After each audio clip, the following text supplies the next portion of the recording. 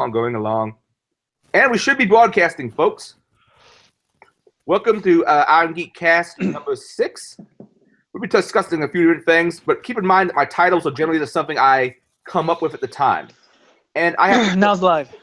All right, I'll turn that off. I just want to have both the Hangout up and also the YouTube stream so I can see them.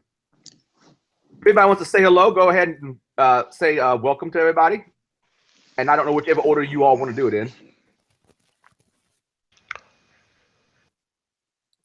All right, how about I tell you an order? On my left to right, Akashic Flow. Yeah, this is Akashic Flow. How you guys doing today? We're doing okay. I'm doing okay. Hope the rest of you are doing okay. How you doing, Jack? I'm doing good. All right, James? I'm doing well, spending some time with a kid and trying to pay attention to what's going on here at the same time. That is one sexy, sexy clown you have there. Oh, and Brian just joined. Hey, guys. Hey, Brian. What's up, Brian? Everything good? Yeah, joined last week briefly, but Well, this time I'm trying not to pass out on stream. I have it somehow automatically disconnect because my laptop conks out. I missed that last week, but I did catch that a few weeks ago. Yeah. Adrian. Hey, Mike, how you doing?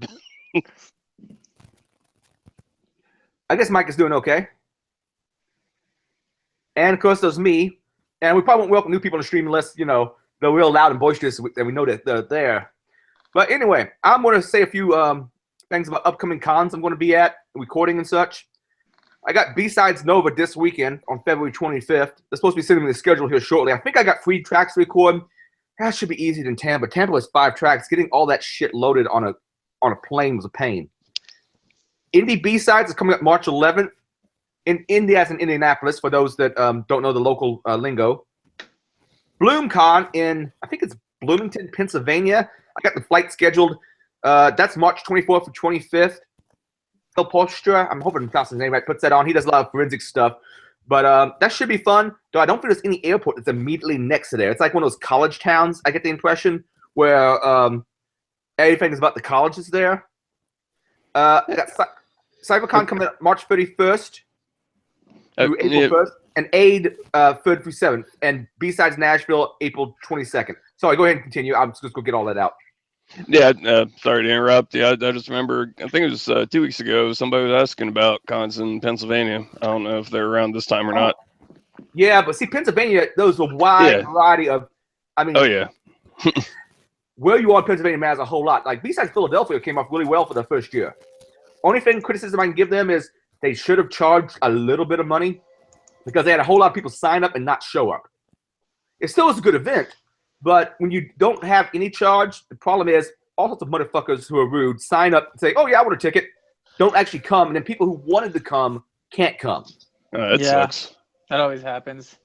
I've been there. You can always break in. Yeah, but it's a little difference in, like, being in Philadelphia or being someplace that's nearby West Virginia. I mean, the cons are all over the place. I mean, some of the West Virginia cons I go to would probably be easy to get to for someone in some parts of Pennsylvania. But you know what you can do if you ever want to go to a con and you don't have a ticket? You Google, you research the hotel and get the same outfit they have on. And you can just walk in and out of the rooms. Oh, you talking about being a belt? What? I'm not following you. So basically, you say Holiday Inns have like black and white sometimes, right?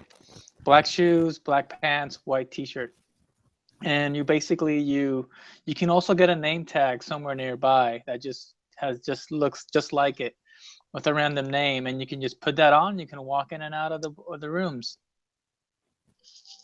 and people don't ask you. There's so many things happening around, and then you walk into a bathroom and you change. Pen testing a con. I'm not kidding. It works. It's been working since 1995, man. I mean, what about unique badges and such? Oh yeah, like you can make badges easily. Depends on the badge. Some badges are a little bit harder to duplicate than others. I mean, I don't know. I mean, DerbyCon. The first DerbyCon, I actually broke into that one. I just walked around and nobody really said much to me. And also I don't know if ShmooCon still does this, but you could literally take a piece of paper and put it like on a lanyard. It could be even fake, and they'll let you walk in with that like fake the badge thing. Huh. But I don't know if they're still doing that anymore.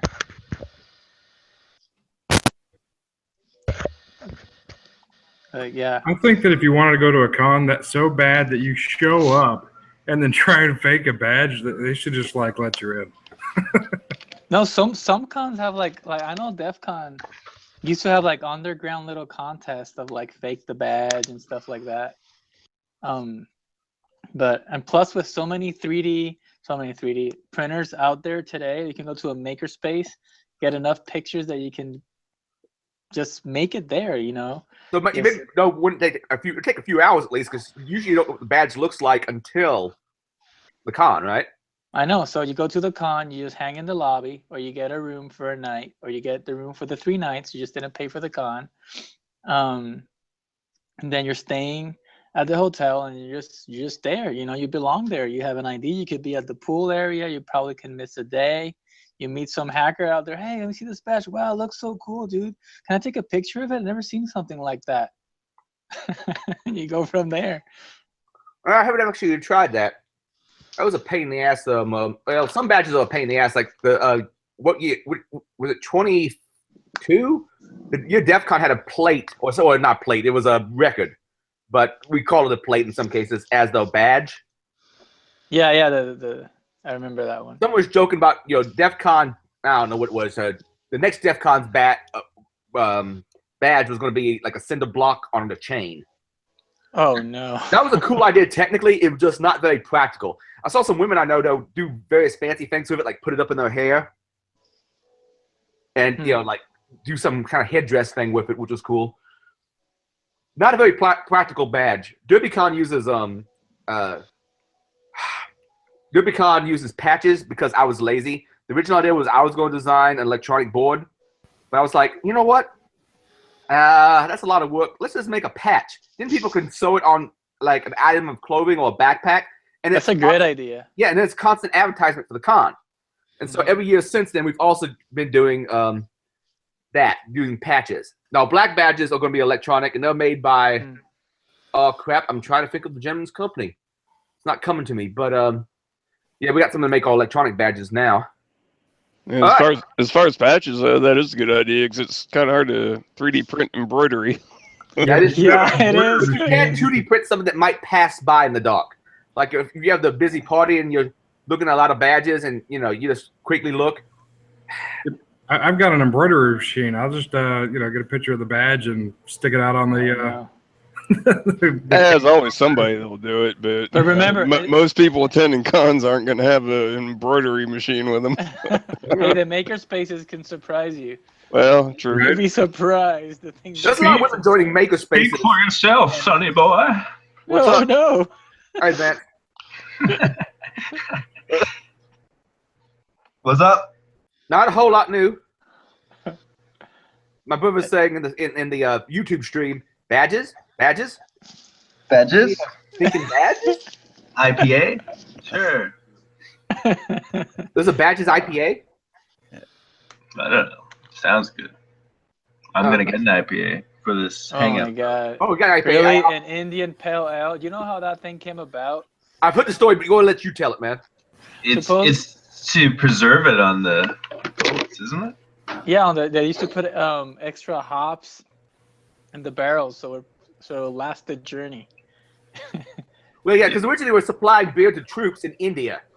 And so they add extra hops as a preservative, but I think there was a shipwreck, I don't remember which one, and a bunch of barrels, wound up on the shore, and British people being what they are, say, oh, we're not going to waste free beer, and it developed a taste, but that extra hoppy taste. You got to have the 120-minute IPA Dogfish Head, though. I think I've had it before. My local New Albanian brewery in New Albany, Indiana. You're going to dox the hell out of me now. I'm a large individual and I'm well armed. Anyway, they make something called Hoptimus, which is really, really good. And they have a cool logo. It looks like a hop plant that was shaped like Optimus Prime. Optimus Prime. Exactly. Do they like harvest it every year? I'm pretty sure they buy the hops from someone else. But, Okay. in the Louisville area, there's plenty of like brewery stores you can get stuff at, and I imagine they order it in bulk. You'd hope. You'd have. I always wanted That's to. I terrible, think sorry. that's something I want to do one day is own my own brewery. I want it to be a speakeasy. We Little- have to like put codes and stuff like behind a store or something. I don't know Little yet. micro brewery behind something like No, nothing micro. Bookshelf Like or legit speakeasy with tables and like To get in, you got to say, "I know pyro." I know Pyra. I know Brian. You know Brian for the Brian is the Secret password knock. today. I'm from the hangout. Okay, come on in, man. No, dude, Okay. I've been in a couple speakeasies in Nashville and New York, and they still are out there. They're really nice. See, I like now. If you go into a town drinking, I think the two best towns I personally know of is probably New Orleans is the top, but Nashville is up there as far as Oh yeah, Nashville's what is really the street? awesome. What is the Especially if Savannah? you. Savannah Street. No, Savannah, Georgia. Okay, I don't think I've ever been there. Oh man, drinking's amazing there. Yeah. Yeah, but you see, in Nashville, everybody has to drink so they, before they can tolerate the country music. Yeah. No, you're wrong, Brian. Bad, You're some is wrong, okay. Brian, you know that in Nashville, if you like a type of music, there's a scene for you. You just gotta go another part of town. It's Oh. crazy. Okay, apparently there's multiple Hopness. People make something like Hopness or Hopness Prime out there. I'm sure it's all the same idea. This is the one from my local brewery. That's what the logo used to be. And they changed it to oh crap, that's what I'm gonna do. And they changed it to a lamer image, which is this. But I have a T-shirt someplace with the original logo on it, which I like a lot. Yeah, I like that one. I wonder if they got sued or tried. You know what? It may be. I don't know. It's far enough away from the Decepticon or Autobot logo to not get sued, I'd think. Huh. I would think. Anyway, I titled this particular hangout, and we don't have a topic. If you actually Google search for the Irongeek cast, we have a couple criticisms out there. One is I need to cut this down to just relevant parts. I'm too lazy for that. The whole idea is this is a stream of consciousness kind of thing. The other comment is, who wants to listen to Irongeek's voice? Or who enjoys listening to Irongeek's Nobody. Shut up, Adrian. Apparently Well, not. I say you do more than your fair share of editing in all the con videos you post. So. Yeah, this is purely for fun, guys. Let me see. Hey, let's sacrifice a subscriber to the subscriber gods. He's gone. Let me share my screen. And let's see what we got here. All right, this is for Irongeek Cast 2. It's on Reddit.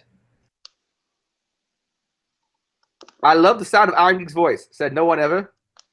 I don't understand the purpose of the videos. Are they like a podcast? There is a very long wait before anything interesting is discussed. And if you were the creator, perhaps shorten it down the video from 3 hours to a more concise video of facts, questions, and answers.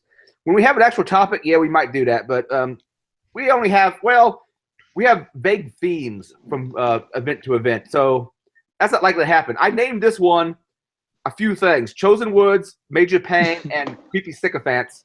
And we might as well start that topic off. And this is only vaguely related to security. It's more of an OPSEC thing. Old shit you used to post coming back to haunt you. Many years ago, I asked Bruce Schneier something along the lines of, with so many people posting weird shit on like 4chan and other places, do you think politics are going to get weird in the next few years where something's going to come back to haunt somebody because they posted something weird on 4chan years ago? And he was like, we went from in the last 20 years, I think this is what he's saying. I wish I had the video still, but IU no longer archives it apparently. Something along like in the last 20 years, we went from someone who said, I didn't smoke pot to I smoked pot but I didn't inhale to yeah, I smoked pot. His impression was that in so many years, it won't matter what you politically said as a youngster. This plays into some recent events that have happened in the political world where someone has gone back to old tapes and found some shit like, well, there's the Trump grab him by the pussies line, which people have interpreted in multiple ways. But a more recent event Milo Yiannopoulos. There's been a couple podcasts that are about a year old or so where I can't remember the term, pederasty. He basically seemed to sort of tacitly endorse pederasty, which is basically like an older man tutoring a younger man, there being a sexual thing involved in that. And a lot of people came after him for that. But then as soon as people started coming after him for that, Milo he has a lot of fanboys who are great at looking up old shit online.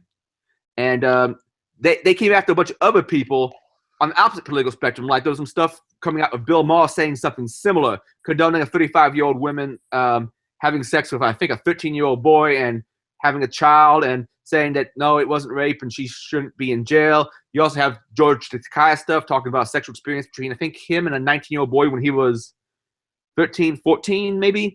You have all the Lena Dunham stuff coming out. So I was just wondering, what are your thoughts on OPSEC and weird shit you say that gets recorded and lives out there on the internet forever? And keep in mind that this particular stream is that kind of thing. Yeah, that kind of thing is actually why I don't do Twitter, don't have Facebook, don't do pretty much any social media, and I guess it's the mead factor that I join here, and that might bite me someday, but so far I don't think it has.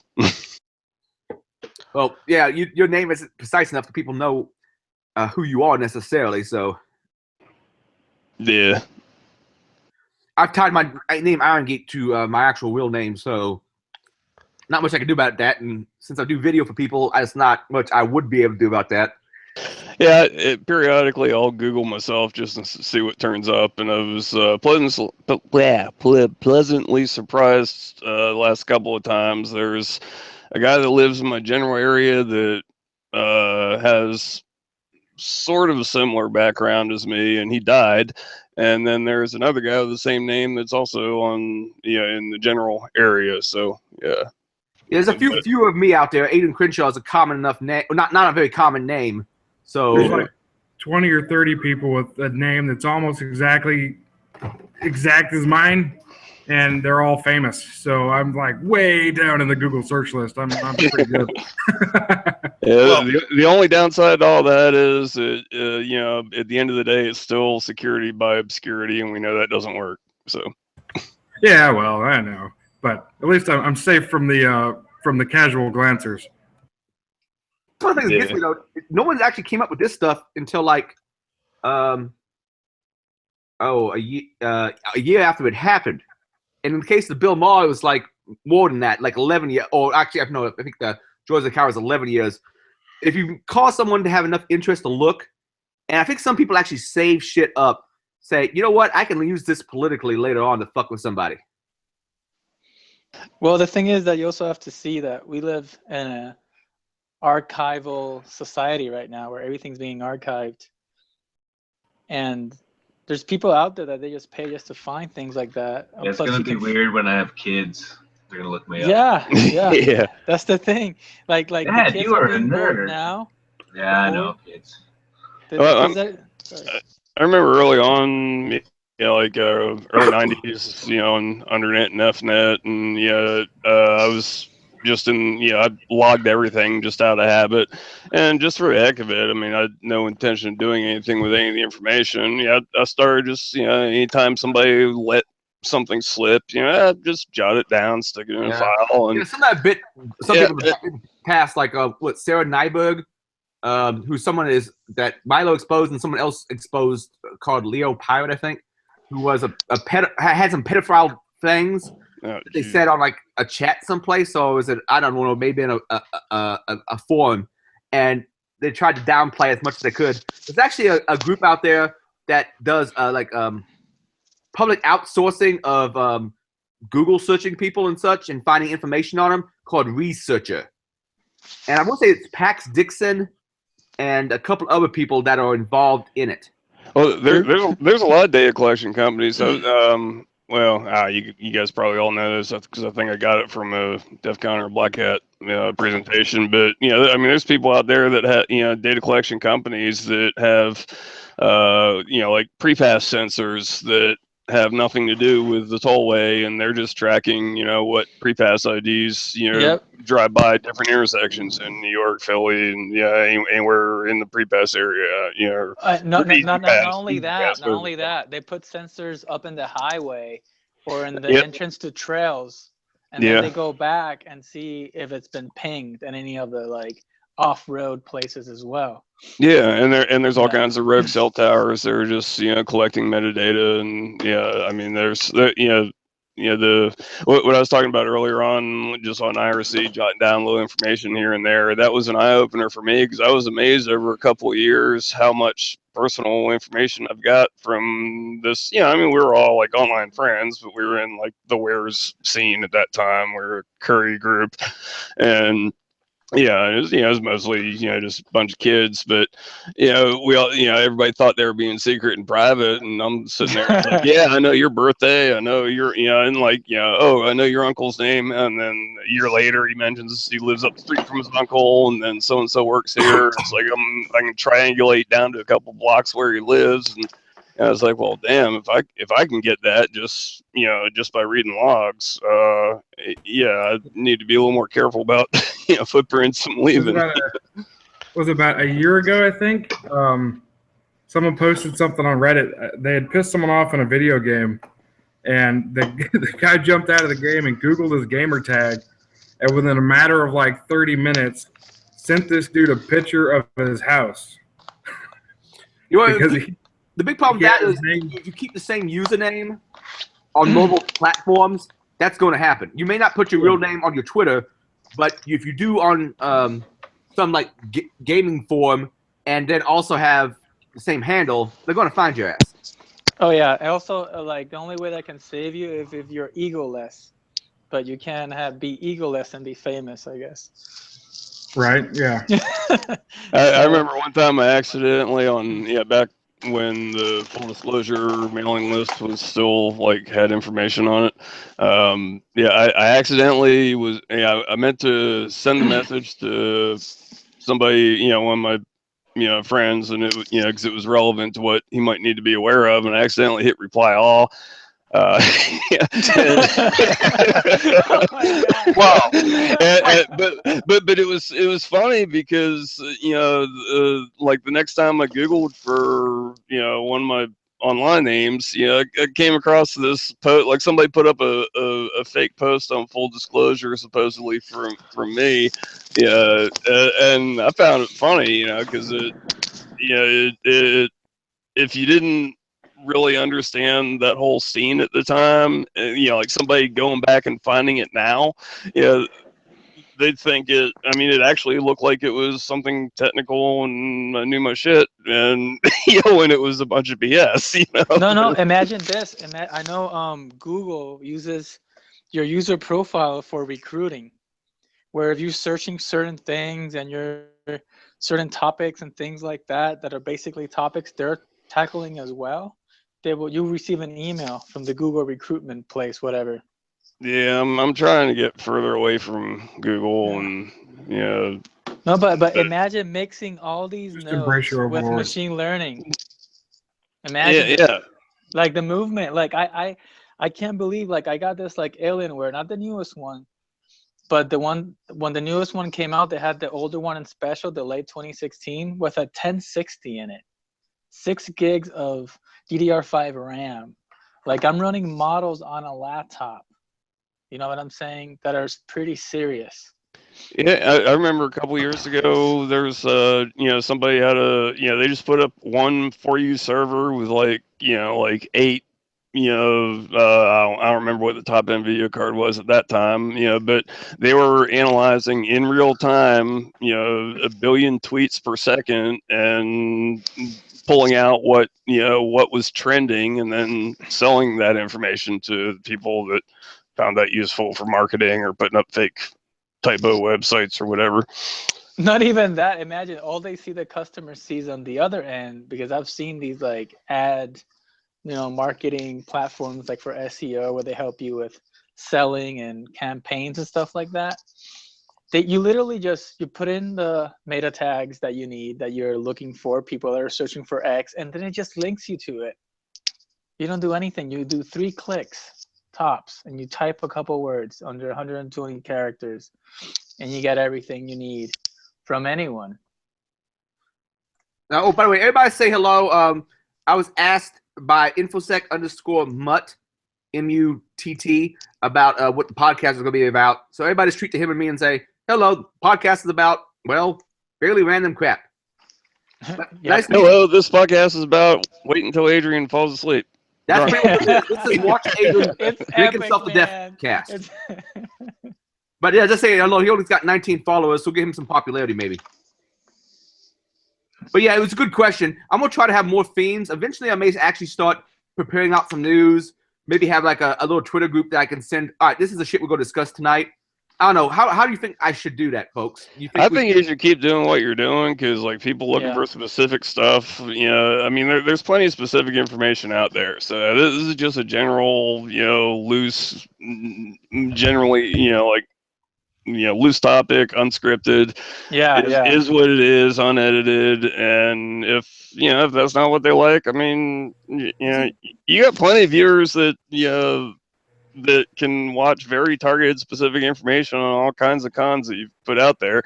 Yeah, this is something just to chill and relax. Well, I find myself listening to a lot of like random BS when I'm driving. Like I'll turn on a YouTube stream and just listen to people BS on some topic for a while. Plus, hey, there's a lot of knowledgeable people in this podcast that come here and talk and know their stuff. So if you really like InfoSec, you're gonna go through the whole thing. I listen to them. Yeah, and you never know where it's going to lead. I mean, you start out talking about, females in IT, and then you wind up landing on SDR topics and advanced things going on here or there, and, how to get into cons for free. I mean, Hey, everything I share in this podcast is for entertainment purposes only. You're responsible for whatever you do. Just hold a bunch of lights and say you're with Adrian. Hey, but also, like, what I'm trying to say is that, look, I believe these podcasts are very interesting. We include history, current events, whatever Adrian wants to talk about, and whoever he wants to find out about. At least until I pass out. And he's so kind that he leads it on for us to continue. Yeah. So stays on. And the best part is really, I mean, you never know what's going to come out of it. If it's unscripted and you can go off on tangents, you can hit stuff that you're never going to hit if you define topics and you start structuring everything like it's a con. Hey, he can go. How about if you do us a favor and edit it for us? Yeah, I can hear you. Guys, can you hear me? Yes, dude. No. Yeah. No. Good evening, gentlemen. I need to join your chat sometime, man. I know you sent me all the links and such. I just haven't. Oh, no worries, man. Yeah, it's all good. Adrian's not allowed. Adrian, you know the password. No, Adrian, good evening. I don't know, Adrian, are you a member of 2600 on Facebook? Yeah, one of them. There's multiple chapters. Yeah, chapter. Join the official one, and in there I put a post almost every. It's usually a Tuesday night, so that the post has got enough replies on it that we can see what's going on tonight. But I've put the post on there earlier on, and I think it's had about 30 different replies, and it's people telling you what they're actually doing, hacking, making, and involved with at the moment. So if you can find that post. I see a 2600, the Hacker Quarterly. Yeah, and, it should say it's that time of the week or something. Search for Irongeek Cast 5, Cyber Crybullies, John Green posted it. I wonder how much hate I get in this. I know there's a couple people I think that's the one. Who do hate me. No. That's the group. Nobody hates you, Adrian. We all love you. Plus, we got your back. Oh, some people hate me. Oh, I know some people who definitely hate me. I can show you some of those fuckers. You know what? I had people say. I had someone who said they won't come to a. I have a couple people say they won't come to a con if I'm recording. I had one person reply to him saying, "Good, because you're a douche, and I don't want you there." Hey, you know what? Wow. Hey, Adrian, it just proves that you're jealous. You gotta hate. You gotta let the haters hate. Yeah, so I'm going to pull that thread up as well, man, and let's have a see if there's anything interesting. That not If you ballistas. post a link directly to that thread, I can more easily find it. Okay, bear with me 2 seconds. That is the one though you just detailed.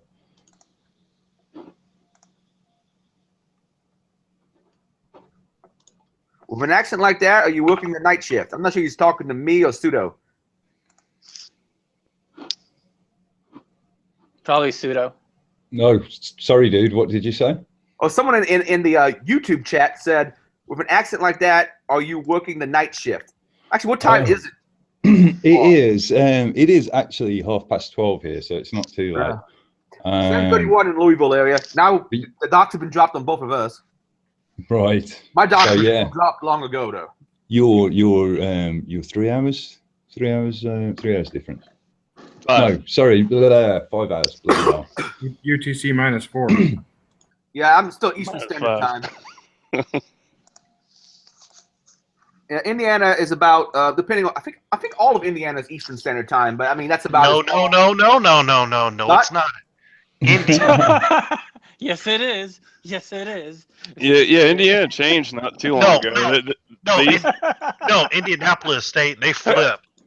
They flip all the freaking time. Like you'll go up there, they're on Eastern, or if you go up there like Spring, they're Central. It's like weird. Still, because I remember it used to be like that. It was all messed up. But I used to fix that, but I don't know now. Yeah, I know most of the state at least. I thought it was all of it, but maybe Indianapolis is just being like California. But yeah, I used to drive semis, and it was hell trying to, especially if I'm going to some podunk no-name town, like, close to the timeline. Yeah, I don't know what time zone they're in, And, this is a long time ago. I couldn't just look it up. They're on whatever time you say it is. Apparently, Bedford, my brother is saying that I've dropped some docs. Though he's not my security question or anything. Sorry, bro. Evansville and Gary area are slow time. Indy and the rest are fast time. Trust me.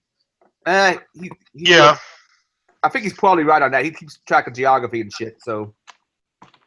Yeah, there's the Number File YouTube channel. There's a guy there that did I think it was Number File, but he did a post on time zones and pointed out all the real oddball ones. There's 45-minute offsets, 15-minute offsets. There's there's a group of islands that's plus 25 hours UTC. The video you're referring to is by Tom Scott, and I think it's one of the computer file videos. Oh yeah, it's quite interesting. Yeah, definitely. Yeah, it was Tom Scott, and it probably was computer file. Yeah, thanks. No worries. Now, does anybody have any strong recommendations for not dropping our docs online? I guess if you get a certain level of popularity, or if you get known in person in various places, eventually it's going to happen. But the human nature is the nature of the unknown. You never know. Like, humans are so good at faking anything and saying anything and doing anything just for random things that create endorphins in their heads. They're all chemistry sets, man. Don't forget about it. Adrian, I've put the link to the thread on the chat. Oh, okay. Oh, sorry. I just clicked on someone's GitHub. That was my GitHub. That was the program I made last hangout, during the hangout.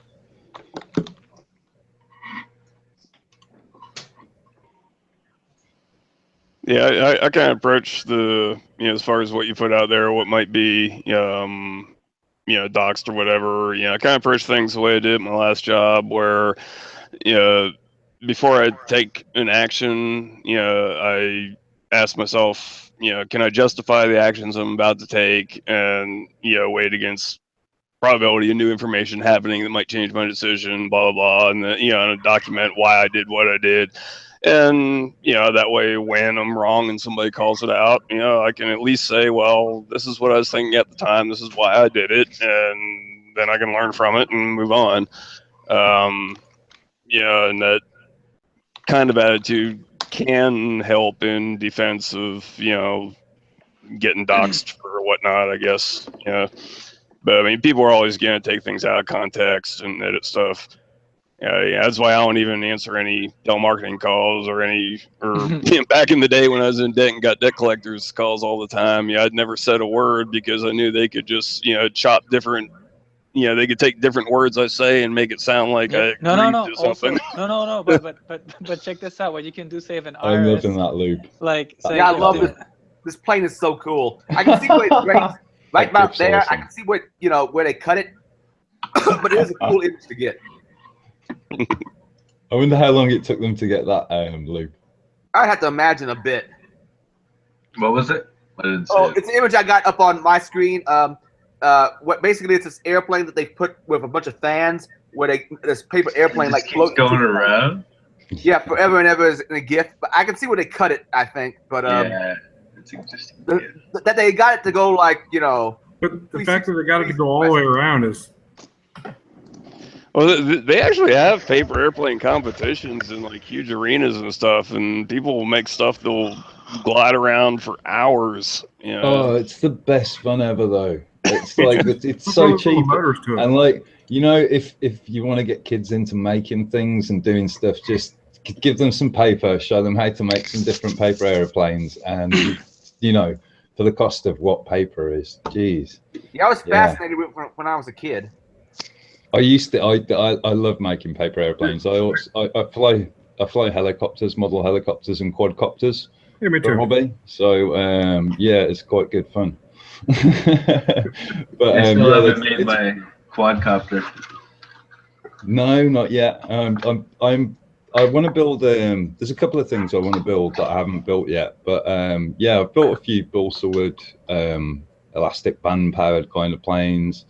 Some of my own balsa wood planes, and you might notice actually in that thread there's somebody who's made a not a ballista, a catapult. Can you see that? Let me go back and let me get that back up. But yeah, the helicopters and the aeroplanes are absolutely great fun. Oh yeah, I remember making catapults back when I was in Boy Scouts out of various things. There's a catapult in thread. Oh wait, is that? I built a catapult. Let's make it. So pumpkin chunkin. So if you read the comment on the right, I'm giving my real name away here, but yeah, my name's John Green anyway. What? But I'm involved in the. I'm involved so much in you can't technology. do that. It's impossible, man, not to. No, I'm John Green. No, I'm John Green. That's cool name. Call John Green. So anyway, you're not John Green. We don't John believe Green. you. I know the real John Green. AKA Hackology, AKA Automate Design and Technology. Mean John Green. But no, that's the real John Green. I saw that ballista. And that's an interesting spring system they got set up there. Oh, it's so cool. I mean, I haven't actually had a look at the picture in that much detail, but look how they've done the springs though. How they're actually applying the tension. I think that's one reason I like lock picking. It's mechanical hacking, and the mechanics. I like looking at mechanical things. They've got counter rotating springs coming off of there. I don't know if it's going to increase the rotation, and speed or not. But it's a wood lock itself mechanism. The wood lock itself used to mean something different, like machining and so forth. Because like on a rifle, a lock is the like a flintlock rifle or a caplock rifle is the mechanism. So I'm assuming lock used to mean something different in older versions of English. I'm going off on a tangent here. But think of like a lock for like boats and stuff like that. I think it's more of just like meant more like a gateway or doorway or something. Because I mean, the flintlocks, it opens up and it strikes as it opens and it sets off the powder inside. What about lock? Going off on a complete tangent. Whilst we're talking about words and their meanings, does anybody know what the word road actually means and why it means road? Or this is what I've heard. It may well, hearsay, but no. Road as in the physical object on the ground, or past tense of ride?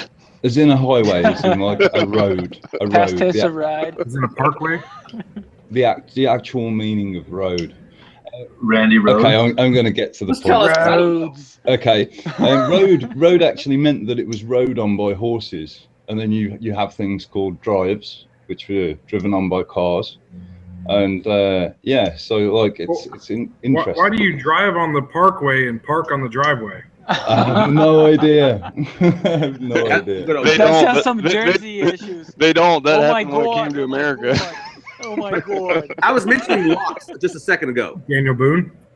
And I need to Okay. look up the etymology of lock.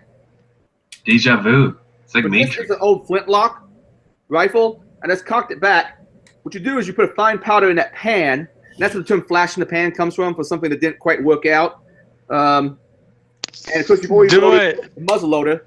Then when you pull the trigger, it's going to hit that piece of steel, cause a spark, go into the pan, and assuming the pan actually gets down into the barrel, it's going to fire. Oh, we can see a Dang, oh spark. man, my mom's gonna kill me. Hey, Your mom's gonna make kill it you? go Why? boom. Just for once. You haven't I seen that say, video? With No. that freaking punk ass little white kids trying to act all gangsta? Oh no! I haven't seen it. Narcos in this bitch. Look at him. Bring up the The website. hat and everything. Going back to the ballista and the catapult. Anyway, we had a competition when we were at school, and we all had to split off into 3 teams to build our own, catapult or ballista, depending on what we wanted to do. So the rest of the teams were making catapults, and we decided we'd be the only team to make a ballista, because the rules were, it was 10 points if you got the rubber, sorry, I'm going to Americanize this, if you got the eraser in the bin, and it was 5 points if you hit the bin. So like what we did was we built this ballista, and our tactic was to hit the bin every time with the ballista as hard as we could. And say we got 5 shots on the bin, we got 25 points, and I don't think anybody managed to get a rubber into the bin using their catapults. But yeah, we kind of exploited the rules there to win the competition. Rubber in the bin. That sounds entirely different in the U.S. Well, I actually in the other room. That's what you tell your buddies you did on the weekend. I got a Yeah, I rubber got in bored the the bin. once. I got bored the once and built another ballista from scratch in the other room. As soon as I get my webcam working, I'll have to show you guys. You'll really enjoy that. Wait, aren't rubbers condoms in London? That's what I was thinking. Rubbers, we do call them rubbers.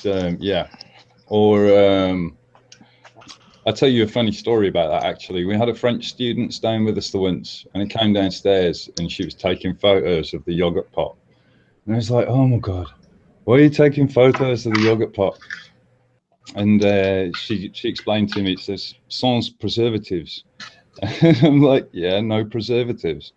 And she goes, no. In French, sans preservatives means no contraception. And I was like, oh, okay. So she was taking a picture of this yogurt for the lols, like, because it said no contraception on the front of it. It's like preservative free. Yeah.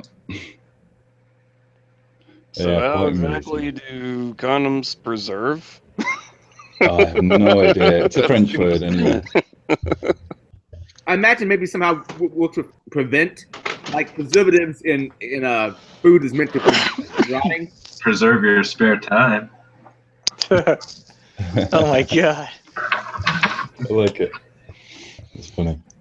All right, wait. I got a plan. We should create a Irongeek team and go to cons and then just troll the people that hate Irongeek. I say, you guys, what's the coolest shit you've ever made? Like, what's the something not to do with electronics or computers, but the coolest kind of thing you've put together that you would call maybe a bit of a hack?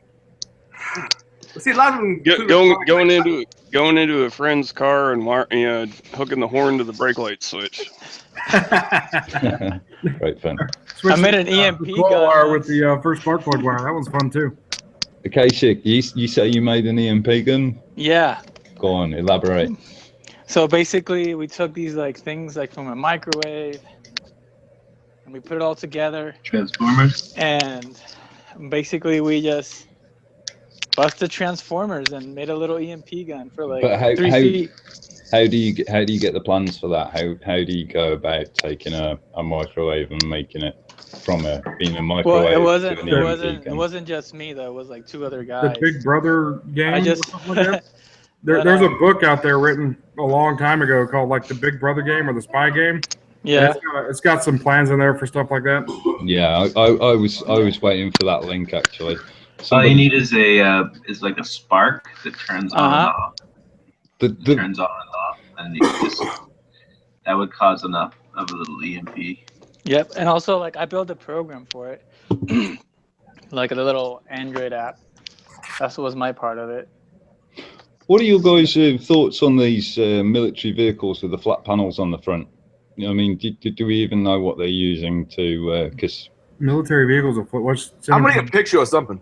Yeah, send it to me. Are you talking about the microwave trucks? Yeah, they kind of have microwave or sound or. Yeah, so right?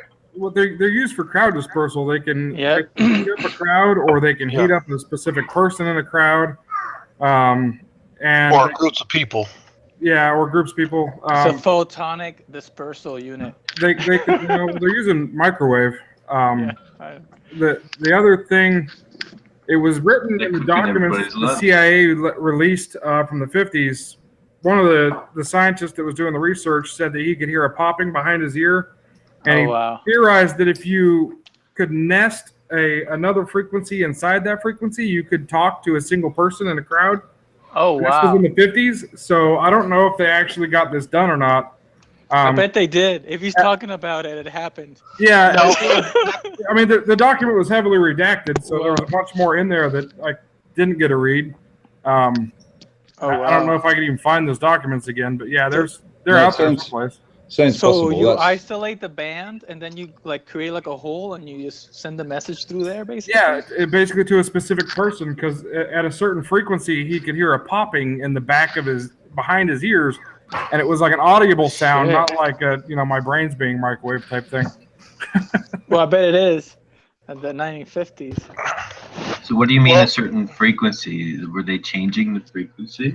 Yeah, I mean they were going with frequencies, seeing what frequencies were best for basically making people uncomfortable without actually causing physical harm to them. Okay. Well, could you imagine a ninja trying to psychologically defeat this machine? Right now in the future. You guys, by the way, Adrian, if you'd like to review a video this week, I have the perfect candidate. Oh shit! It's not right there. Someone posted it in the chat. No, it's actually It's Target Voices. No, it's actually not a security conference. It's a privacy documentary, and I thought we could all give our comments and thoughts on the documentary and the point of view and the angle that it takes. How long is it? The video, I think it's about half an hour long. It's not too bad. It's called Haystack. If you go onto YouTube and you type Haystack, Haystack documentary, it'll be the first link you see, I think. Wait, did you watch the white kid shoot the roof yet? Yeah, as far as how to comment on other people's shit. As far as how a ninja would combat that microwave or that the first thought that came to my mind was a Faraday smoke screen. Faraday smoke. No. What is that, like a metallic smoke? Sure, why not? All right, look up Haystack and. You got something more specific? That I've got the actual link for you there on the magnetic smoke. I'm just looking at what John Doe posted as well. He used a control module from an auto start generator, inputs and outputs for the engine speed spark control. It'd be capacitive smoke.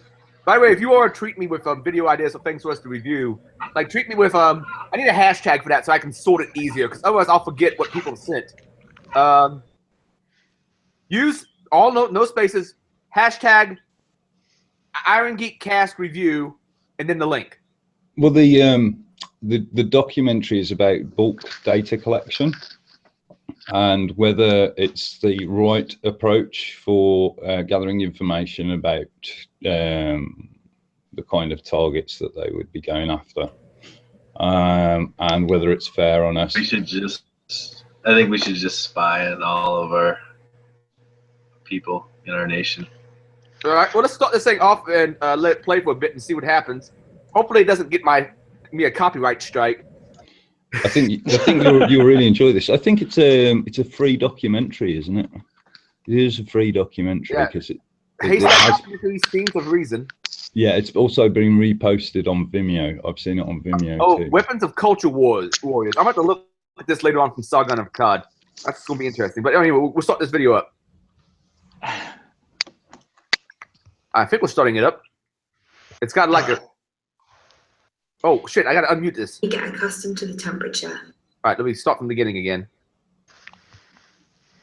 If you put a frog in a pot of water and start to heat the water until it boils, the frog will slowly get accustomed to the temperature until the boiling water kills it. Objection! My understanding is not technically accurate, but anyway. The point is that the frog won't realize it's in danger until it's too late.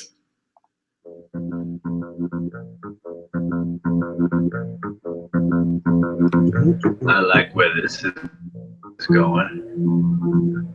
I like the music.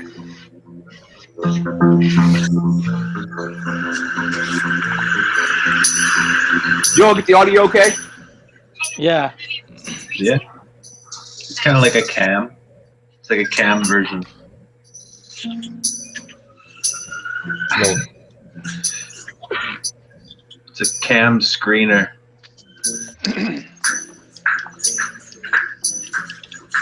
Well, that's quite a big question. That's quite a big question. But as much as possible. Yeah. There are a variety of different surveillance powers that the government has, and they range from what we would think of as relatively traditional surveillance nowadays, say a targeted interception power, which is the ability of them to go into someone they suspect of committing a crime, for instance, and listen to their phone conversations under a specific warrant for that person. What we've learned over the last few years is now that that type of surveillance power can range all the way out to the ability to, for instance, tap into these very large cables that carry all of our internet communications and collect all of them. And then now the British be able to spy. Well, what is the term for their version of the NSA? I don't. GCHQ. GCHQ. Whose spying ability is greater for their own citizens, the UK's or the Americans? Chinese.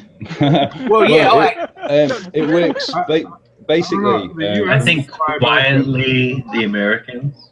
From what I No, the Chinese. I've also heard that the Great Britain has like surveillance cameras fucking everywhere. I don't know how true that is because I'm not. Yeah, we do have a lot of. Yeah, we do have a lot of surveillance cameras. From what I understand is the way that they go around circumventing the law is that they're not allowed to spy on their own citizens. So basically, we spy on yours and you spy on us. You guys spy on us and we spy on you. Exchange. No, because the United States has a Patriot Act, which has been expanded again. Well, there is actually a case proving that. When Margaret Thatcher was in power, she thought two of her cabinet members were not on her side, and MI5 or MI6 were actually asked to employ two members of the NSA to come across and tap the phone lines. And apparently the cassette was provided to GCHQ, and what happened to the cassette after that, nobody knows. Oh shit! No, they do that through secret court, and then they just seal the documents. I heard something about that. Yeah. And that's it. It's not a civilian problem anymore. Well, it's a national I think, emergency. What you'll find is that if it's not written down and it's not recorded and it's not logged, it didn't happen. Filter through them to see what may be of interest. So nowadays, when you talk about surveillance, it's quite a wide range. Is it actually the contents of what you're saying as well? Yes. So the communication itself, the full communication includes both the content and what we would sometimes call the metadata. So the metadata is who you're talking to, when you sent that message, what sort of service you're using to send it, and perhaps where you're located at the time, especially if you're using your mobile phone when you're sending that. Which I've seen some arguments for. That's not really wiretapping, it's just metadata, but there's a shitload you can get from metadata. Well, the metadata exhibits more of your behavioral patterns than what the actual, maybe the content of the message would. Yeah, you could be telling your wife on the phone, oh yeah, I'm just going out to the grocery to get... I'm just going to fling my arm. Oh, you lagged out slightly there, dude. Yeah, but I also was going to say that if anybody out there who's listening, they should check out XF's tool so they can do it on their own pictures, so they can see all the information just stored in the pictures. They have GPS locations, latitude. IF data, some interesting stuff. Yeah, I was looking at my Android phone the other day, and if you go and look at maps, it shows all the locations you've gone to and the dates you've gone, where you went during the day. Oh, the two best stories, or I know, right? Three best stories. It's a profiler's wet dream. Yeah, right. Isn't the phrase "guns don't people, metadata kills people"? Yeah. No. The three best stories I have on metadata, I have in one of my cyber stalking talks. One is how they caught the bound, torture, kill killer. Is he used to always send like cutouts of letters from newspapers in when he was saying stuff. Then eventually he started sending in a disc, and the disc had a Word file on it. The Word file had his actual first name and the church he worked for at the time or volunteered for, all in the metadata. Another one is there used to be someone on Tech TV named, I think, Cat something. She took a photo of herself smoking, and she cut it off above her chest. But the actual metadata thumbnail of EAXIF data had her full top nude. And there was someone who posted on 4chan something about, yeah, this is my hot aunt. He left in the EAXIF GPS data. Someone pulled it out, figured out who he was, and said something like, send me more pictures of your nude aunt, or I'm going to reveal you as a perv to her. Do you know I actually had an EXIF error earlier on this evening? I took a photo on my phone and it was flipped upside down, and I opened it on Windows and opened it in Paint of all programs and flipped it the right way up, saved it, exited the program. Then tried to resend it to the person that I was trying to send this picture to, and the picture just kept appearing upside down. So in the end, I loaded it up in GIMP and cropped it and then sent it. And it so the EXF data keeps track of orientation. Yeah, yes. Sure, it's not the pole shift. No. When I opened it in GIMP, the GIMP propped up sleeping. Yeah, the GIMP's sleeping. No, GIMP popped up a little window and basically said, in the EXIF data, the image is rotated. Do you wish GIMP to rotate the image according to the EXIF data? It's like, yeah, that's cool. Thank you. Communication. So that's what we generally think of as metadata. The content is actually what you're writing in the message. Hey, Sam, how you doing today? And they have powers to collect both of those. No. Both powers, whether or not you call them mass surveillance, by their nature mean that you are collecting the information from many, many people, and you don't have a suspicion as to each one of those people you're collecting information from that they actually might be committing a crime or might be a threat to national security. And those bulk powers are written so broadly in the law right now, and we understand been used so broadly to mean that almost anyone could be subject to that surveillance.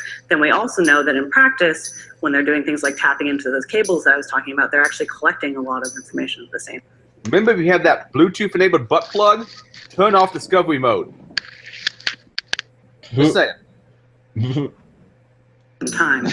Oh my God. We've heard arguments from people like Amon that maybe they don't read every single piece of that information, but I think it's very problematic to be collecting it in the first place because you then have the feeling that you... I joke about that, but I had a friend who she did a talk, Stacy, on it was on trying to use some kind of vaginal Bluetooth interface with your phone that like counted your kegels to use What?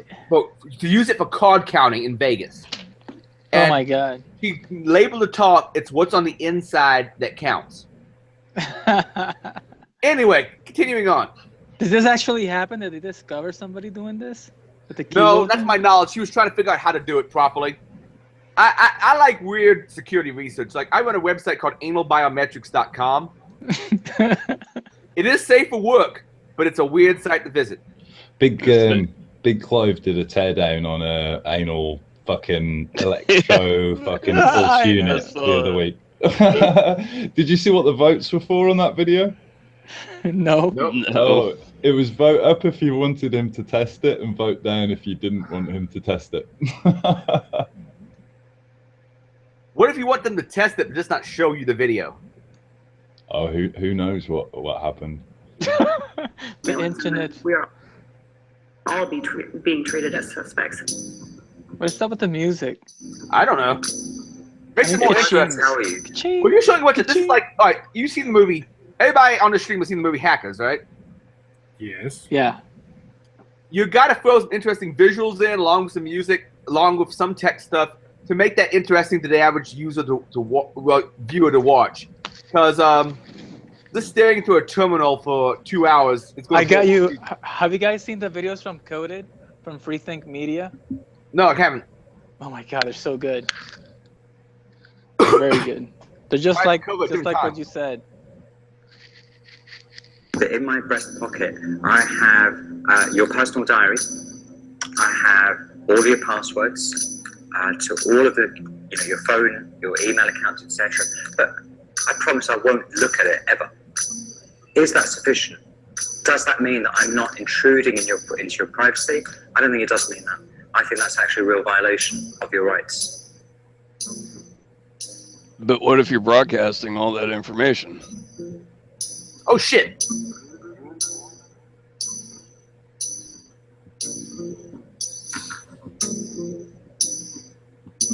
Okay, I'm glad that didn't freeze while I was trying to unlock it.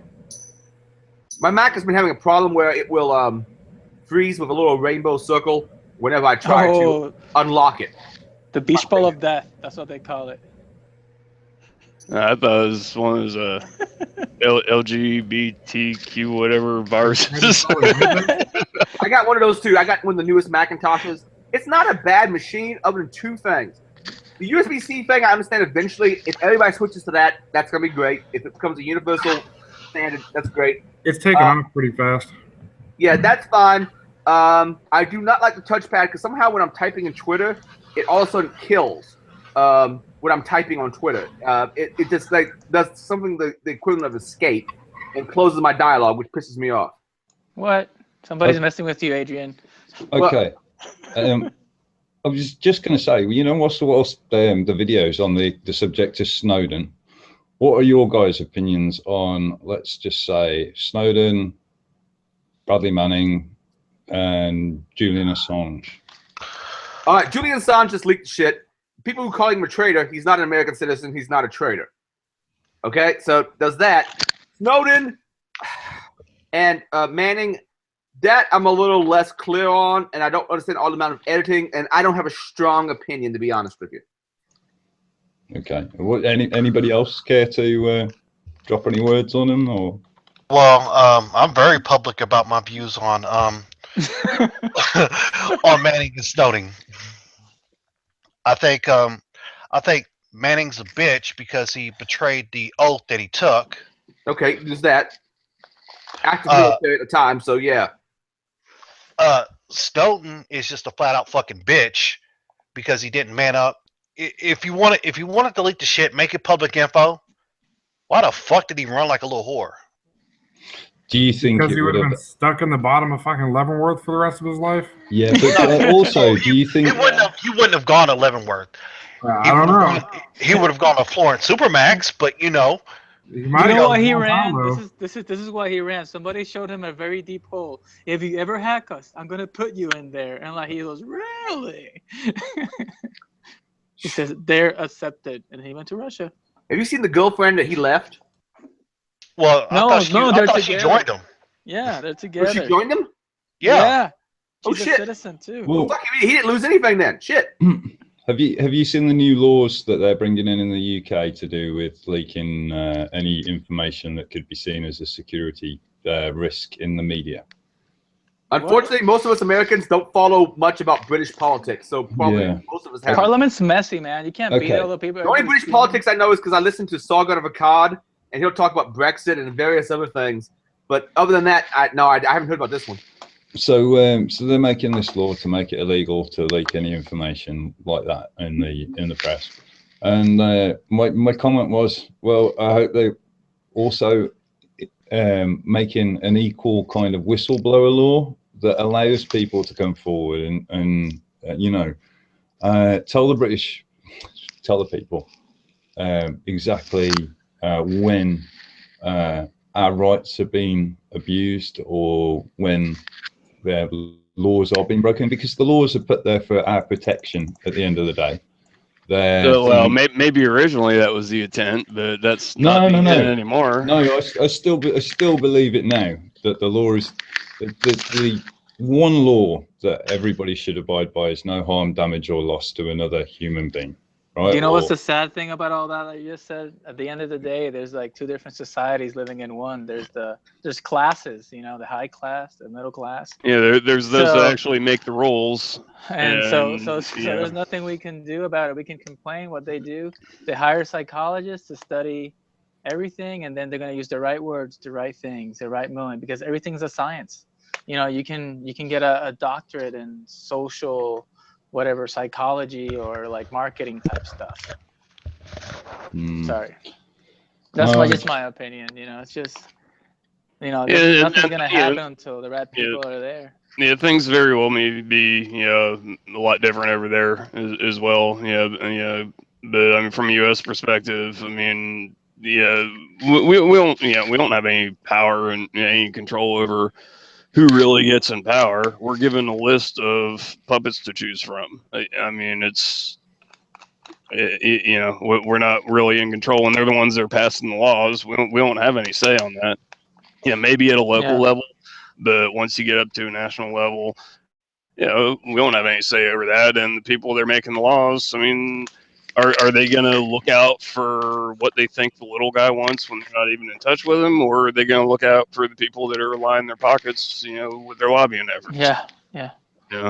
You got to get them in their first year, first timers, and just get them all pumped up. Just lobby them. Yeah, we just because once they taste the money and they taste the yacht, oh, you like this yacht? It could be yours tomorrow, 9 a.m. We'll put it in your whatever fund. Hey, we can make you a shell company. I have a guy, $500. We got this going. You know what I mean? I considered it. I considered it'd be a good idea to run for Congress just because, you know, they're exempt from insider trading laws. Wait, Bill, how would you make a commercial like that? Bill, computer hacker, truck driver for Congress. Think about it. That could be really cool. The real regular guy. come and meet him in a super truck, super hacker, drives itself. One of the terminals I used to go to for the company, they used to call me the high-tech redneck because I took out the passenger seat and I put in a little rack there, and I had a couple of rack mount servers and a little switch in there. And I mean, I had no external connectivity. That was just more because I knew I wasn't going to do it forever, so I wanted to at least keep up on things. So I'd set up a website on one and send email from one machine to the other. It's just all just a play environment.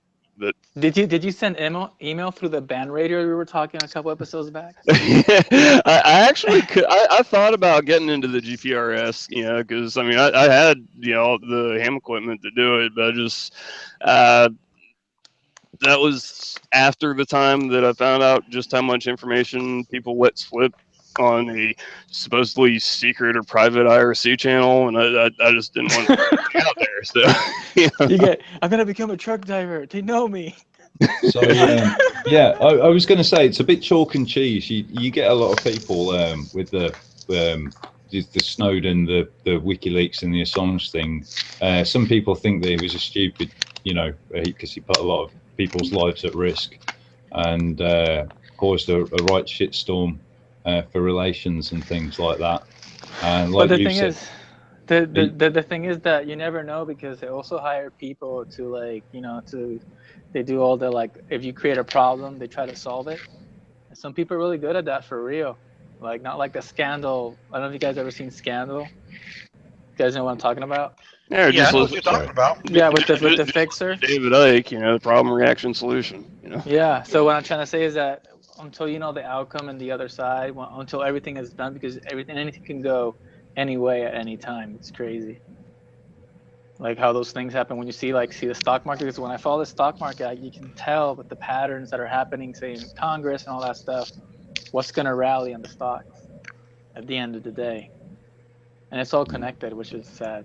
Speaking of, the stock market is, I used to just stare in amazement when I was, inside a Fortune 20 company and seeing how jacked up and screwed up things were, and some major piss poor event happens that should be detrimental, and then I go look at their stock and it's just shooting through the roof, and CEOs are just talking smack and all these marketing buzzwords, and it's like, holy crap! I mean, nothing they said has any substance, but it's like working. It's heavily crafted. Like I can't tell you how many times I did this. There's this huge company called BBDO, right?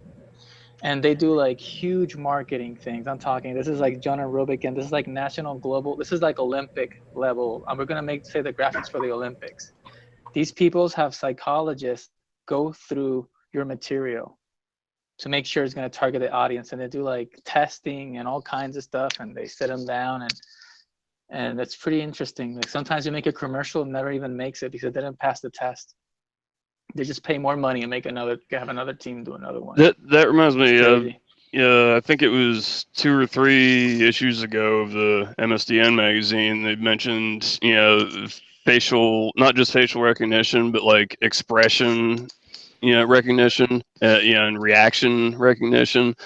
And I didn't read the whole thing because I just looked at, I just got a real bad vibes on looking at that. It's like, that's taking, facial recognition to a whole nother level. Just, the potential for that to be abused, how people react at different news. Dude, have you seen that video of those students that made one where they can take any person talking? They even make Obama say whatever they want to say, and it looks normal.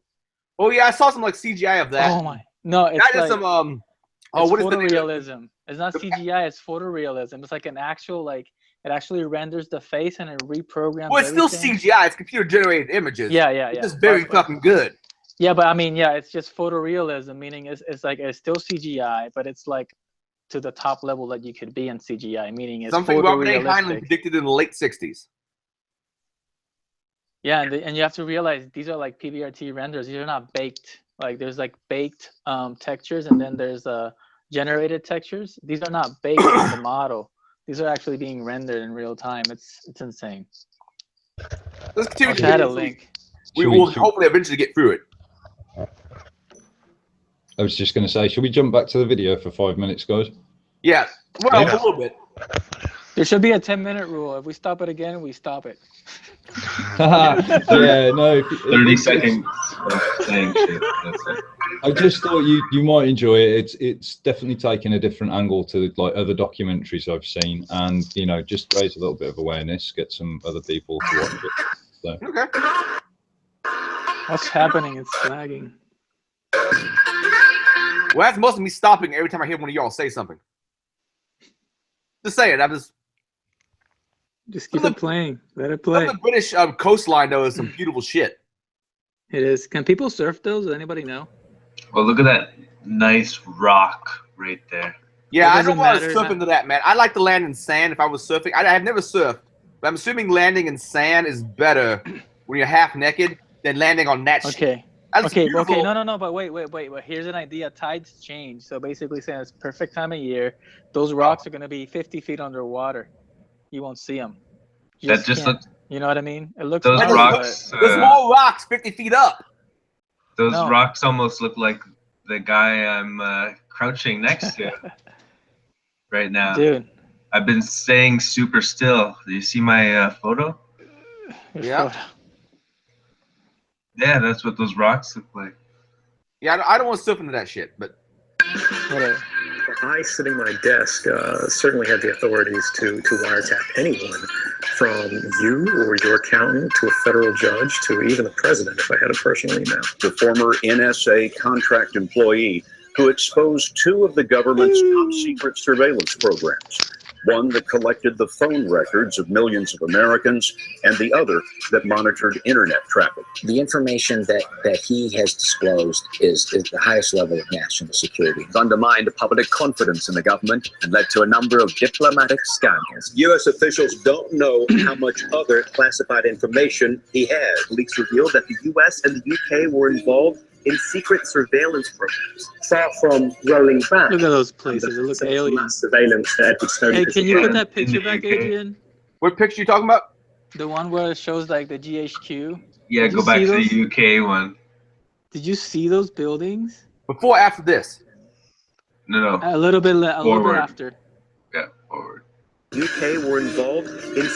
Stop. Look at that. Wow, look at that building. It looks like it's man, sending a beam to space. But those buildings were designed like that intentionally. It's like somebody watched Contact, and then they drew the building. That's just how we roll, my friend. That's just how we roll. Are they putting an antenna under there? Or is there like a building under that? I expect like a big fucking laser beam to come out the middle. It is an antenna. Right? That's what I thought. It was like, looks like a Taurus antenna. Looks like a big nipple. No, basically, it's its own Faraday cage. Is that what it is? Is Faraday cage? Yes. Oh shit! It is a Faraday cage. Look at the space.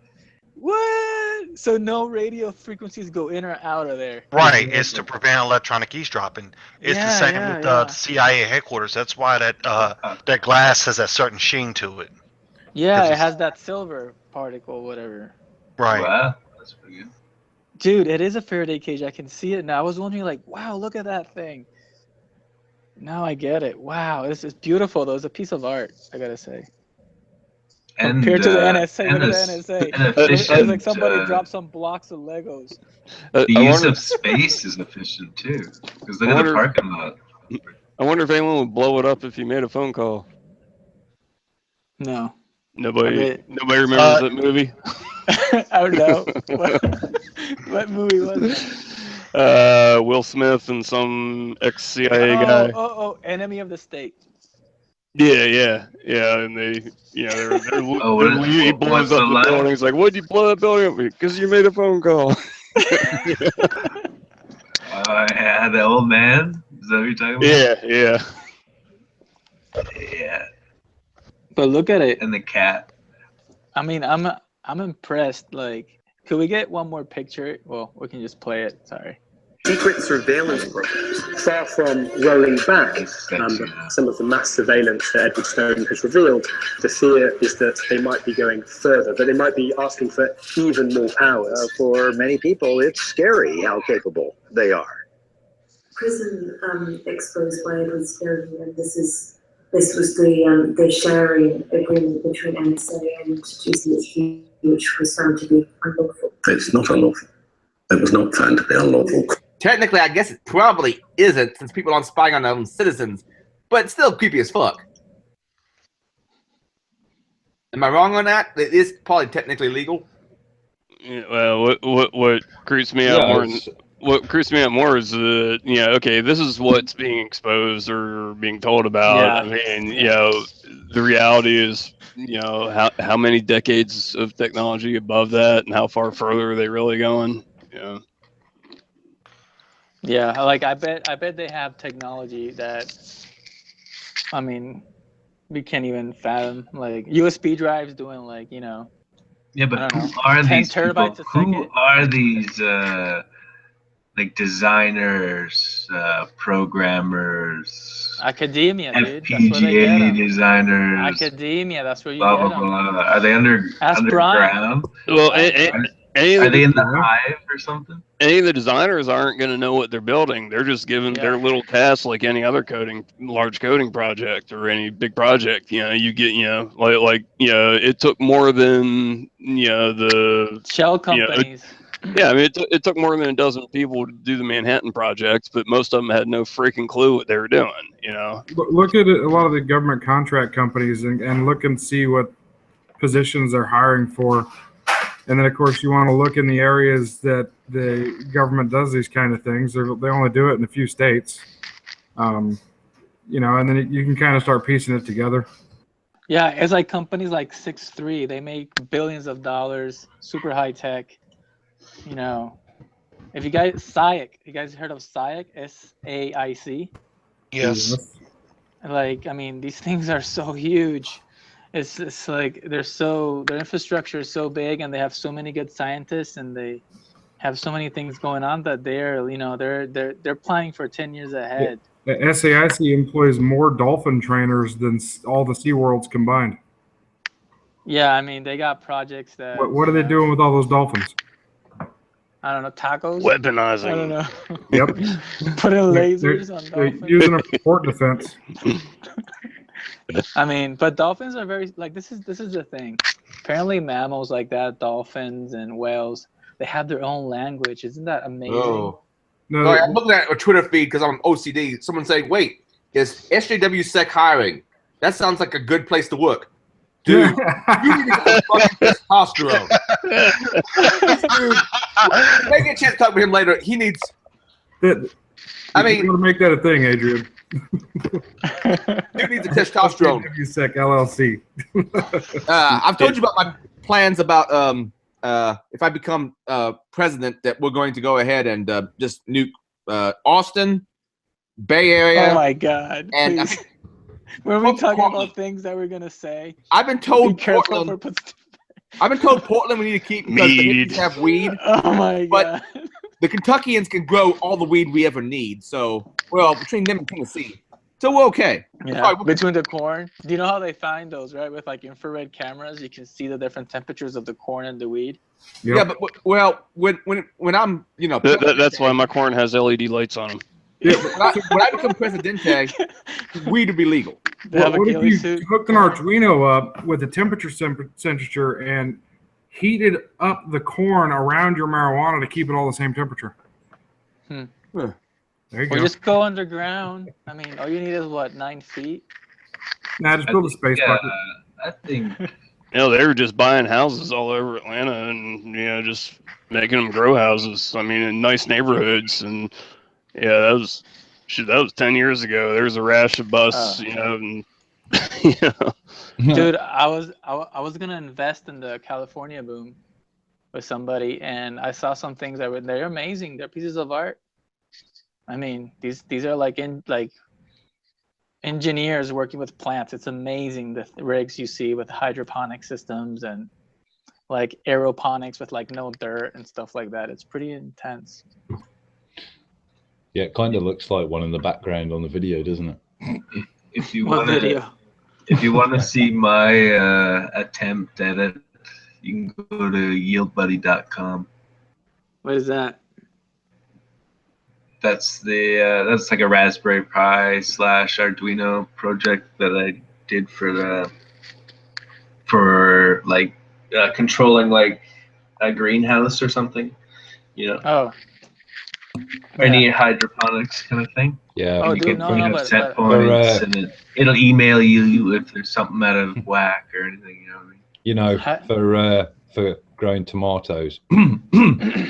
Yeah, for growing tomatoes. Yeah, what would the metadata say on that email you get that says your pot's ready? No. How about the metadata in this Hangouts?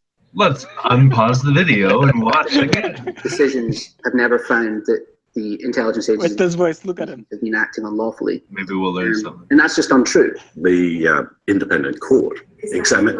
No. In the media, for example, GCHQ found to be unlawful for 7 years by the investigation powers.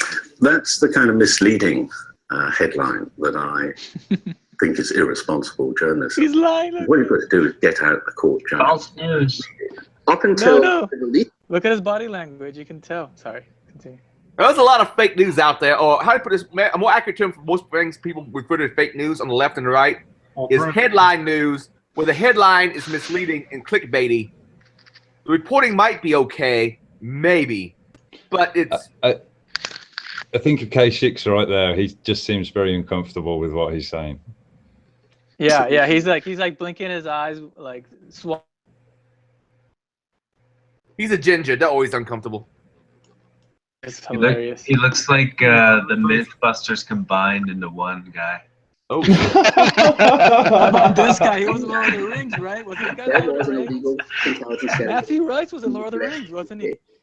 That is a marker there that there is an independent tribunal that has looked at this situation, a situation that we would have no understanding of unless it was for Snowden. And they've said, this is unlawful. This has gone too far. Without Snowden, we wouldn't necessarily see this reform that we're seeing in the UK now with the Investigatory Powers Bill. We wouldn't necessarily see the Intelligence Security Committee in the UK really doing their job. Hashtag Jamie Savage. Oh god. I see the similarity. You can't unsee that, man. I know. Or unhear, or I don't. What are we doing? I don't know what we're doing. Witnessing. Don't you pause can't it, let it play, uncommunicate that. Pause it, let's talk Thank you, over Mr. it. Speaker, and with permission, I would like to make a statement about the draft Investigatory Powers Bill. Cyber. In the past 12 months alone. Cyber. I'm calling it. It's going to be a cyber in here somewhere. Age, sex, location? We'll see. We'll see. 6 significant terrorist plots have been disrupted here in the UK, as well as a number of further plots. Oh my god, look at this guy making money. The frequency and cost of Look at that guy. Looks like he's crying in the back. You got your cyber. All right, everybody got a beer or something? Do I need to drink now? Yeah, I should go and get some Everybody, soda. every time she says cyber from now on. Wait, I think I'm a dumb American. Cyber. This politician's name is Cyber later. We're gonna have a discussion. We're gonna meeting upstairs. Let's go. Pseudo. Hey, this is getting too personal. I'm leaving. Pseudo. This politician's name. She looks I don't familiar. feel comfortable, and I got. This is the Prime Minister of England at the moment. Theresa May. Yeah. Hey, just Adrian, can you just let us? How about if we play it and we just talk over it? Okay. Increasing, with 90% of large organisations. Why does she have a pearl necklace? And the Child Exploitation know. Online Protection Centre. I'm gonna turn it down so we can talk over it. ZZ Top was there. Downloading. I think it has something to do with that guy crying in the background. It cannot be right that today, Look at this guy. hiding something. an abducted I child, know. Look at him. suspects were using mobile phones to coordinate their crime. But if they were using social media or communications apps, then they would be out of reach. Mr. Speaker, the legislation we are proposing today is unprecedented. It will provide unparalleled openness and transparency. How beautiful that looks. Wow. Investigatory powers.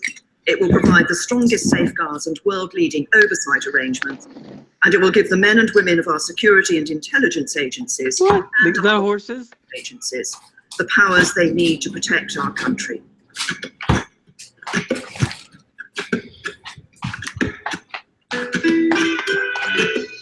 Such a stupid character.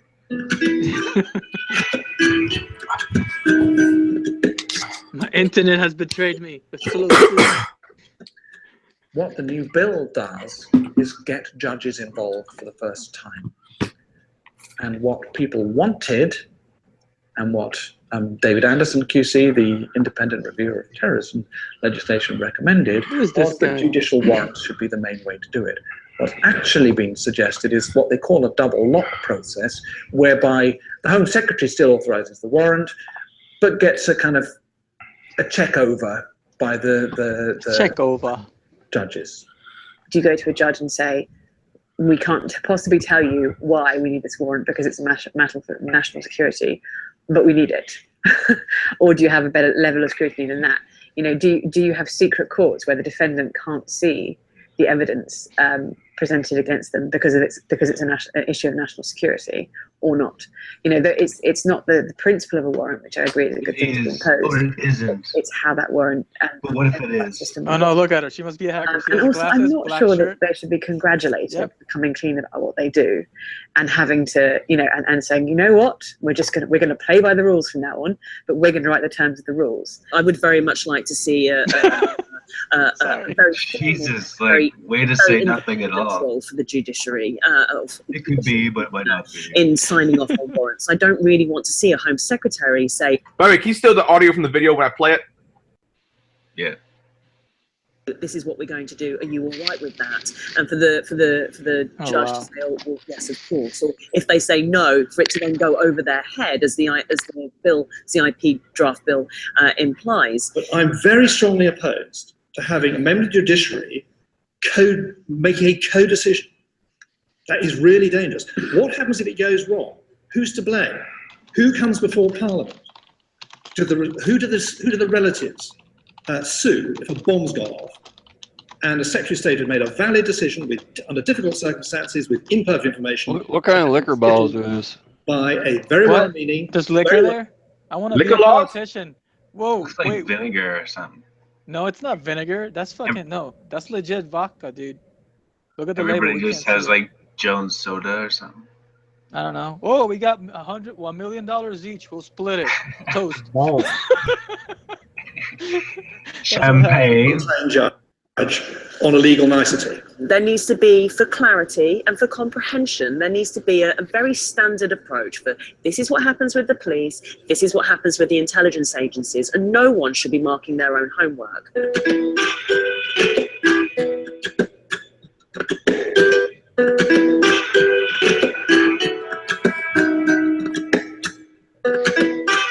It's basically hacking or the installation of malware or what the NSA calls the art of hacking.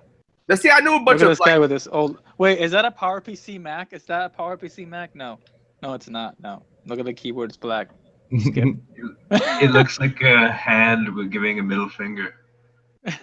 I don't know. I still see. Oh, there's more vodka. Look at it. They filled it up. A couple years ago, there was a thing where a bunch of pedos got hacked on Tor because they were running outdated versions of the Tor browser bundle. If they had updated, they would have been susceptible to this particular Firefox vulnerability. But I know it popped them there. But what exactly is the legality of hacking in the various countries as far as if you suspect someone of something, owning the machine to actually be able to investigate further? Well, actually, you can't cross state lines. So if somebody's hacking me from California, or I can't do anything other than block myself. If I try to retaliate, it's a felony. Block yourself. But there's a loophole in the law. If you make, say, like an SSH login, and in the login you say by attempting to log in, you become part of you give me access to your system type of thing. You can record that for time and have the IP address and the action that happened. You can do it, but there's still a gray area. I was just going to say, can we just verify malware, right? Malware, viruses, remote access tools. Yeah, I've always thought that malware was software that provided a service, but also had a nefarious thing going on in the background where maybe they'd written in the terms and service that they would use the microphone. It's basically a computer program with a purpose. So the logic behind malware is to profit, gain access, cause havoc. Basically, it's just with an ulterior motive. That's what it is. It's like software. Guys. Well, all programs. If anybody in the stream that's not actually saying anything, because I have someone who wants to join, but I can only have so many people in the stream at one time. So, is anybody not speaking who I can kick? Well, I'll drop out. No. Not with you. Wait. Drop your other client. Oh, XNOP? Yeah. Yeah. All right. Yeah. If you're not saying anything, I know Mary Margaret wants to join in, so I'm gonna let her get in on this. Hopefully. My mic doesn't work. Trying to fix. Is John Doe? Who's John? Yeah. I'm trying to hang it up. Is John in the chat? Is he? John, would you be willing to join the live stream as your mic's not working this week? Give me 2 seconds and I'll link you in the chat. 2 seconds. Should be linking. Sorry, John, I didn't mean to. But it would make sense anyways, I guess. So it should log out. Sweet. Right. We gotta get our female representation in here. All right. How many people can you have in one stream? That sucks. You I can't think have it's unlimited people. Like 10 or It's 12. 10. What I thought about doing maybe one of the weeks is we have the Mumble server set up as a relay and have somebody sat in here that can take questions off Mumble or something. So then maybe we could have like 10 or 20 people join. Yeah, we can figure it all out. Never. That sounds like a good Nobody idea. wants to go to Mumble. Nobody likes Mumble. Just kidding. It's cool. I like it. Mumble's awesome. I need to try it. All right. We'll continue the video. Have you ever tried registration tools in the machine? So if I'm a bad person, the police would be able to say, hey, Mr. O2 put an update to the Android on Professor Anderson's phone, and that would enable them remotely to turn it on to use it as So why is there a professor and not an actual penetration tester? Because the CISSP is better than the OSCP. That's why. Some professors do know this shit. Are you bragging or are you just saying shit? Some professors do know this shit. There is a lot of professors who don't know this shit. It's a pretty wide. I just figure it's because the booze bottles weren't empty. But no, it's because, people that know a lot, like professors and managers and stuff get paid more and they have all these titles and crap, but the people that actually do it, get paid less and actually know what the hell they're doing. But nobody wants to listen to those guys because they're uncouth. Yeah, but the thing is, a lot of my professors who had doctorates at IU when I was doing security informatics were full of shit. There was one guy though, I can't remember his name. He was an Indian gentleman. He was good. He knew his shit. But in general, his name was Habib. Habib. No, it wasn't Habib. There's a black guy at the university. I saw it. I want to say his last name was Vinavasan, but that was something that's like I looked up his name one time and it was basically the Indian version of the name Smith. What? Was it as in a very simple, very common name in India. Patel?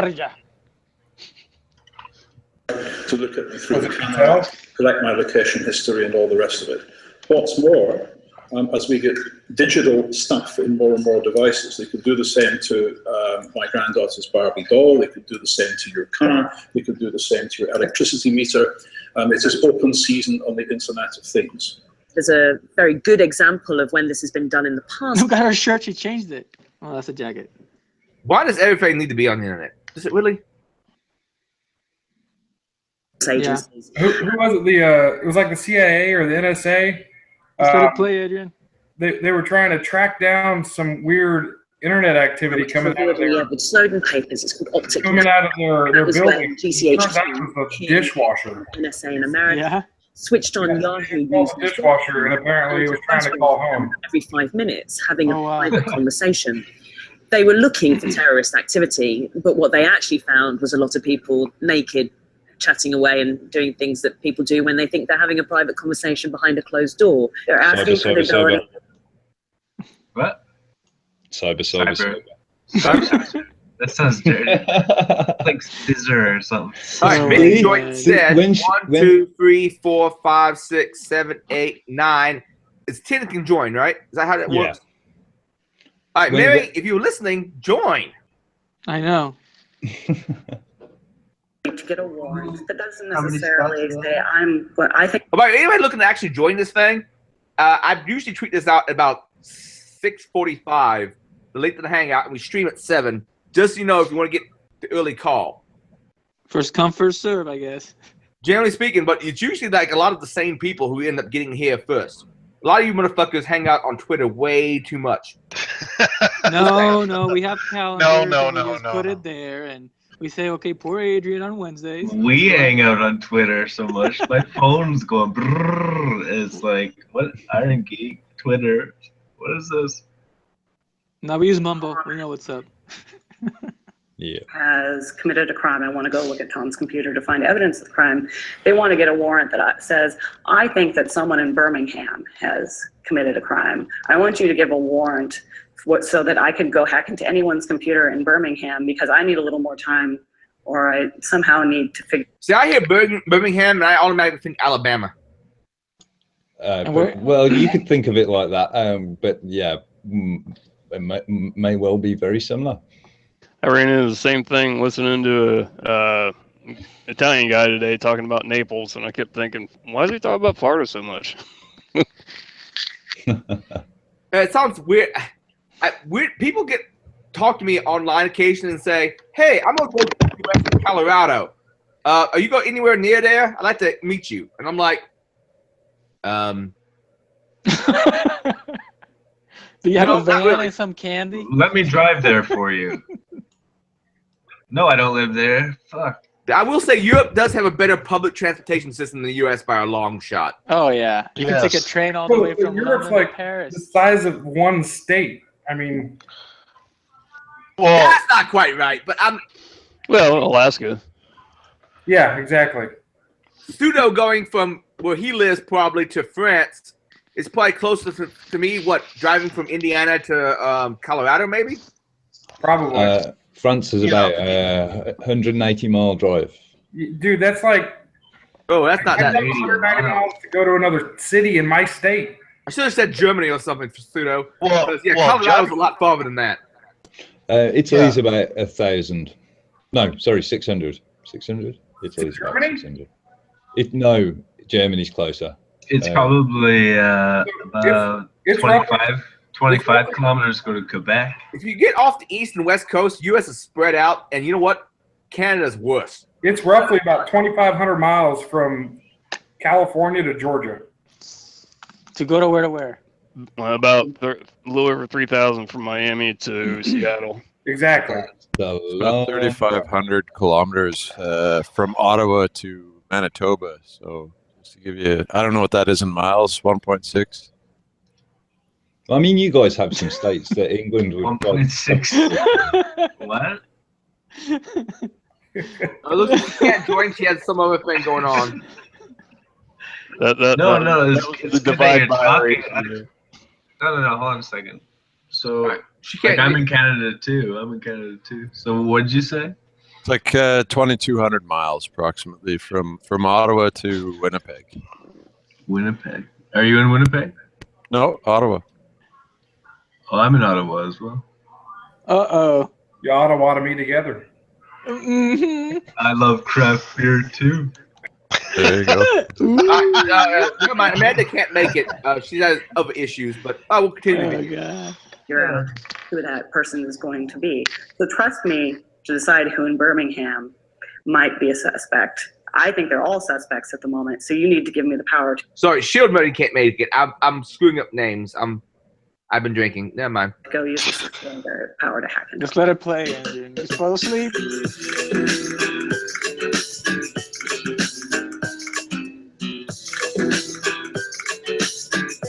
I'll mash your surveillance. I'll mash your surveillance so much. Both powers. Massive amounts. There are concerns about the Wow, it looks awesome. capabilities. The idea that Oh, here's Johnny Depp again. Is that the new diet that everybody's going on? potentially impact every single No. person in this country, whether under suspicion or not. Or not. And more broadly, bulk interception, bulk equipment interference. Hey, These are leave powers the that English we alone. are We got a fellow. And when I say English. targeted, I'm trying to learn it. a person on a place, not on a group, not on a broad Trying to area, learn it. specifics, rather than accessing everybody, filtering everybody, pick out the needles from the haystack. They want to hold some of the data, but they also want to make companies hold on to some of their own data so that should the government need it, rather than going to their own great big evil database. I like data. They can just say, excuse me, Facebook. He's a cool character. We know you're keeping it because we told you you must. He has a bamboo tree. Look at him. let He us has good fortune. They believe that it's important. Now, whether they have provided the operational case to a level that is sufficient to say. At home. So ginger. So ginger. So ginger. I keep thinking. Advance, we cannot hear you, Advance. You're fading out. You're fading. I'm talking about the Mythbusters mashup. The love This child of guy. the Mythbusters. That should be a meme. Yes. Oh, it is a meme. You look up look up MythBusters Rule 34. It exists. It's fucked up, but it exists. What is it? Busted. Say that it's important to ass busted oversight regimes like the Intelligence Security Committee. Busted That's not a question. In fact, the recent statement by the Talk to Benny. Leave us alone, Advance. Committee specifically said the operational case has not necessarily been made for some of these powers. It's of course always going to be about interpretation. Somebody is going to come to the Prime Minister or the Home Secretary and say, "We have a need for these kind of powers. We have a need because we are falling behind on X, Y, and Z." But how you hold that to account to truly look and see whether or not that is a truly proportionate measure. Adrian, less intrusive take measure. a screenshot of this guy and make it the thumbnail for the YouTube of this. Yeah.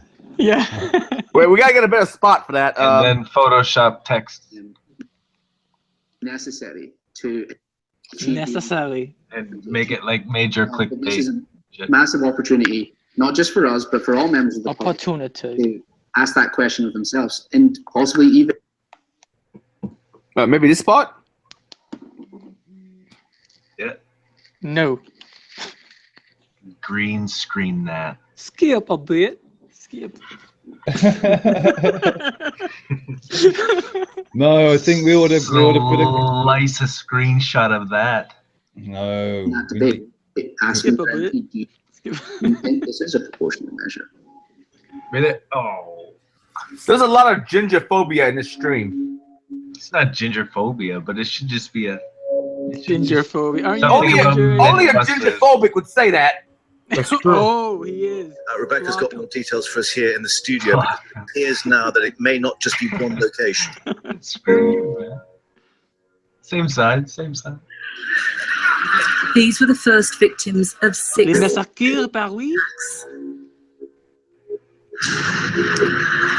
A second blast threw the crowd into panic. I remember this. Bataclan concert hall, more shootings, and an ongoing hostage crisis. And then I was born. I want to believe that we're not gonna live in a world of fear.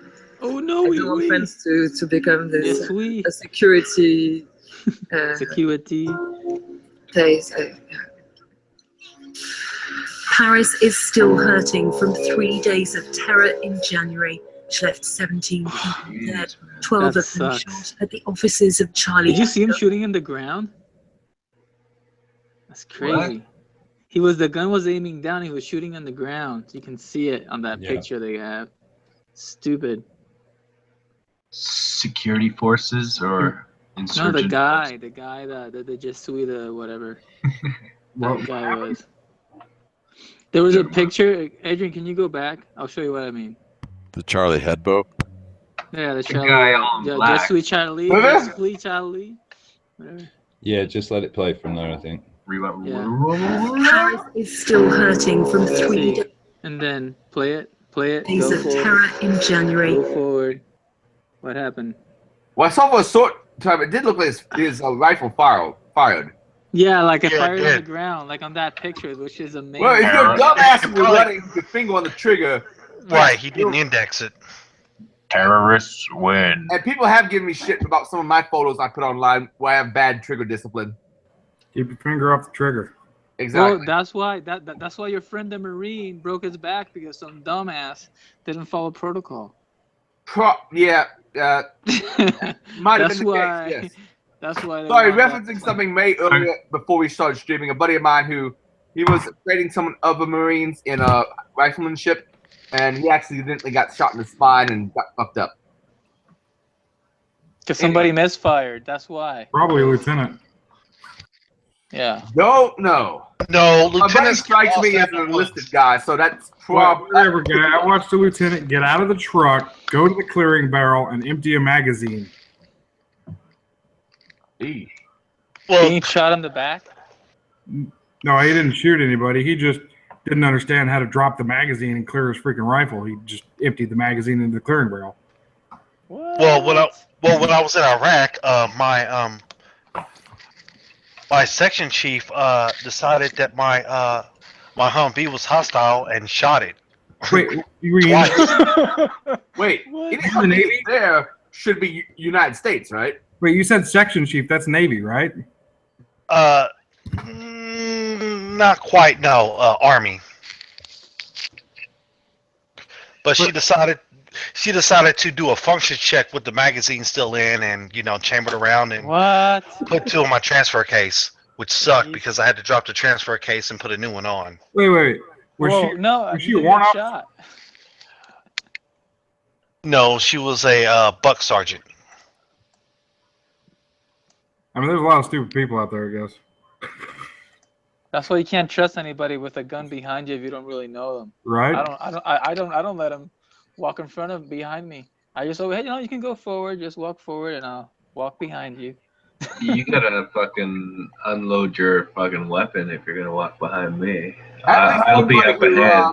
I mean, depends on the situation. If you trust the person, it's different. But if you think they're just flimsy, unless you've trained with them over and over and over again until you're comfortable with them. I have one buddy he was taking my Colt Python with 357. I think it was loaded 357 at the time. Walking up to the firing line, he had his damn finger on the trigger, and he almost shot his fucking foot. Oh wow! No, like many people, they try these like hair triggers on their own, and they shave a lot of more metal than they can to make that lock thing, and they just shoot themselves. Yeah, hair triggers are stupid. I mean, yeah, the pull on any handgun I've ever tried is probably easy enough. No, but have you ever shot a gun with a hair trigger, Adrian? No, I don't. The weirdest trigger I've ever pulled was a reverse trigger, where you pull it back and it doesn't fire until you let go, and that's common on some birdshot guns. Huh? Yeah, I went to a range about a year ago and rented one of their Sig 9s. And yeah, the first shot was good, but the second one just went. Spray and pray. Yeah, I looked back at the range master, was wondering if he thought I was bump firing or something. Yeah, but the you know what the problem it is too is as your ammunition. Like a lot of people take out of consideration, say the gun and the ammo, and your ammo is more important than your gun. Of course, the gun is important, but and the skill and the things that are gonna save your life, the bullet will. So if you like basically have your defending the charge of the ammo and you have the right ammo, like yeah, especially on rifles, it's more critical with because your gas block. I mean, if you don't have it set according to the right ammo, or what ammo you're shooting, it could be a bad day, or cause unnecessary problems. Yeah, bullets can turn your gun into a grenade too. Yeah. Only if the barrel's obstructed. Or no, not really. That's where having a good rifle comes in. Good rifles can still wear out. Yeah. Well, yeah. A properly maintained rifle. You can't ignore a gun like that. Everything needs maintenance, and you gotta make sure how many rounds are going through it, and the heating and the timing. I mean, you can bend your barrel by just overshooting it in cold weather. I watched the 240 blow up. I know what it looks like. Never seen that. But. Yeah, I was wondering. Yeah, I bought a PSL and was wondering why I couldn't find any higher capacity mags for it until I did a little research and realized, okay, yeah, the barrel's kind of thin. If there was a high capacity mag, it would get too hot and it wouldn't. There's a video. Iraq veteran, like 9999 or some crap. I can't remember who it was. he takes a fully automatic M16. Lower, of course, because you can't buy a full auto manufactured before 1985 in the United States. So he gets this lower from a licensed dealer or whatever, and then he puts a new upper on it, and he literally unloads like thousands of rounds through it to see if the barrel would fail. And it's interesting the results and how many rounds he got before he started even having problems. Wow. Yeah, like I've been reading books. No jams. Play it. Towards the end, he started getting some jams. Shot at the offices of Charlie Hebdo. in a free society, you cannot secure every restaurant, every concert venue, every football game. And if we have thousands of people that are inspired by a certain ideology and ready to commit an act of violence, one can repeat capabilities, resources. One cannot monitor people 24/7. New details show how many of the ISIS suspects were known to authorities before taking part in the Paris attacks. You see that the intelligence services of the world claim that it is because of encryption, but the evidence is still around. The attacks in Paris were perpetrated by people who used credit cards in their real name, who used unencrypted text messages to say things like, let's go. No one is asking how it is that they're doing arms trafficking. Badass name, man. Jacob Applebaum. See, I've heard global things from multiple people. Some people, he got in some shit socially a while back. And some of the people I really trust has told me he's a shithead. Some other people I really don't socially trust have told me he's a shithead. So I don't know what to think about Applebaum. Well, it's the shithead equals shithead. Applebaum. Isn't there like a, wasn't it on a show or something? Applebaum. Anyway, continue. All right. Continue. I'm going to say I have mixed feelings on Applebaum because I've heard mixed things from people. Though some of the people I trust the most, not a great guy, but that probably doesn't really relate to his opinions in this particular video. I think this makes for a better photo for this video. Goods that do not travel through the internet. How is it the case that the intelligence services have failed so badly and that they seek instead to distract and to counter-accuse and to suggest encryption, things that people don't understand, that encryption is the issue? If an event happens, you need to be able to go back and look at what these individuals were doing, who they were communicating with, what they were saying, so that you can then keep people safe in future. You know what they're doing, you can exploit their networks, you can exploit the way they work, so that it improves your understanding and ultimately keeps people safe. And a part of In other words, we're spies and we're working a spy game, the little war. And we're just spying just to keep you safe. With this mission, I'm afraid, is that if you're not doing anything wrong, you've got the network and the way it works. Yeah. But it's to keep you safe. Spy games, man. Spy games. That's an industry too. Is this over? No, not near it. No. And Mary joined. So the fact that France expanded their surveillance powers in December prior to the Charlie Hebdo and Jewish supermarket shootings, and then they expanded their surveillance powers again in July after that, and then the November attacks still happened. Does Paris just keep moving to expand these powers? You'd have to ask the French. My impression is that they look at him. catching up. Look at him. Look at his eyes. Look at his micro expressions. Look at him. He's scared. His micro expression. He looks like he just found out aliens do exist. Some government official told him. He's about to swallow. And now he has to do this interview. And look at his right hand. With Britain. Look at it. Because of the importance of having this kind of intelligence. Why do you think, in the last 12 months, 7 attacks in the UK itself were stopped? It was because of good intelligence work. Well, I think you in the UK should ask for proof of that. Because we did in NSA when Alexander and Why don't they get these people together and they could talk the Judiciary Committee that this program stopped 54 attacks inside the U.S. Judiciary Committee.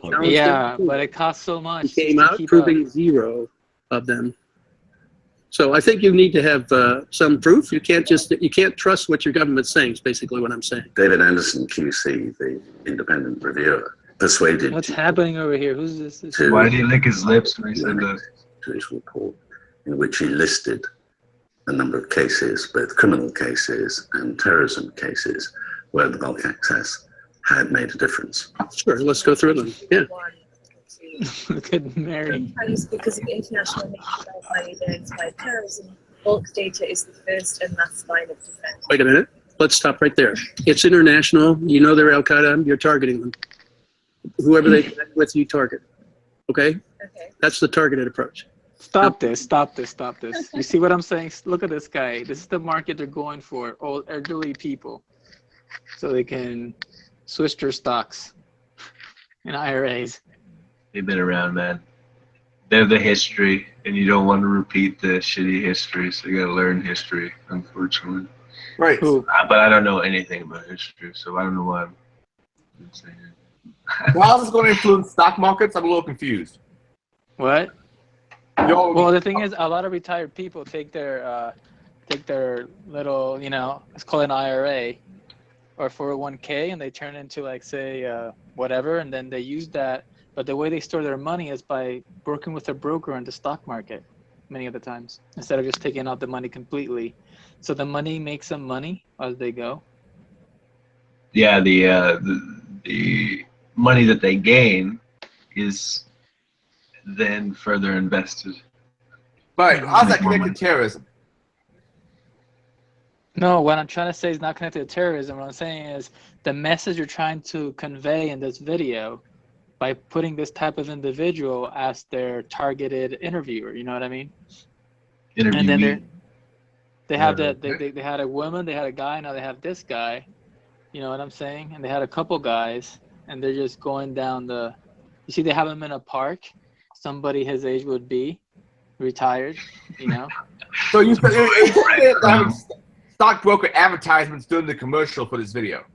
No, targeted demographics to manipulate the message. Yeah, that's what I'm trying to say. Okay, but what are they manipulating to? What cause? Well, maybe it's they're trying to get everybody to give up their freedom willingly. Exactly, and these are the it's people. It's like a comfortable feeling. And in this generation, the baby boomers have the money right now. Okay. At least now, like in these years. They do? Yeah, because employment is going down, and for something really to actually happen and make a difference, it's going to take at least to like August, October. It's cyclical. It happens every re-election. You can check out the graphs. In 2010, an intelligence operation identified a plot which came right from the top of Al-Qaeda to send out waves of operatives to Europe to act as sleeper cells and prepare waves of attacks. That's the whole point. Right. You're targeting them. You get that as it happens. You don't have to collect the rest of the world to get that. That's my point. Okay. So in a word, like all of the... Here as I can tell, that's what I've seen, yeah. We'll be back in a second. Sorry, so... Targeting could have gotten them, yes. I see. Okay, rather than the bulk. Yeah, and you save about 99% of the cost. In an ideal world, if GCHQ and all the intelligence agencies could look out there and go, right, we know everyone who's in ISIS, we know everyone who's in Al-Qaeda, we know what communications devices to use, we're all open, then you obviously wouldn't require bulk data to deal with those threats. But the thing that I think Bill's missing from that argument is that you need to discover new targets and you need to discover communications devices used by the targets you know about. So I think in some of the scenarios that he talks about, they are known individuals or known groups, but there's a sort of chicken and egg scenario. Like how do we know who we're interested in? How do we know what communications devices they are? You can't just pluck intelligence from the internet in a really specific targeted way all the time. In an ideal world, yes, you'd have a human agent who would go, this is the guy you need to be worried about. Here's his phone number, brilliant. But the reality of modern day communications, the challenges of encryption, of people using multiple devices, of not always having access to everything you need at the right time, is that sometimes you need to go and look across a bigger data set and go, we know the patterns we're looking for, we know who we're looking for, but we just don't have that specific endpoint. I don't think that anyone can really argue that you can't deal with some of this. Sky rats? You can, as you say. You will, if you gather enough data, there will be some pedophiles, terrorists, and so on in it. If you gather everything, of course they're there. But is it the most efficient way to catch them? Is the collateral damage of this method different from the collateral damage of another method? Have we considered alternatives? Because again, if we go back to the terrorist events, particularly the Charlie Hebdo one, the two Charlie Hebdo shooters... There's a better solution. We can forget about privacy and we can, well, get back to having privacy. but we have to have nothing but Adrian clones who follow the religion of Adrianism. Then we can have world peace and don't have to have a spy state, and it's all good. Yeah, because everybody would pass out before they Exactly. actually do anything. Even if someone plots some shit, they'll pass out before they can do it. It's all good. Yeah. Then the other Adrians will go collect them. Everyone is the master. Had been under surveillance by the French authorities. They were known to the French authorities, and they dropped the surveillance on the two because of lack of resources. So they stopped watching them in conventional terms while they were spending more and more money on electronic mass surveillance. It would be wrong for us to use Paris as a reason to say, shut it all down. It's much more important to look forward to say, what is the society that we're now willing to create? What are the measures that we can take us to? How much further are we willing to go? Nice. Was that in the video, or was that Adrian? Well, That was me. Look at all kinds of examples. What are you doing? Do you think would be, for example, a doctor who's working in Here's the thing in hindsight about where resource allocation goes. It's easy in hindsight to say, well, shit, instead of spending money on this passive research on bulk, we should have kept referring to these one particular group of people. But you know that in hindsight. You don't know that ahead of time. It's all just marketing anyway, because they talk about finding ISIS. Well, they created ISIS. They already know who all them are. That's just the scare vehicle to get everyone else to say, okay, I'm scared. I'll let you take this from me. Yeah. Same thing with Al Qaeda. We created Al Qaeda in the 80s. Yeah. Whatever they call it. Apparently, somebody overtrained them a bit. No, the United States literally gave them weapons and money. And I know, and training. Yeah. And not a single overtrained one. them a bit. Yeah, not a single one of them were on any of those planes either. So Yeah, but the British created us, so I blame the British for everything. So it's all pseudo's fault. And just to mess with people, they had Al Qaeda claiming the other group was worse. I agree. It all started with the Tea Party. The British have done some pretty fucked up. In fact, we've probably done the most fucked up things in the world. Just America's like in the firing line at the moment, aren't you? Yeah. Well, we've been Batman and Robin for 70 years now. Okay, this is probably not a well thought out viewpoint. I'm gonna say it anyway. Really? Yeah, I'm a borderline isolationist at this point. We fucked around in other countries, and it hasn't come out well. I'm thinking largely it might be best if we just back off, let them do their shit. Even if it's a dictator, even if it's a bad government, when we mess around, sometimes for the most it comes out part, worse. you leave the Middle East alone, they will blow each other up because there's so much infighting even within the cliques. Good point. And that is, and he is correct. We did in essence create Al Qaeda and ISIS because we gave them the weapons, and of course the first thing they're going to do is turn and bite the hands that fed them. Well, Not only that, the fact technology, computers. We literally created ISIS. Originally we did. We ended up funding that too because they were trying to mess with things they probably shouldn't have been messing with. That we had no real reason to be there. Yeah, well, there was probably some money involved. Oil and definitely some money involved, I'm sure. But during the Russian invasion now we have to deal with Iraq and Afghanistan. Now, depending how you define we, I mean, we funded both sides of every world war and major conflict, since generations before any of us were even born. Well, the U.S. and people making stupid decisions at high levels had made a lot of this. So now it's, and I'm kind of agree with Adrian. It might be best just to say, okay, pull out to focus on protecting our borders and then regroup because maybe it's time that we need to focus on strict trade agreements and enough of this world policing. Yeah, but do you know how many Navy ships there are out there right now? Yeah. It's insane the amount of numbers of basically how much military we have basically on the water. Like we dominate the water, that oceans.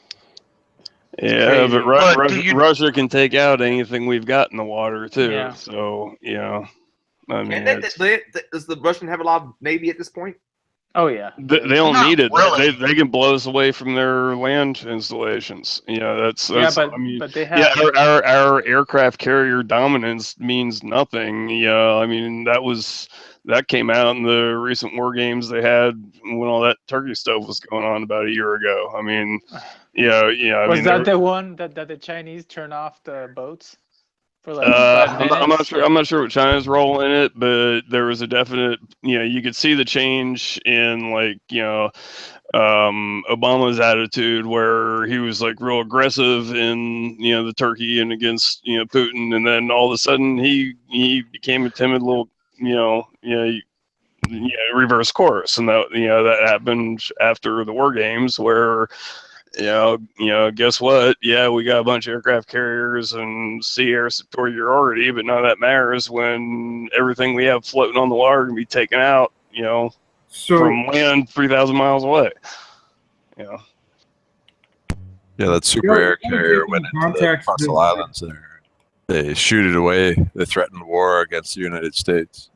You got to take into context the information that's given to the war games and the people that are selected to provide the information and decisions during the war game. And also how much of that is actual public knowledge and how much that's still classified. So all of it's and who's actually who's above secret. All of it's classified, but the people that are making the decisions on these war games are from the United States 1980s military, not the current 2017. They might not even be from the United States, man. Well, yeah. We don't know who's making the decisions. Someone's telling me rage quitting and set them straight, Aiden, but I'm not sure I'm supposed to set people straight on, so I'm a little confused. It's hard to actually be the main video player and actually monitor shit. I need to figure a better way to play these videos. Well, it comes down to this. You're right. It is a bunch of. It is the old men that are moving pieces on the chessboard. We can't really pull ourselves back to focus on our internal strife, because somebody else will just ease the fuck on in, and then we'll say, well, we're ready to take the lead again. Well, why the fuck are you here? We don't need you anymore. Get the fuck out. And that is the U.S.'s problem. I'm just here to look pretty. I can say I just think it's raised an interesting debate. I mean, it's good to talk about these things. In East Africa, who suddenly finds out that their communications are being read and being noticed. There's a fundamental principle, right? There is the right to privacy or human rights, the kind of legal and ethical frameworks under which the society in which we live, right? That's one thing. On a more practical level, what if you're wrongly accused of something? What if you're suspected of a crime that you didn't commit, or somebody has an interest or reason to accuse you of a crime and might want to frame you? Or I know this all sounds slightly paranoid and conspiracy theory, but there are all kinds of miscarriages of justice in the system at the moment. It seems to me that if you get to a place where you give one organization or one person or one body too much power, they have the power to abuse it. It sounds slightly vague, but does it not sound? I want the power. Give me the power. Well, abuse it. I will be a benevolent dictator. Transformers, more than meets the eye. What? No, don't tell me this. We are going to mine this with Town Hill to go visit a human rights lawyer, Cat Craig, from an organisation called Free. Why are you whispering? Try and uncover some victims of surveillance. She's in an Uber.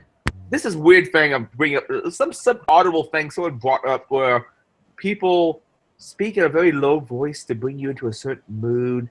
It brings you to a psychedelic phase, and I'm trying to think of what the name of the acronym is, and I'm going to go look it up right now, but I'm playing this video. I'll look it up in a second and say it. Social engineering. It's what's his name? The painter. Come on. ASM. No, the afro. ASM sounding close to right.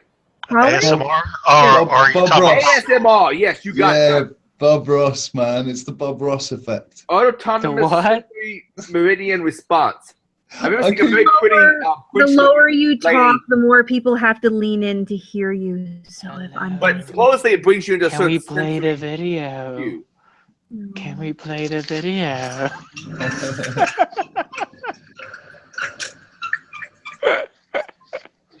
Just joking. Hey, it works. What is it?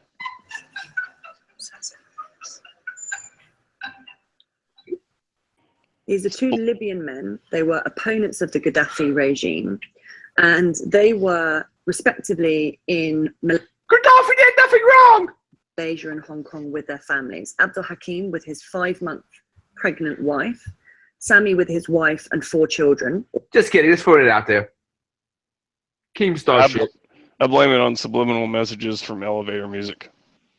Dun, dun, dun, dun, dun, dun. Brian, you should start research on that. Get in the truck. And they were picked up in an illegal operation. You think I was kidding? The CIA and Britain's MI6.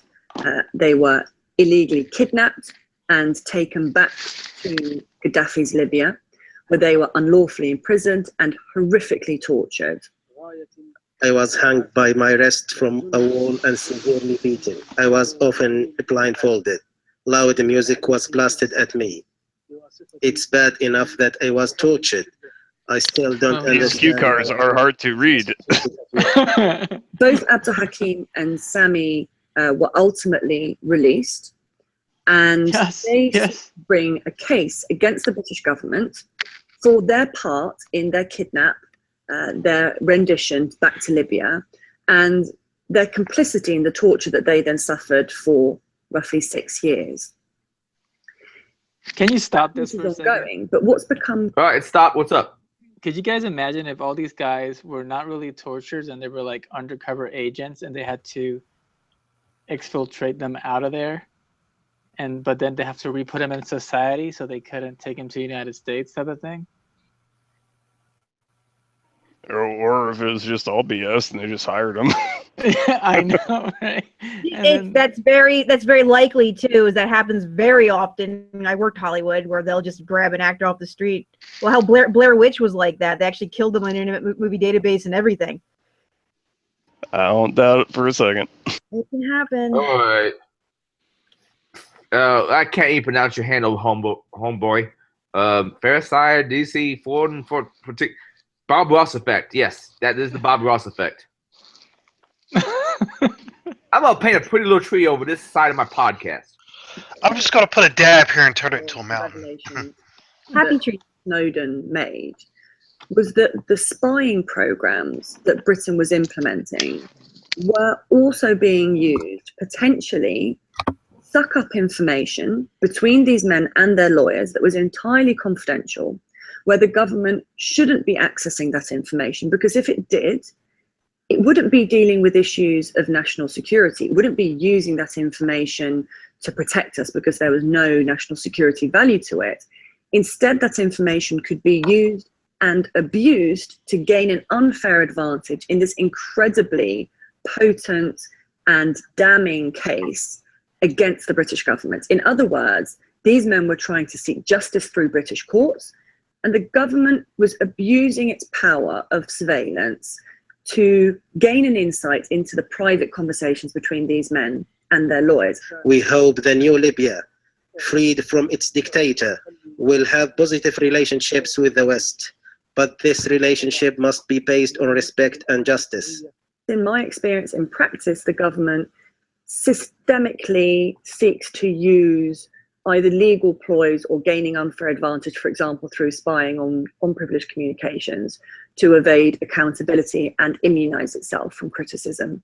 I have to question one example.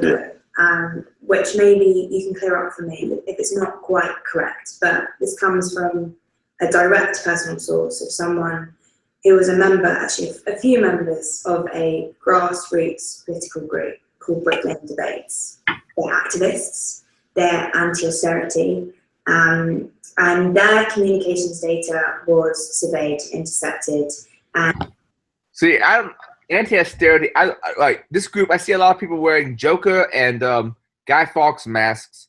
Here in America, I'm not saying it started mostly in Germany. We have some Antifa motherfuckers. Can someone give me some cultural background on this? Because I don't understand exactly what I'm seeing on screen right now. They all. Have you not watched the film V for Vendetta? I have seen V for Vendetta. I enjoyed the film. It's all in relation to that anonymous. The whole anonymous thing. You want? So I can this give group I'm looking at far left, far right. What the hell are they? Remember the 5th of November, Adrian. Okay, Adrian, Warner Brothers loves Anonymous because they make them so much money buying a mask material. But beyond that, in V for Vendetta, at the very end, basically they said, "I am every man," and he sent the mask to everyone in the community, and they all walked out with the masks on and black cloaks, so you couldn't tell who was who. So that's what made them anonymous, and that's why they kind of adopted that. And the Joker's the same thing. A lot of them look up to the Joker from a few of the lines that he had in the newer Heath Ledger Joker from the newer films as sort of like the benevolent anti-hero in the way he was thinking. Apparently it's been adopted for that in some instances, even though he truly was horrific. So, and the same thing with Bane. Bane gets used a lot that way too, because there are some things he makes that do make sense, which is why people would follow him for a bit, but then the whole end justifies the means comes out, and you can kind of, look into the psychology from that perspective, but that's a whole nother, you have to kind of, There's way too much for me to unpack in that, so... It's usually anarchists and anarchist-leading libertarians that adopt it from Anonymous, but you also do have a couple that would be borderline fascist, depending on what area it's from, because that's the thing about Anonymous, is they're from all over, and they do so much stuff that there is no one thing that you can say. I did talk on them in like 5 years ago, and it was... my talk... Because I kept using cultural terms from Chanology. I've used the term moral fag, old fag, new fag. Because this is the terms they use themselves. I'm not being homophobic here. I'm just using those terms. But apparently the people at the con I talked at said something like, well, Mr. Crenshaw's talk was well-researched. It was wholly inappropriate. I think it's nice when there's... I don't know. There's a lot of people that want to go out and peacefully protest what the government are doing at the moment, and the anonymous thing gives them a really good flag to be able to go out there and represent and like meet other people with common interests. But there's also they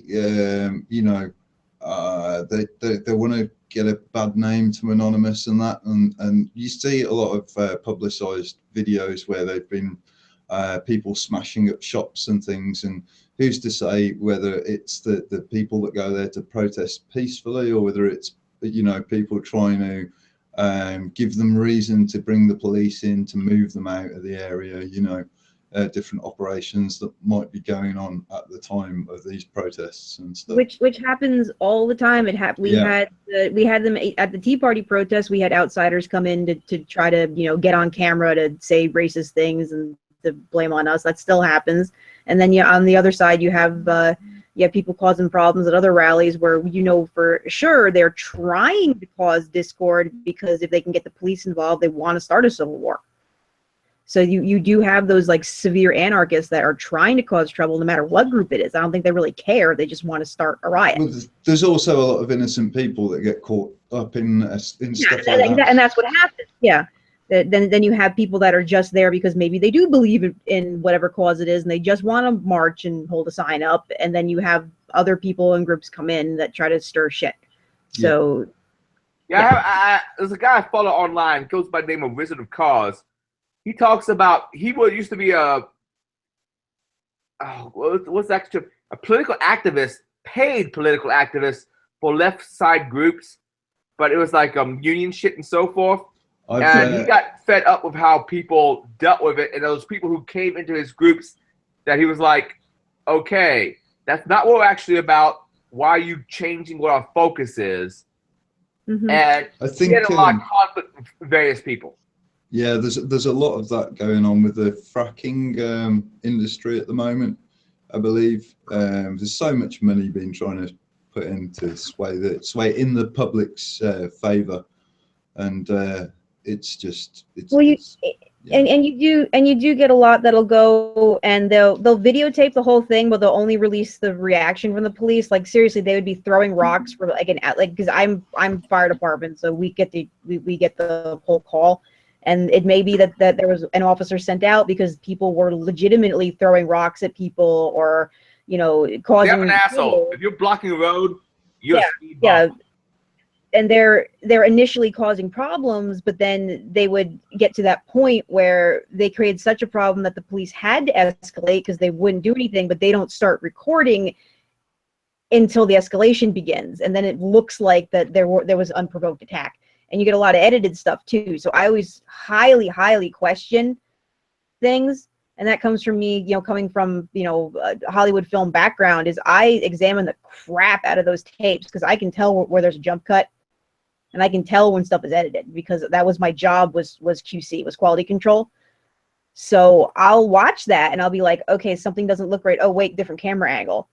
This is not this is not an uninterrupted, piece. So you have to, some of that stuff you have to really question. Some stuff's legit. I'll go through and be like, okay, this actually appears to be legit, but then there's other stuff that's maybe not. Yeah, and it's so modeled that Joe Normie has no way of they can't they have, what yeah. Well, that's always my fun with the pet and the animal rights videos, is I do a lot of farming, so stuff that looks really harsh, that is a regular basis type thing to do, isn't. 9 times out of 10, it's nothing. So but if you get Mary, yeah, Adrian Goat still has his nuts, right? Yep. For now. Okay, that's a very large set of nuts. Yes, he's making babies. He's over at one of the other farms making more babies. He's been renting out to 2 dairies this year. So he's had a couple. We're gonna have a bunch of little Adrians getting drunk and passing out. Dude, that's a lot of needs. His son was making. But that's what I'm saying. So even like the animal rights videos, you'll end up with a 10-minute long video, and there may be one actual abuse in the entire thing, but they put the music over it and the way that they cut it, and they'll over talk it, and it's like, okay, wait, what you're talking about, that's not what we're actually looking at. So, and I got tons of examples of that I've commented on. How many times did the hammering the monkey's head scene from Faces of Death make it into a PETA video? I wouldn't be surprised if there's a few of those. That's why I don't feel bad about. I'm at Mary's. She makes me bird rapist occasionally. That's duck. For those that don't know, you don't feel bad about eating a duck. Ducks are assholes. Fuck a duck. Not literally, but I'll eat a duck. Duck tastes good. Great. If it's cooked right, you can make greasy ass duck, but Mary's duck is well done. Wait, I don't mean well done as well. No, hey, Mary, how do I say this? Your duck is greasy good. Duck is good. Duck is good.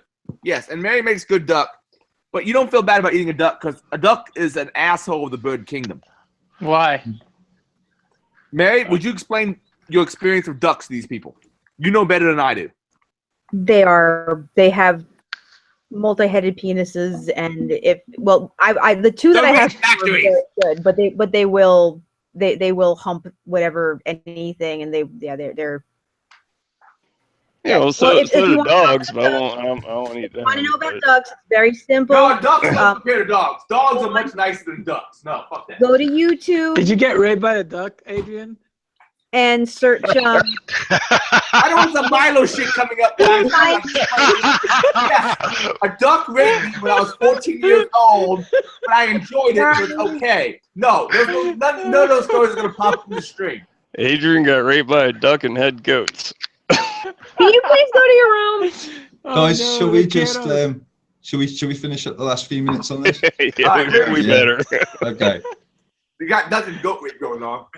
Police forces knew that they were going to attend Poor Mary, a kid got her. a march, and were sent letters prior to that march.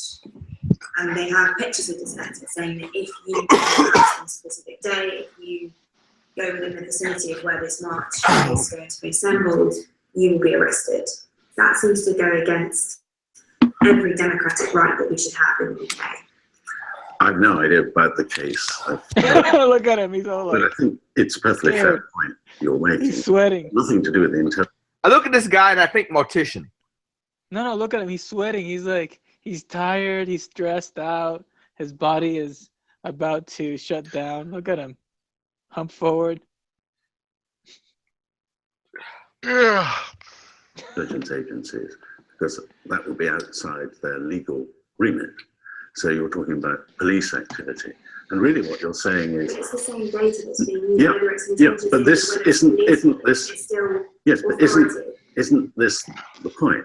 That we're agreeing, because of the kind of cases I've mentioned, that these techniques have to be available to law enforcement, particularly to the police. What? And there are very good reasons why the public would want them available. What you're saying is that some police operations are not properly justified. Now, that may well be true. There have been some scandals recently, certainly. And that's a policy debate about, the police complaints. Really? You can look into. It's about the policing commissioners and have they got the right kind of influence over their local constabulary. It's about whether the Home Office is keeping a proper eye on the National Crime Agency, for example, and the Mayor of London on the Metropolitan Police. But that's not a debate about whether these powers should exist and these capabilities should exist. It's simply saying you don't like the way the police behave against certain kinds of groups, and that's a perfectly respectable thing to say, and a lot of people would agree with it. As long as you have these powers, there will be some element or some people who will no doubt misuse them. Okay. Well, I come to this from a historical perspective, first of all. Right now, as a white middle-class woman living in London. Again? Politics, really? Can we please skip over Dumbo here, please? Not easily. Let's just play it through and see what happens. We're watching a documentary. I need some minority status. What the fuck can I do? I'm trans Filipino. Fuck it. What? Adrian, no, you're not. Wait, are you denying my identity, bitch? Her door closed. I don't want to listen to the comments. Oh, sorry. Oh, okay. I apologize to Mary's kid. No, it's okay. It's all right. She should be in her room now. She snuck out to the kitchen to get more dinner. Where am I going to stay at Hackers on the Farm too, by the way? The upstairs room has been turned into her playroom. I have an extra mattress. We could totally set up bunk beds if I really wanted to. Nicole has actually booked out rooms up in Bloomington at the Hilton, I believe. So there's options. All right, we'll figure it out close to the time. By the way, I have a lot of guns to bring. Just get an RV, Adrian. You can park it anywhere. I have an RV because my uncle passed away, and I now have an RV. I got to re-register it in my name. Actually, that would be perfect if you can bring an RV up here because we should probably store the guns out. You can get power. Way to park the fucking thing. But hauling an RV behind a fucking Honda Fit is going to look really strange. An RV or a trailer? It's a trailer. Sorry, it's a trailer. Adrian, I have a truck, a big truck, like a Dodge 25. How big is a mobile home trailer or? All right, this is off topic. Probably a hunter's trailer, I bet. But real quick, how big is that trailer? All right, for those who don't know, my uncle passed away, and my mom passed away in like 12 days fucking time or some shit. Oh my god. And I now inherit most of my uncle's stuff, and I'm taking care of his estate because I'm the executor, making sure my brother gets his shit because there was stuff that uncle left to everybody, and I'm taking care of it and figuring it out. But there was a trailer he had because he went to Friendship, Indiana. He was a muzzleloader shooter. I have so many pretty muzzleloaders, but I'm never going to use them, so I'm not going to keep them. But anyway, we'll figure some shit out, Mary. Let's continue with the video. Just have him sleep with the goats.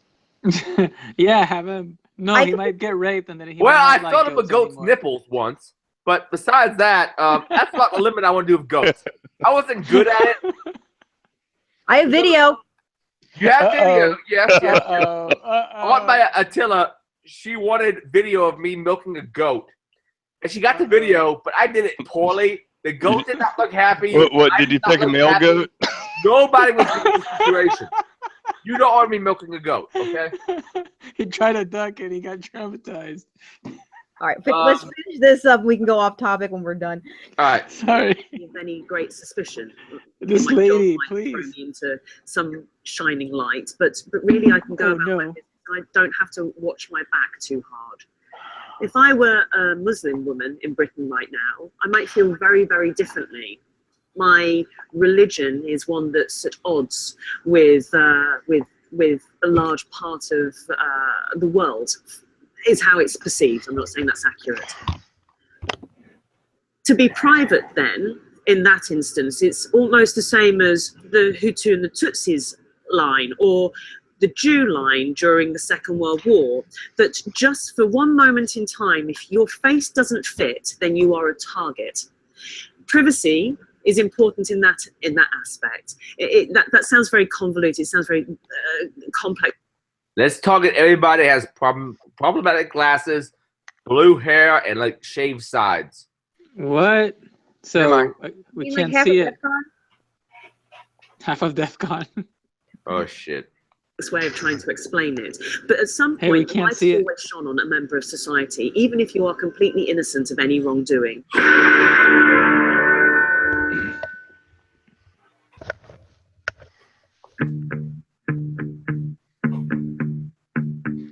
Oh no. I do love the musical choices in this documentary. So, Yeah. Sino, I give you mad props for recommending this documentary because the musical choices I like. It does help with the narrative. It's very dramatic. I'll give you that. Good sound design is good. It's not as good as what I remember it being, but it's a good documentary. You know, if people are, I don't know, there's so much information out there, and where to get your sources from, and those little kind of, I don't know, to build up a really good picture of what's going on around you. It's not something you can just read a newspaper article on and think, oh, that's how it all is. It's changing by the day, and it's something that we all need to pay attention to and keep our eyes on. So, like, you know, it's you know, that in that respect, I thought it would be a good film for us to watch. Well, thank you for bringing it up because it has, filled out a lot of the video. So, thank you, sir. No worries. Yeah, we'll get rid of a whole bunch of those complainers that say that it drags on too long.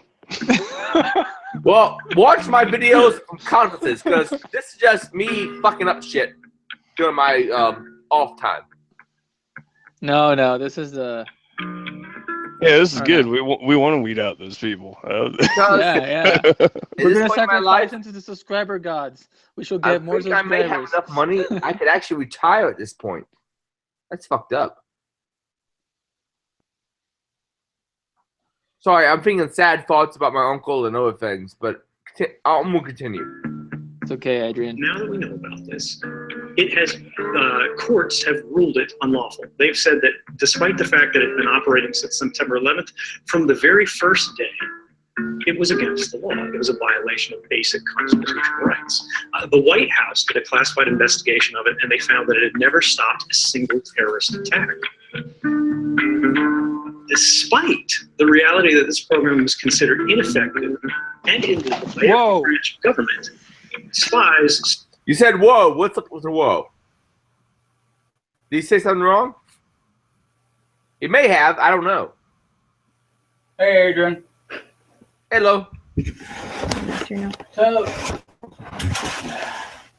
what's up, Matt? Mary wants to know, what do you think of the fact that it says UAV simulator on here? They can't see it. I can't see shit. Your webcam. Yeah, horribly. Your webcam I put it on sucks. low quality. Oh, yeah, I'm gonna be probably backwards. I'll have to put the quality Matt, back up. I say love what- you, man. I love you like a brother. Alright, we're gonna watch this. Email me later on, and I'll gonna answer your question. Also, Matt, you have a real pretty mouth. Don't be jealous, Mary. Security agencies and their representatives in Congress argued that it should remain. They said, but terrorism. You know, they. So some of you earlier in the stream mentioned that he left his shit in Hawaii and his very hot stripper girlfriend, but somehow his stripper girlfriend joined him. Is that correct? That's correct. I don't feel sorry for his ass now because his stripper girlfriend was very hot. Never mind. I'm an asshole. I'll just continue. That just means expensive and high maintenance. Well, I mean, he was making 6 figures at the NSA. But what's he Your making keyword now? was, yeah. Is Russia paying me anything? I think he's got a job there doing IT, which. He's on Geek Squad. Sorry. See, I don't even know. Never mind. I'm just going to continue the video. Cause What? Wait. Fucking me, shit that won't fucking me. And I fuck Didn't up he kick people. that? Didn't he get kicked out of Russia?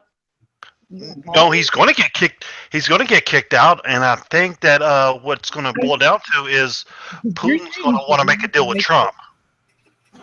Oh, so they're gonna give him away.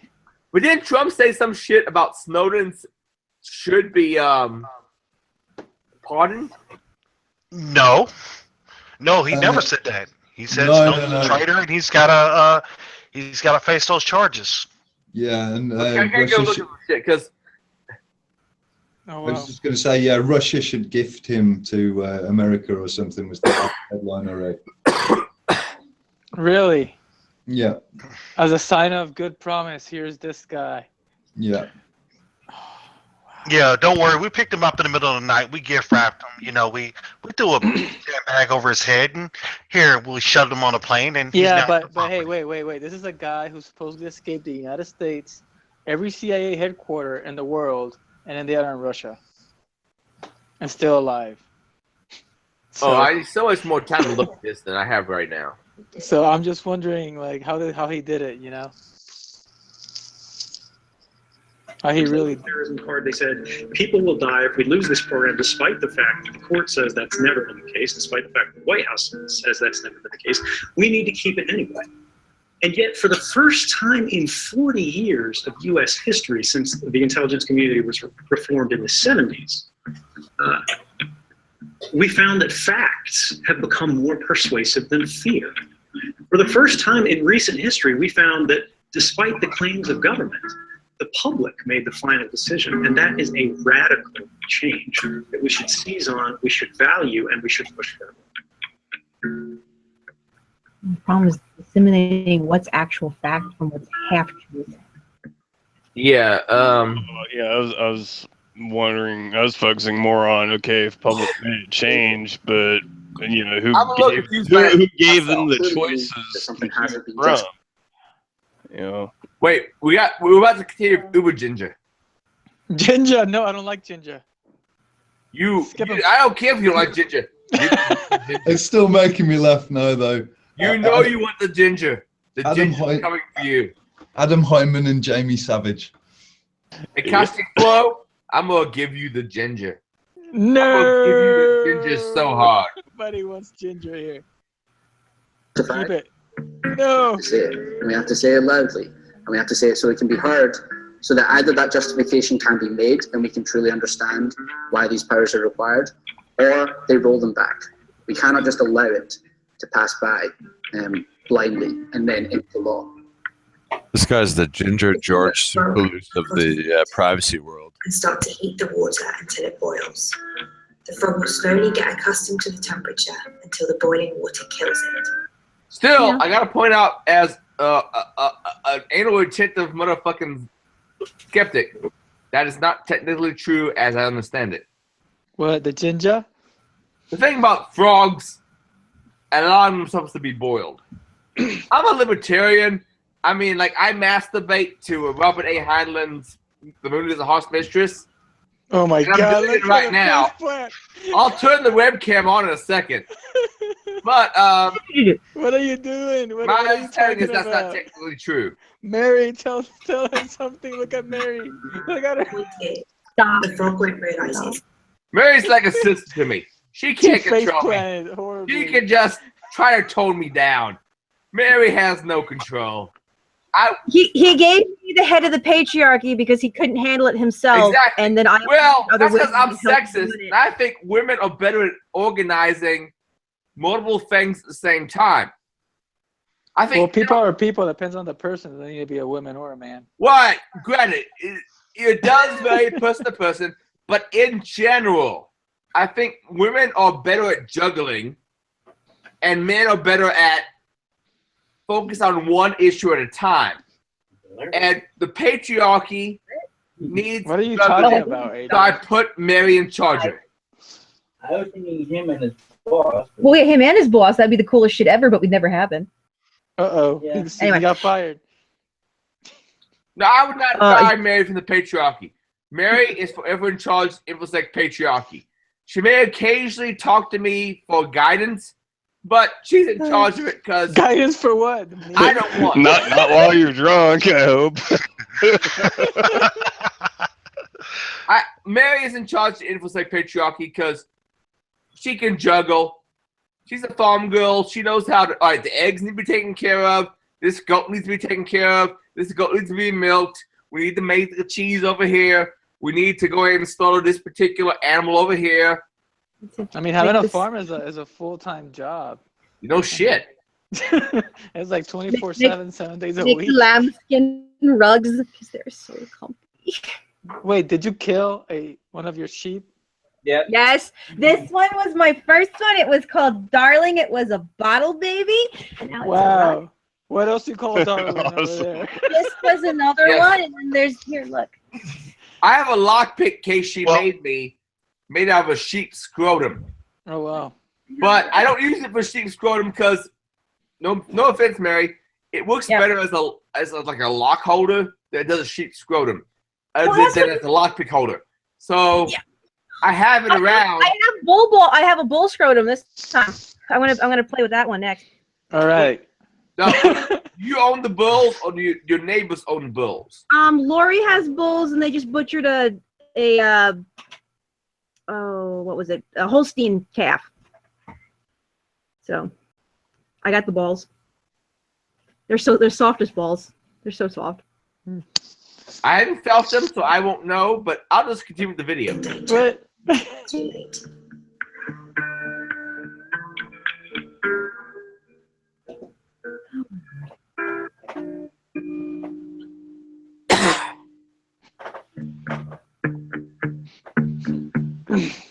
Are you willing to be the frog?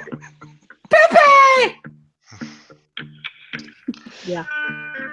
Oh god. Oh, the whole thing about Pepe becoming a neo-Nazi meme, I'm like, okay. Yeah, I thought this shit was fucking hilarious. I was like, really? The alt-right is... Was that the hacker named 4chan that did that? And then there's the people who just want to do 4chan memeing, who take Pepe on. All that shit's with its own talk on itself. I will not speak on this particular point. Come on, we all love Pepe. Kakascan! But Richard Spencer's a jackass. Just what parents working on. I like Milo, but Milo says some stupid shit from time to time. And the alt-right, depends on what part of the alt-right you're talking about. If you're talking about nationalistic, where everybody melds together into a certain American viewpoint, I'm okay with. When you start getting into white nationalism stuff, I'm like, go fuck yourself. I don't care what the fuck your race is. I care about America, black, white, Asian, Hispanic. All right, never mind. I'm too drunk to express this viewpoint. I will continue. I think that's it. I think there we go. Yeah. Adrian, it's all good, man. It can't be over yet. Adrian hasn't passed out. He's enjoying the music. I'm still awake. That's a miracle in and of itself, perhaps. Hey, Adrian, find that video where they take over the people's faces. Take Like over Obama. the people's faces. You gotta be more specific than that, man. You know that? Are you talking about Everclear AM radio or No, or what? no, Everclear. I'm talking about that. I gotta find a link. You know that video we were talking. You all can assume the video camera for the screencast, can't you? Yeah. What? I don't understand. I'm trying to figure. No, it's just remember we were talking about these people that take basically your face and they read it with a camera and then they put it on like Obama or Trump. Yes, I've seen shit like that. Someone else can take it with a webcam to show that, right? Yeah, I don't have anything to show it. I just wondered if somebody had a link to see it. Upstairs, maybe, but not down here. Oh yeah, I don't have it. I don't know. Well, the Facebook thing. You can do it. Like her iPhone will do it. That has it built in on the iPhone, and I don't know if I have it on this because I haven't set this laptop up yet. Yep. But I do have Face Rig, which I can set up. Do you want to see that? Yeah, go for it. Show it. And not right now. I'll be right back. I'm just grabbing a drink. I mean, if you guys are interested in some of the tech behind that, I worked on Benjamin Button when they were like developing that kind of stuff, and it was like really cool seeing some of the. So you work with Digital Domain? I worked at Digital Domain for a couple of years, and I worked at Stereo D for a couple of years. I was out in Hollywood for a bit. Yeah. Over the other night, apparently looked up our internet movie files. Whoops. No, like it was like, how come you have your pictures on them? Like, because I would a headshot to. You have to pay money for that. Like they cost money, right? It's like $50 a year to get like a full account, and I had to have Greg put my stuff on there. But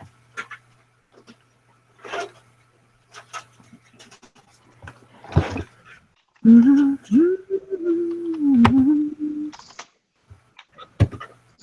should have saved the link, but I found it. I found it, people. Post it? Yeah, I'm gonna put it up there. Copy. All right, it's in. There it is, Adrian. This is what I'm talking about. It's pretty scary stuff. It's in the chat for everybody's in the Hangouts. In the Hangouts or in the Oh shit! Let me figure this out. Not on the YouTube, just on the Hangouts.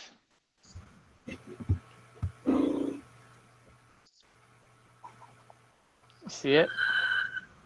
Dave.Google. I got it.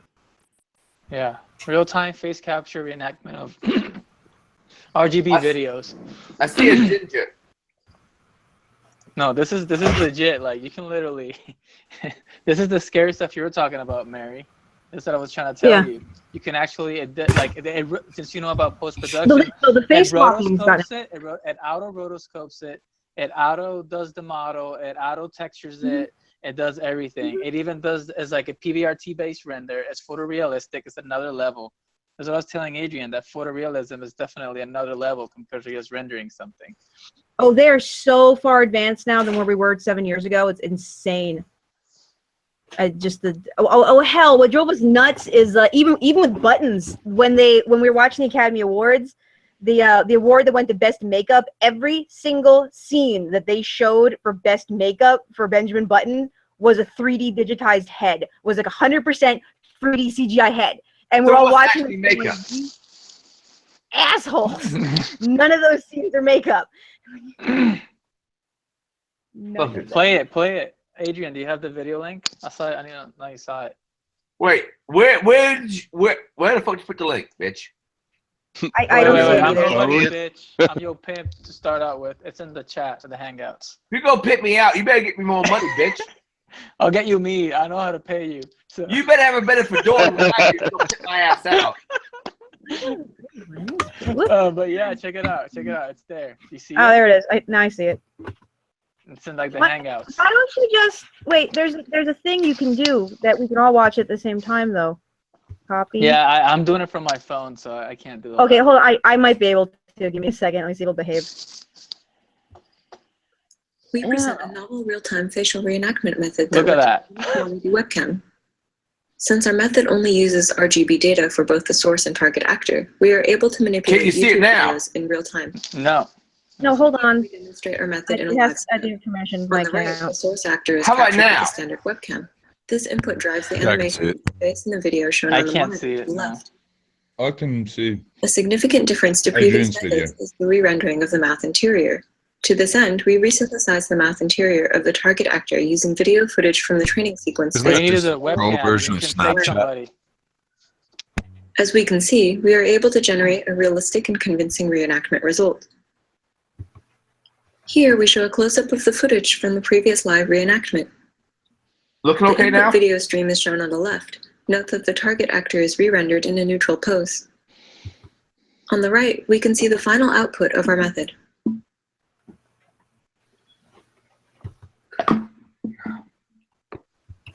Isn't this crazy or what? I need to actually watch this thing. It worries me Our in the system future of reconstructs actually knowing the what's expert's true. source I'm trying to Why share is it. Dell 390? minimization. Using a novel subspace deformation transfer technique, we transfer the expressions from the source to the target actor. This allows us to obtain a modified face template of the target actor according to the expressions of the source actor. We now re-render the modified face on top of the target sequence in order to replace the original facial expressions. Okay. Say what you're gonna say.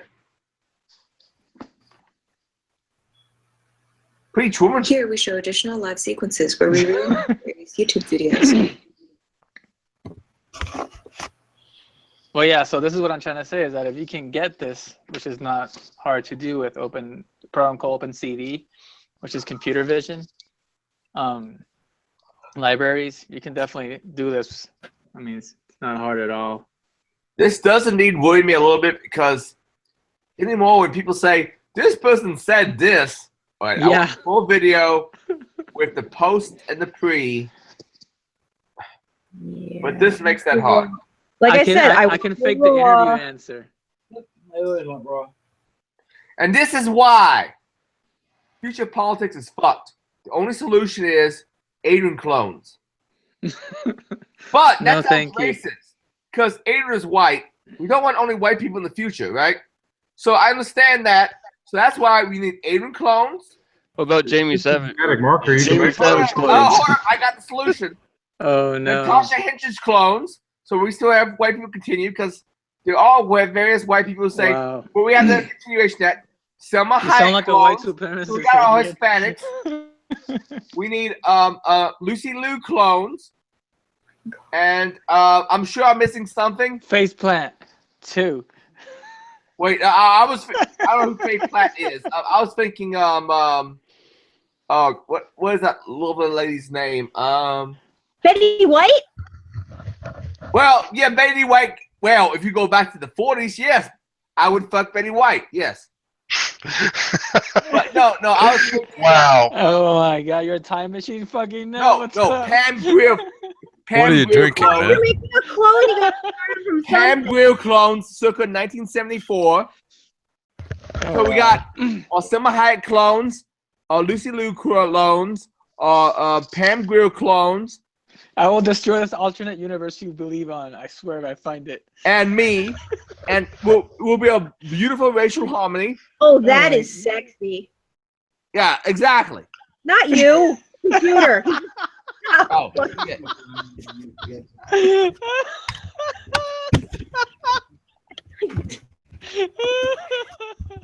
You look at it. Look at it. It's all pretty. It's all I'm purple. trying for diversity. I really am. What is that thing of science? Oh, he's building the computer for the kid.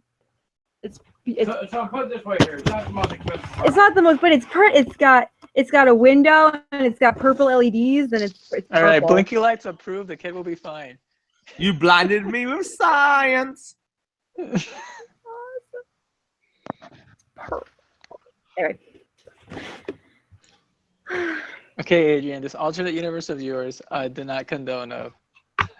What is wrong with my alternate universe? My alternate universe is very diverse.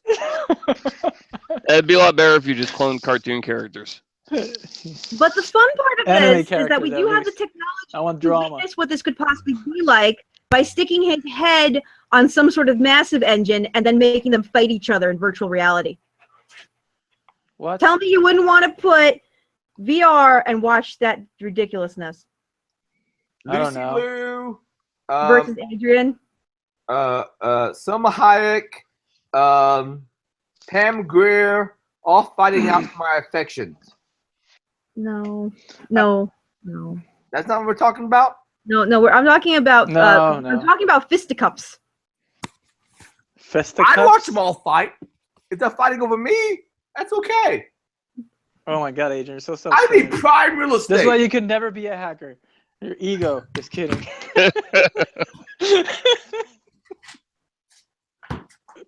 I'd be fine with all those women fighting over my affection. That's Oh my all god. good.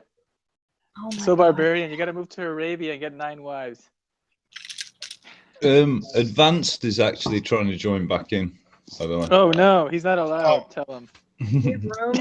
Well, I'll go ahead and drop out because I'm like No. nodding off here. Come on, no. First come, first serve. I apologize for 80. Who is this great person? Hang John. on. Where's John? You there, John? Guys, have a good night. He's getting a beer anyway, but yeah. Hang on, I'll let him know the space. Advance the spaceman. Come on, who Jack. can join back in? We need you. So the limit is 9 people grand total in Google Hangouts. Yeah, this is limiting. I feel not cool. Why don't we switch to like Discord or something like Can't that? you up that number? You can up that number, can't you? Can you? Yeah, can't you? Can't you tell you can have more people? As I've been in Hangouts with like 14 before. You probably have to pay for it now. Oh yeah, that's right. They changed The shit. G Suite. G Suite. Maybe that might be what it was. G Suite sounds just disturbing. I know. That's what they call it. The Google Suite for at web. Oh, G, you're sweet. Go G Suite. I'm not calling you out, Adrian. Talk about it later. Why didn't they? You know, they should just gone all the way and called it the G Spot. Well, only you know about that. For sure.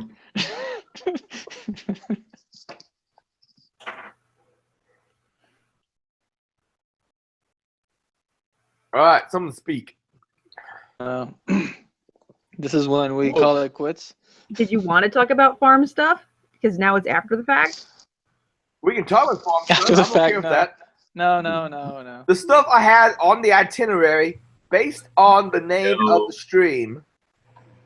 Oh crap! Now I got to even find the name of the stream now. That's how bad this is.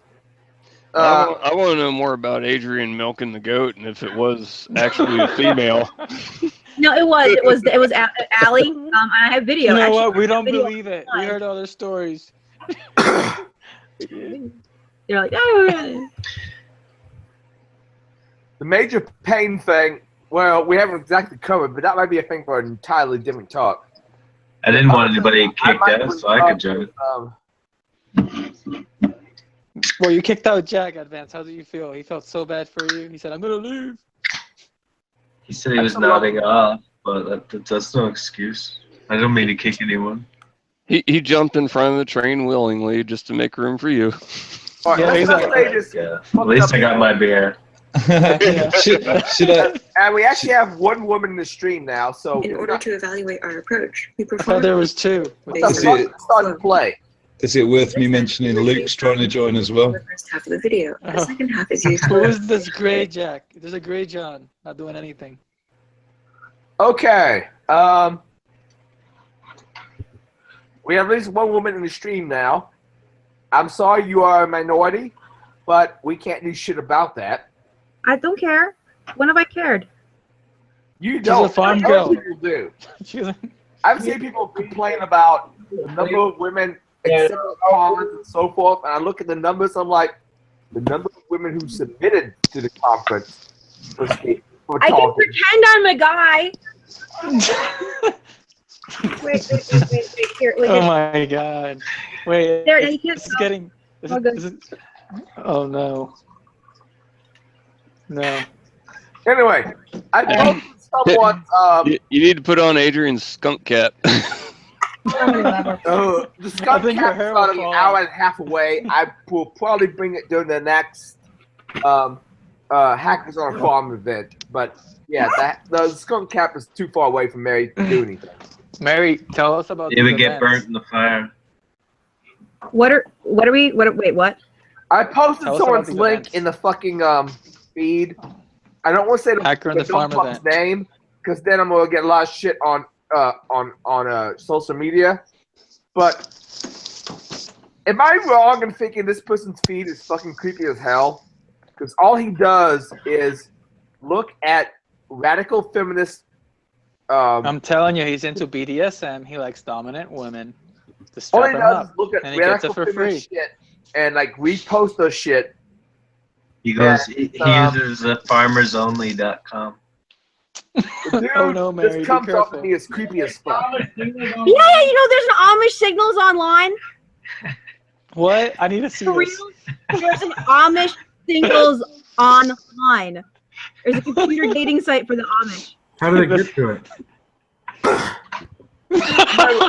By the way, why are all the most creepy men online? They send regular mail. Somebody types it in. Oh, you guys, by the way, if the number is still online next week, I have a special telephone number. We can phone some scammers up next week. Oh, that sounds like fun. Yeehaw. And- Can we convince them to connect? We connect up to them. Yeah, Mary, well, look at this feed of this motherfucker. basically, the backstory is I found it really difficult to get hold of scammers' numbers, which sounds really stupid because they What? obviously, yeah. So anyway, Just sign up for a go. Do this. Go to a fake website, make a fake Google account. Well, for security research purposes, not totally fake, just so you can do the Google bounty thing and not mess up your real account. And then use that phone number to test the security in Google to put it up in all these places and just sign up for everything. Man, you get like 20 scammers in 20 minutes Oh mate, I for could tell you- security purposes.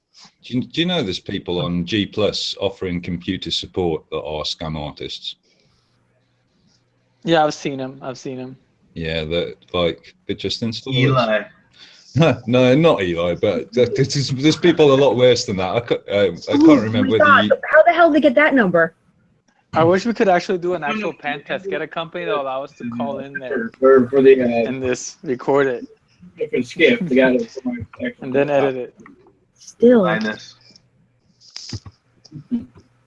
I'm sitting here like, yeah. Right. I'm gonna go back to the I don't asshole for a bit. I posted some of those things in the YouTube feed. Look at the person who I posted. The dude seems like a fucked up sycophant. Anytime Do I want to look look at anything on Twitter, he compliments it. He's come after me to my work before about some woman complaining about anything I said. The dude seems like a sycophant who wants to fuck. She wants to be in and around your mouth. Adrian, Yes. remember, this is gonna be recorded, and he can use this against you. This is actively like going in your workplace.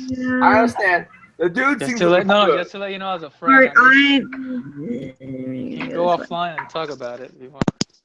Yeah, we can unpublic the chat. Time out. Yeah. This dude seems like such a fucking perv to me. He used to have a public list of what is it? Women who he finds interesting in InfoSec. All he What? does is republish. Say it again. Women what? Women in InfoSec. He republishes every single thing when anybody complains about anything, and he like compliments and he adds on, and He seems like he's someone who's really interested in getting laid by any means necessary. Is it just like extreme white knighting? Yeah, he's probably an expo whore. I posted the links, Mary. You can go look for yourself. I don't want to look. Let's Sorry, do the Mary, you expo gotta whore look. investigation. Sorry, Mary. Wait, You are an independent study. You have to look, Mary. All right. We are forcing you. The patriarchy is forcing you. The patriarchy. You're in charge of the patriarchy. It's For like science? Science. But you're just so y'all know, I giving think her a Mary is in charge squeegee of the or something. patriarchy because women are better at juggling multiple things at the same time. So I figured patriarchy needs people that can juggle things at the same time. So I put Mary in charge of it. I used to be in charge of the infosec patriarchy, but I gave it to Mary because I figured she could do the job better than I am. I can. No, Adrian's drunk, so he's on repeat. That's what happens. The Alzheimer's kicks in. Well, I am old, so that might be. Do you have drunkenheimer? You basically I repeat was yourself drunk when you're drunk. The day my mom. Drunkenheimer. Yeah, got out of drunkenheimer. 33 RPM. I forgot what I was supposed to remember. It's like, and do you remember yesterday what we did? I'm like, you told me 5 times already, Adrian. As long as Adrian doesn't start saying that one time at band camp. I don't see anything necessarily bad yet. It's just he's just reposting what others have tweeted. I remember 2 days after the day before yesterday. That is this gentleman's major thing. He retweets. Retreats? Retweets. Retreats when he retweets because Under hopes of retweets getting social proclamations. Proclamations? Social proclamations. One of you motherfuckers can tell me the name. It's okay to puke. It's okay to puke. Oh no, it's not. It's not fun to puke. Man, I can't puke. I'm not I hate planning it. to puke. So, what's the worst experience you guys have ever had of puking? My chest Nobody ever plans compressing. to puke, Adrian. Oh wait! We're gonna tell puking stories. Hey, honey. Yeah, go on. Oh no. This is the. All right, Mary. This is getting real. Pretty See what you did? I'm leaving. I'm going to take control of this. We're going to do this like the ham radios. Mary, leaving. you're up. I'm waiting All for the right, story now. What do you got? Because we've had a couple. Worse that I've been puking. Or no, worst puke story that we got. We're both puking. Were you pregnant, Mary, when this happened? Would you like to? And someone gave me some baby drum. Go ahead and tell us then. I remember that. It's a fantastic. No. Drum You're sucks. not the wedding one? Which one? I was thinking of, I was trying to sober up. We're at a party, Halloween party, like catty corner from our apartment. Oh God, yeah. And like, to the point that it's like walk across the street, I'm home. Matt, and I love you. Oh so no. I'm sitting here drinking, and I sat there and tried to sober up. Went to water. Fast. Someone handed me a tall glass of Everclear. I didn't realize it until after the glass was empty. That involved a lot of throwing up. And then I went to the car to get my keys so I could get in the apartment because I was like, fuck this, I'm going home. And everyone else thought I was going to drive from the passenger side of my car or truck. What was it that you were drinking? I think the best one was still when he puked over his shorts at his bachelor party. That one was trying. I go, hey, pull up the car. I got to throw up. No, dude, you really don't have to puke. Trust me, I got to throw up. Pull over the car. You're good. You see, mine are better because they have to do with when you're doing CPR and you're giving breaths, make sure you're not blowing into their stomach because you're going to eat whatever they ate last. You got to make sure the tube goes in the right hole. Oh yeah, God, the GI bleed. Oh, that's not really puking, but that was pretty gross. Okay, next. I think the worst is worst I've had was I was in Italy and we were drinking grappa, we were drinking like beer, and then at the end of the night somebody went and got a bottle of limoncello out of the fridge, and I was like, oh, limoncello, this stuff's really nice, and obviously just started necking the limoncello, and after a while started to feel a little bit sick, so I went to the toilet. And the limoncello came out through my nose, and I'm telling you, it is the worst feeling ever. It's a lemon liqueur, and it's like the most violently acidic stuff you could ever have. It does not sound pleasant, my friend. Oh no, it wasn't That's very all nice. right. It wasn't very nice at all. We picked up this old guy back when I was doing the EMT stuff. That I guess he really wanted to go to the hospital, seeing how he pulled the catheter out at the end of his stuff without deflating the balloon. So we go pick him up from the nursing home on the psych ward, and it's a terrible nursing home. Nursing homes are shit places. If you ever wind up in one, just kill yourself. We have stories. But, so the whole ride. I can't even go tweet about that without someone wanting to knock down. Oh my Someone God! knocked Really? down my door last week because I tweeted some silly shit. What? Anyway, continue. Sorry. Continue. What did you tweet? Come on, you can't just leave us there. I was about to go to sleep, and I tweeted "Goodbye, cruel world." Enough people got worried that my friend who lives in the same town I do knocked down my door to check out my ass. Well, that's good. That's good. You have those friends though, because we lost someone not that long ago. Remember? But it is good. But damn, I have to replace the fucking wood around my door now. Adrian, I woke up and within 5 minutes somebody had told me about what had gone on, right? I'd literally just opened my eyes. I hadn't even had a cup of tea. And I was like, yeah. And we just put out some feelers just to make sure that you're okay, man. Well, thanks, folks. No worries. Next time we'll initiate the back doors, Adrian. Don't worry about it. We'll Hey, open all the just for the record, you will not hear about a suicide tip from my point unless you hear about the homicide event before it. Wait, I said it out loud, didn't I? Never mind. I didn't say anything. Forget it. Forget it all. And it's on the internet forever now. Well, shit. Hey, just remember everything we. Hey, remember, disclaimer, people out there. Everything we say here is for entertainment purposes. Take it as it is. Do it what you want. We're not responsible for what you think. Exactly. And we're all named Adrian. No! My name's Adrian. My name's John. John Green. Yeah, he's the real John Green. John Jacob Hammersmith. I used to work at NASA. This is the internet, believe it or not. The real John Green. Please say it. Yeah. I have said nothing Green. about anybody's John Green. underage anuses. So, no, I did not say any of this shit. I like all my women above puberty. All right. And and well above the age of consent. That's all I'm saying. Because we can't understand you, Adrian. I'm saying all the women I've ever been attracted to ever have been past puberty. Well past the Myurinopolis, the Lena Dunham, or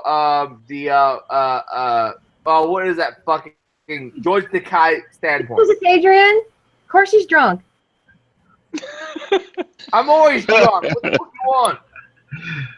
Adrian has his servant serve him alcohol. I have no control. This is why I said I have no. She only has control over me when I'm near Bloomington, Indiana. Let's She has see. some control over me at least. Let's see your servant, Ray. Oh no. Continue. So Adrian, show us your mead. Show us your mead. What you got today? I have no mead today, unfortunately. Well, no, I'm bullshitting you. Fuck it. No, I got mead today. Hold on. Wait, should we make a What kind of mead? Because you're only an hour south. I can hop in the truck right now. You won't get here in time before I pass out. So don't lock the I door. have it. I can bring the Halligan. You know, I don't need you to be awake. Please don't. My door needs enough repair. Yeah, we got a K12 on 95. Just bring the truck. My door His door's fucking broken. enough as You it can is, walk Mary. right I know in, you have a Mary. Halligan. I know you can get through my door. Let's not prove it. But Yeah, we double dare you, Mary. Film it live. I like the doors. I like the doors. I like Hey, the doors got one too. you can laugh with. Riders of the storm. The board sits there and goes, we need to make sure we lock the door of the office, the fire station. All right, this is the meat I have currently. Hold on, we're checking out Adrian Mead. Okay. This is kill all the golfers. You can't see in the current light that I have in my room, but kill all the golfers. Essentially, You look like a rabbi. What is the term? What is the At term night. for half tea, half lemonade? It is essentially an Arnold Palmer mead. Huh. Oh God, that sounds delicious. It is good. It is. Bean Nectar makes it. Bean And it is nectar. indeed very good. You're like this fuzzy. No, he's worse. Look at him. So Twice fuzzy. as much. Like twice as fuzzy. It's so fuzzy. So fluffy. I'm turning off my cam. Fuzzy Yes, illogic. I am currently drinking Kill All the Golfers mead from Bean Nectar Meadery, and it is How much essentially a alcohol version content of does Arnold that have? Palmer. Let's engage in a story. If you know what Arnold Palmer is, it's essentially a half iced tea, Yeah. half lemonade. Is it around like 12% or so, or what? No. Arnold Palmer is just iced tea and lemonade. It's just that's the flavor. Yeah, that, this that one's only 6%. It's not that strong. 60%? Yeah. You said No. 6%. I drank other shit before this, motherfuckers. I would hope 60%? so. Wow. Jeez, my cheap rock gut nasty beer is more than 6%. So. Yeah, my My kombucha gets me more drunk 7. than that. Yeah, Bean Nectar stuff is the best stuff is mostly mellow which are fruit juices and honey and fermentation. But Kill All the Golfers is essentially their version of Arnold Palmer, and Arnold Palmer is mostly tea and lemonade. What did you say? Pee? Did you just say pee? Okay, and Arnold Palmer is half iced tea, half lemonade. It was invented by Arnold Palmer, the golfer, who also designed golf. Mary is my pseudo sister for this conversation. She will correct all my bullshit that I say because she is she's your bullshit meter. especially when I am drunk. Probably. That's a big why I'm here. responsibility. I mean, Mary, that's a lot I of give knowledge. you all my Mary. responsibility. Mary, I salute you are you. my agent for this. Mary, There's been please help my 5 ass out. full face palms. The face palms. I've seen the face palms. I see them. The little. That's what I was telling Andrew, Adrian. Like face palm 1, 2. You can see her like literally face palm. Mary has to face palm for me probably daily, but I love Daily? Mary. How Mary's about my buddy. How about? Mary is my sister from another mister. And considering my dad was shit, that's saying a lot. Wait, I revealed too much there. Mary, All right, it's on YouTube stream. I love you and Matt dearly.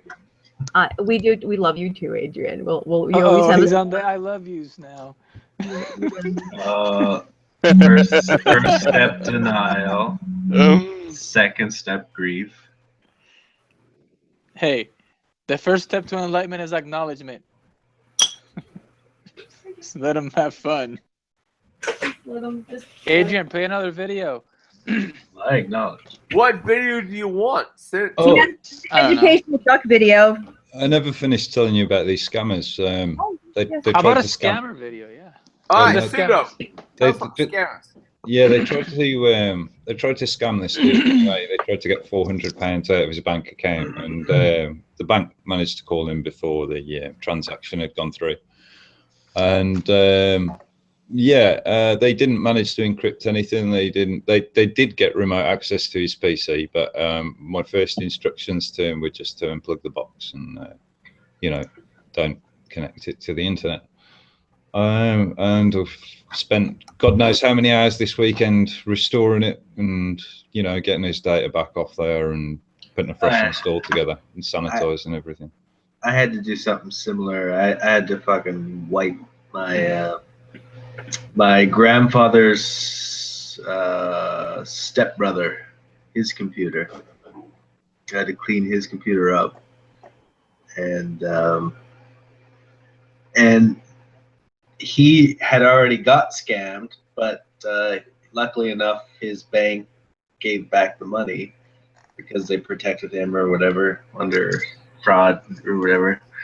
So that was good. Yeah, in fraud we really trust. sucks. In fraud we trust.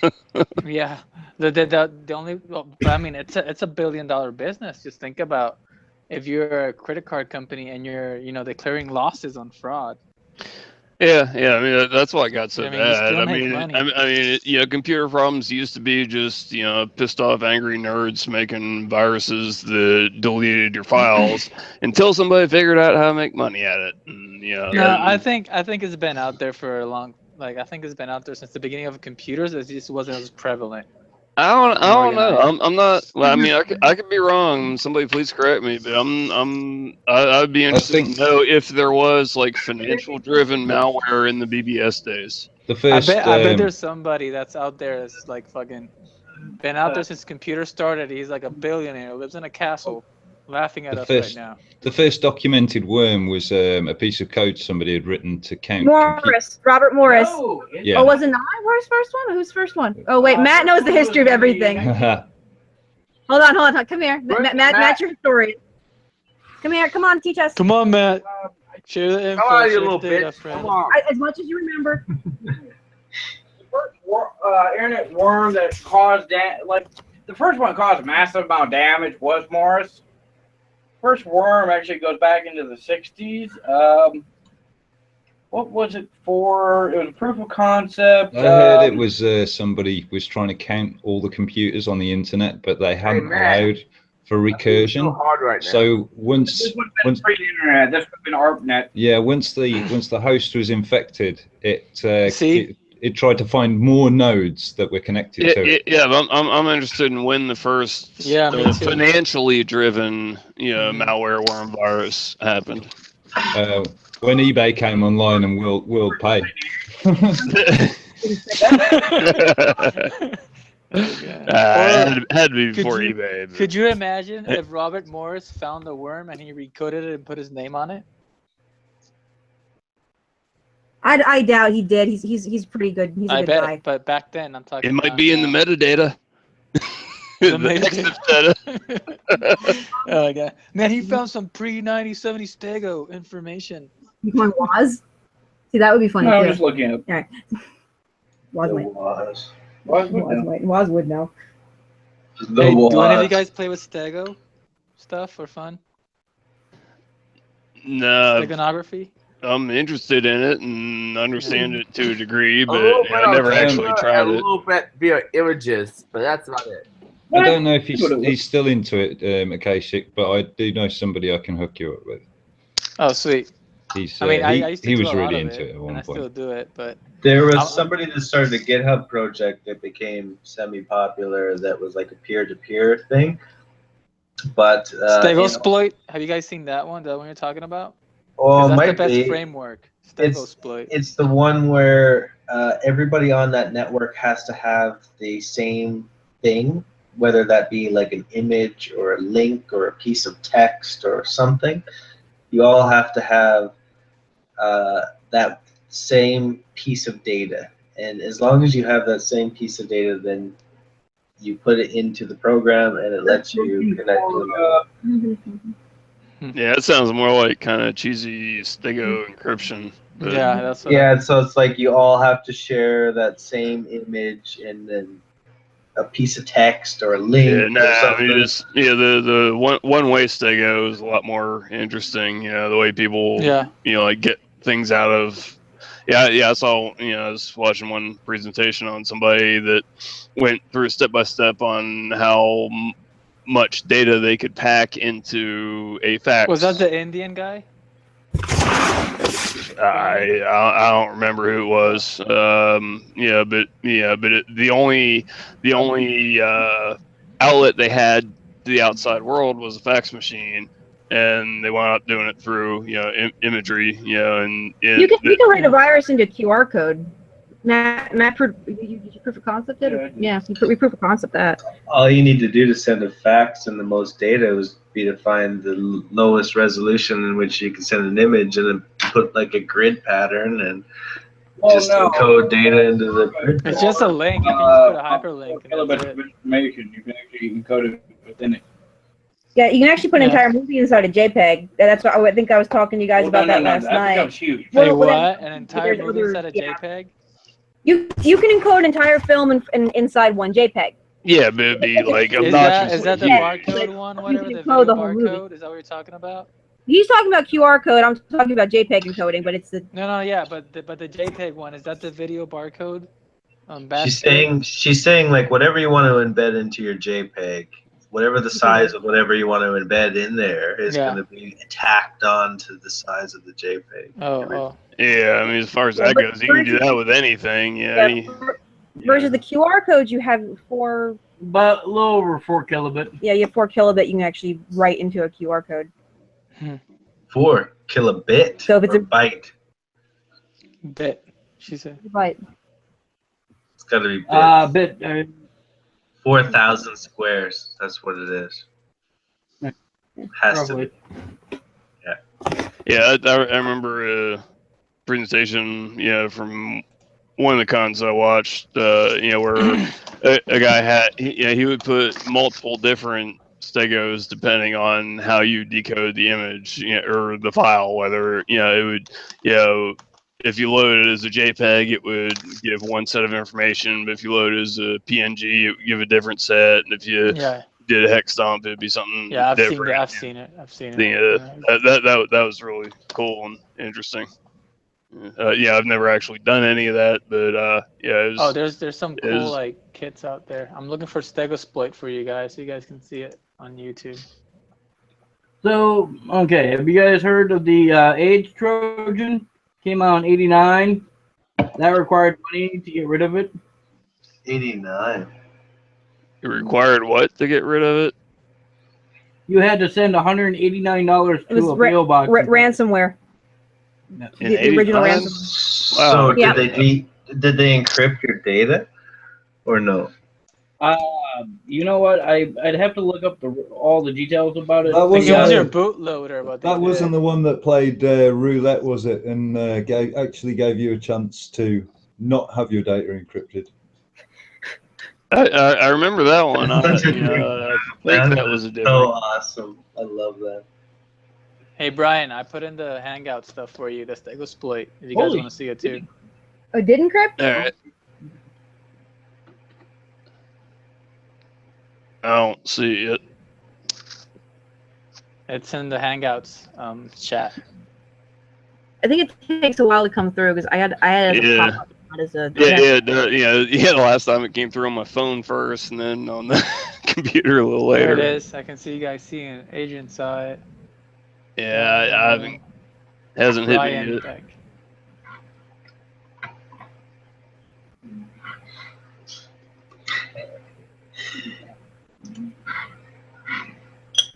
But if you guys look at the design of last year, of the GTFO, do you guys know about that? The Alchemist Owl.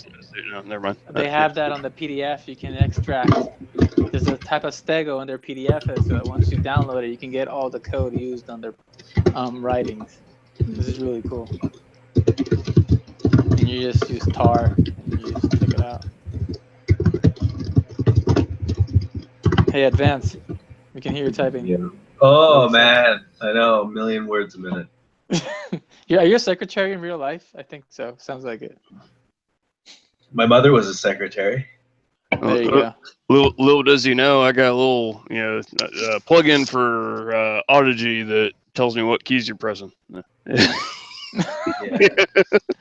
I didn't tell you the model of my laptop. We don't Yeah, need you- to because you can just. Yeah, you put did. It was to a the long list. time ago in another place in another thread. You just don't remember. Yeah, well, you have to be recording the wait. vibrations of my window from All right, half Advance. a Let's see. kilometer away. I predict he has a Dell machine or an HP. Just kidding. Don't degrade. I hacked into an NSA satellite and I got a laser mic on your window. Yeah. Yeah, that's what I'm talking about. Yeah, that's what. Yeah. Yo, A you laser guys, mic, really? if I am Or a muted when I photonic typed, beam, because that's no laser mic. It's out in space. Yeah, man. It's like giving him a chance. Laser mic. Sounds I'm fun, in though. this skylight, damn it. I'm in the sky, far, far away. He's With got a little $5 laser. He's got a perfectly horizontal skylight that I'm hitting. Trust me. He's bending light. His temperature in his room went up 12 degrees. Yeah, it's But- like that. But I'm using ultraviolet, so you can't see it. Yeah. It's like Yeah, and you can't do that. There's no rebounds with that. it's just Actually, like Leslie James does that. Bond. Man. Leslie Sorry, does go that talk every year at Gen Con. And I'm hoping to get on that panel where she basically goes from the year and picks like the worst TV and movie representations of hacking, and they just dissect the shit out of it. And It's there was like, one. Wait, I guess the MacGyver. I don't know. Did you see that clip that she posted? And I she's know like, what you're gonna say. yeah. Me? Advanced, yeah, go on. Oh no, sorry, I'm interrupting already.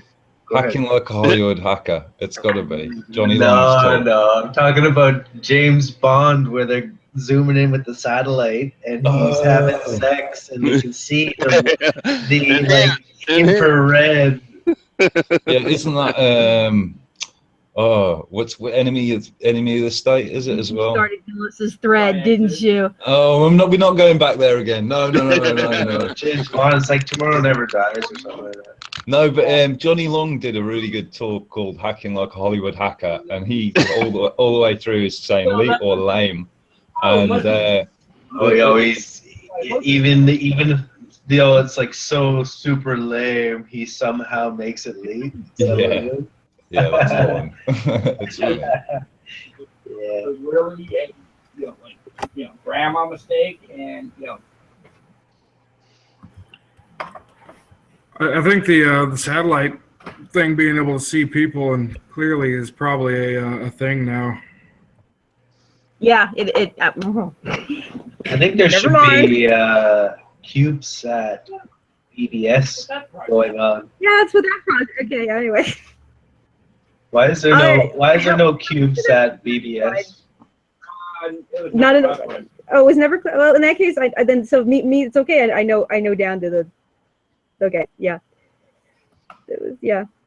I want CubeSat IRC. The answer is yes. The answer is yes. They can. CubeSat IRC. Yeah. What? Yes, they can. What? the guy that encoded the OS is in the room.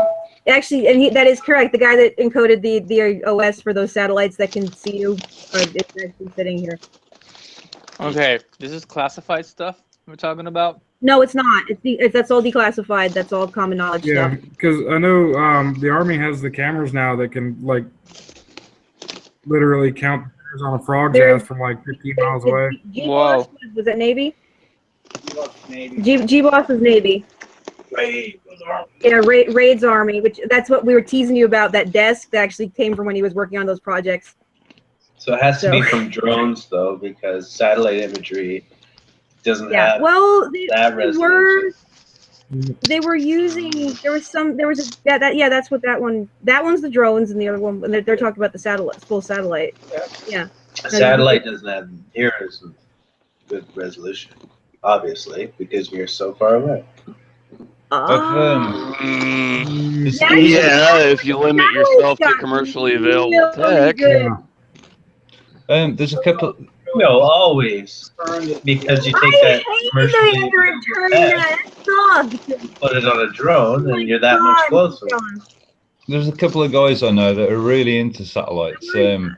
One from Corrosive One, I think he's actually got a YouTube channel. He tracks satellites. He's also using Wow. like the RTL dongle, so they listen out for stuff. Is he the guy that is he in Canada and had access to a television satellite and monitored space shuttle missions? No. It's this Okay. guy's. Yeah, Canada. This guy's just a random dude. I don't know whether he's from the States or whether he's from Canada. I shall try and find his YouTube channel for you. Hang on. Yeah, I mean the name sounded familiar, and and I'm familiar with that channel. But yeah, I've watched so many, and I remember you're a guy, maybe somebody else that, he used to work night shift at a TV station, I believe, in Canada, and he was able to just point one at one of the NASA satellites for the space shuttle missions, before they're encrypting anything, and it's just interesting, the footage that he got, and then comparing it to what some of the supposedly same footage that was broadcast, and then seeing what was changed, it was pretty interesting. On August 11, 2014, there was a article written saying that 2 months after Google Google and DigiGlobe lobbied the U.S. government relaxed restrictions to allow commercially available satellite imagery up to 20 centimeter resolution. Yeah. That means they can see your face. Yeah, but commercial. No, and the thing is, imagery, there's a ton of things up there that we can access right commercial. now. Yeah, we can go buy there's websites of satellite companies and shit like that where you can go buy the satellite imagery for $1,000. I know we do. Or you could just eBay a kit from China and for $10. In fact, Come over and we can put some shit together. you're probably in a good place to talk about that kind of stuff as well, because the mapping stuff. Oh yeah, well, I worked with drones and mapping for mines. Where they were building a mine and they had 100-kilometer power line section that they had to put in, and rather than get satellite imagery, we flew the 100-kilometer section, stitched it all together, all the imagery, and built a 3D model of the terrain to the power line engineers, and they could fucking place like lattice structures for the 3-phase power and all that on the 3D map. So it's almost like Red Alert at that point, where you just go like. Yeah, I mean, you got to figure. I mean, if a cheap ass consumer grade, couple $100 cell phone has a 14 megapixel camera, I mean, imagine what technology's out there if you've got government budgets. It's the ultimate snitch, and you buy it. All that you think it is. Yeah, that's true too. I don't know if they can hear you. Yeah, I'm so paranoid. I put electrical tape over my PCI slots. Oh wow. All right, well, here we go. I'm still repairing an HP UX 10.20. Holy crap! I have an 11.23 and 11.31 box here. No. He's talking about work. Yeah. Oh, okay. The problem is the machines they control. Do you know what 82K is? From HP? Like bandwidth? No, like 82K. Agilent.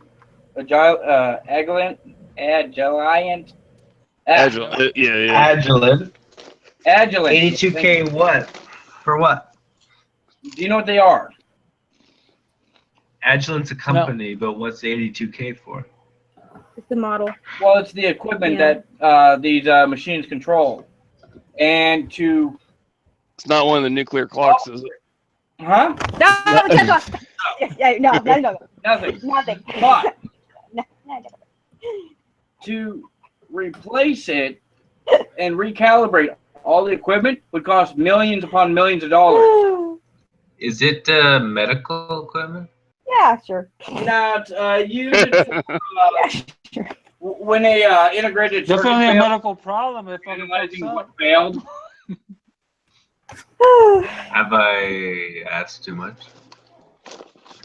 Yes, you screwed it for him. He's gonna get fired now. Never mind. Just don't say NTP. This is not the question you wanted to answer.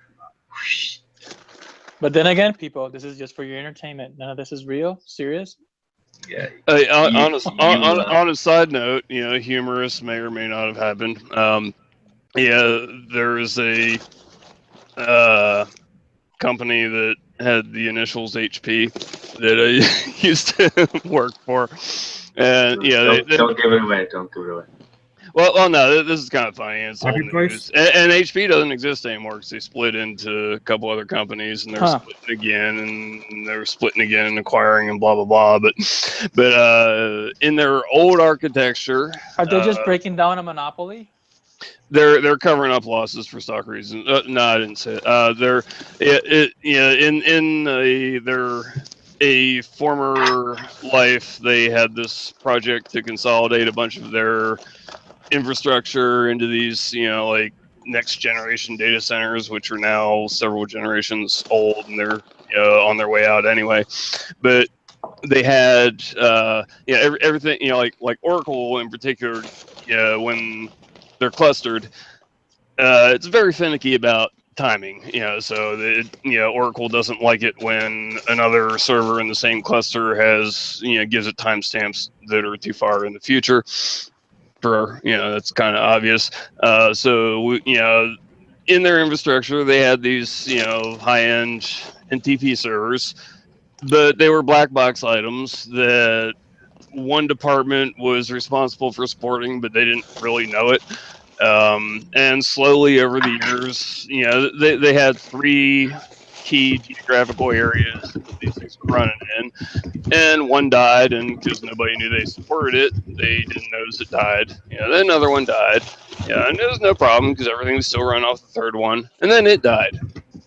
That was that was amusing.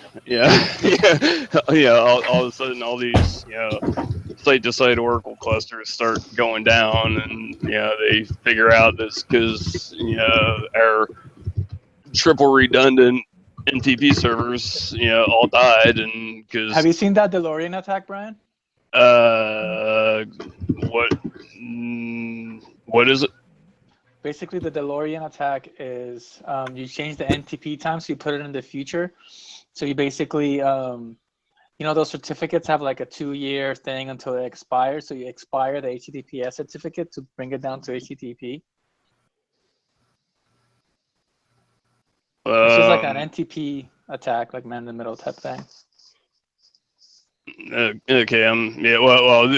These were the actual NTP servers that the servers themselves were using for their system time, which Oracle relied on. And I guess you could man in the middle of it, but it was a robust and segmented enough network. You'd have to be on the inside to man the middle of it, and it'd be kind of tough if all 3 were still working. But if you actually knew that, especially once you knew they were down to 1, then you could have man the middle of it. But that was an interesting escalation event when that happened. And the fallout from it was even funnier because the team that owned the black box equipment was getting blamed for it, and they're like, "Well, wait a minute! Nobody ever told us we're supposed to support these things. So, let's look at the contract. Well, the vendor's supposed to support it. Well, who's monitoring it? Well, somebody forgot to put that line in a contract somewhere, I guess. So it was completely unmonitored, and nobody noticed until 4 years later when it broke, when they all started breaking." Yeah, that can really get a lot of people pissed really quick. Yeah. That size. Just reboot. It's like when a company gives you a pager when they're not really out there, this is a 24/7 thing. You know what I mean? It's like you're like, yeah, here you go, and here you go, and you're gonna get, these are your IDs, this is everything, and this is your 2-way pager. Well, there's a total breakdown in communication because the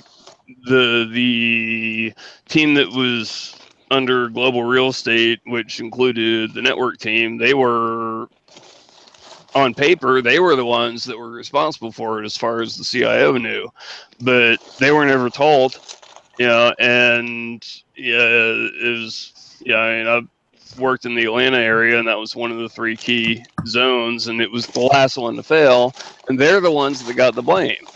Yeah, not the other 2 that failed before them. It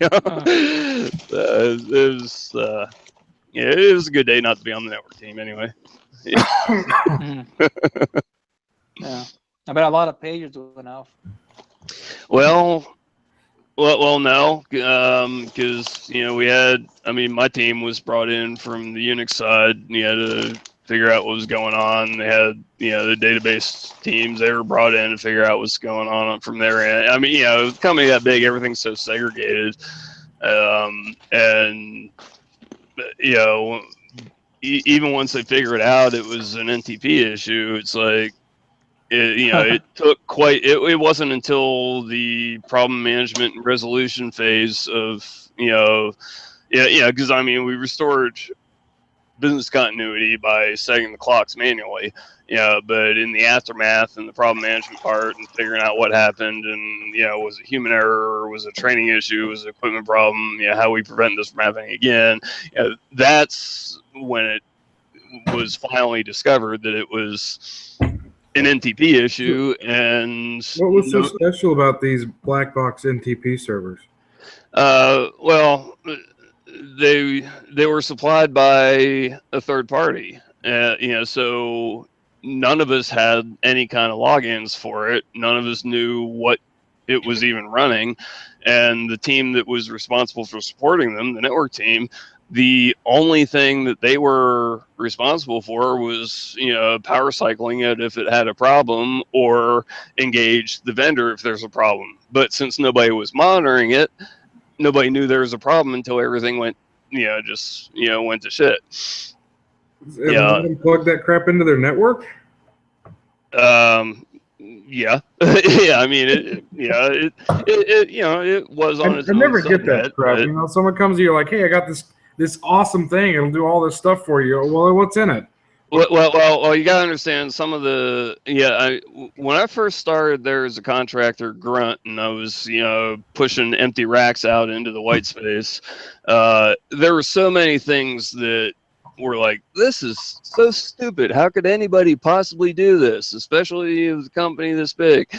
And it was probably about 2 years before all that made sense. We basically took a project that by all rights should have taken 7 years of planning and development and implementation to get it, from start to finish. But we didn't have 7 years, because 7 years, it wouldn't have been worth doing. We had to do it in 3. So we did it in 3, knowing there'd be problems, knowing shortcuts had to be taken. We ironed out those problems as they went. And from a business standpoint, from an accounting perspective, that does make sense. But shit like this does happen when you do stuff like that. Would it not have been easier to just spin up some Linux NTP servers? Well, they didn't even know it was an NTP server problem until after the event happened and was resolved manually, and then the deep dive post-mortem started. I mean, that's the big difference between working in a small environment and an enterprise environment. I mean, all the processes and red tape you have to go through. Bureaucracy.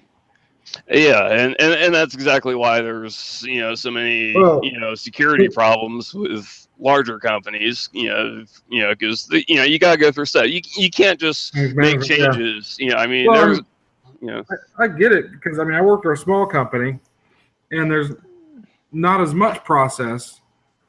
I mean, I feel like should be a happy medium, because I get upset because of the lack of process. But at the same time, people are like, oh, well, if you worked at this other company that most of them. Well, the happy medium is probably in some medium-sized company where they also found the right balance between process and implementation. Anything less than that, you're lacking process, and anything larger than that, you're overburdened with process that gets in the way. Yeah. Because I mean, a 300,000 person global company, you can't just make a change on a production environment, even if it's especially if it's upgrading Java on a web app, that's externally facing and revenue generating. Yeah, I mean, you can't do that. Yeah, you got to do it during downtime and all that other stuff. There's a specific path to production. You test it in the dev environment, and then the testing and integration staging environments, and if it passes all that, it can be pushed to production. But in that integration phase, you can't test everything. And some teams were better than others, or more equipped than others, or more funded than others to actually do reasonable testing before rolling into production. I can't tell you how many times we'd roll out a patch for the OS because that's what we're responsible for, and all of a sudden web apps break because they put their own symlink into a certain Java library, or not even Java, just any library, and they put in a static link and all this, and we broke it because we patched it, but they didn't put the link in right. They abused their privileges while it was in pre-production. They had root and they put in the link and it worked in production, but then 3 years later there's an update that happens to break one of their libraries. Yeah, that's my argument why developers shouldn't have freaking root privileges or admin. Yeah. Well, they didn't at HP. They don't at HP, and probably most large places, but they do before it hits production because they've got to install stuff. They've got to. Even in development, they shouldn't have it. It depends. It depends how all the jobs are segregated.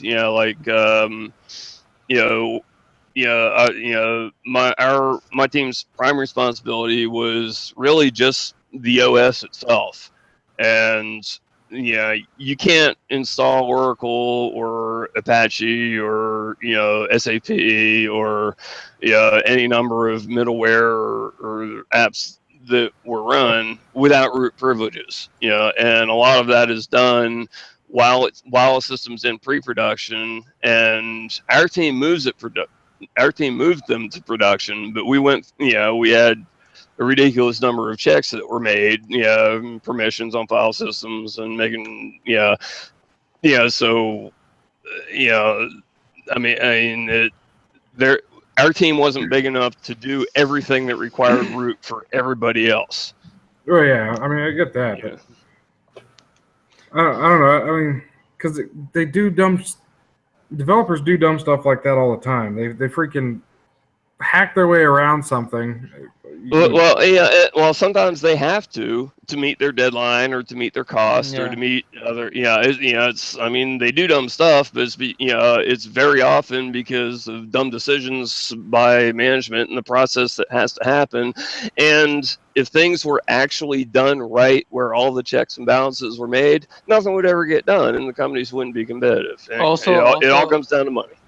Also, another problem is when they bring external experts on certain tasks for that project, they may come in there, tweak things for them, and leave the ports open.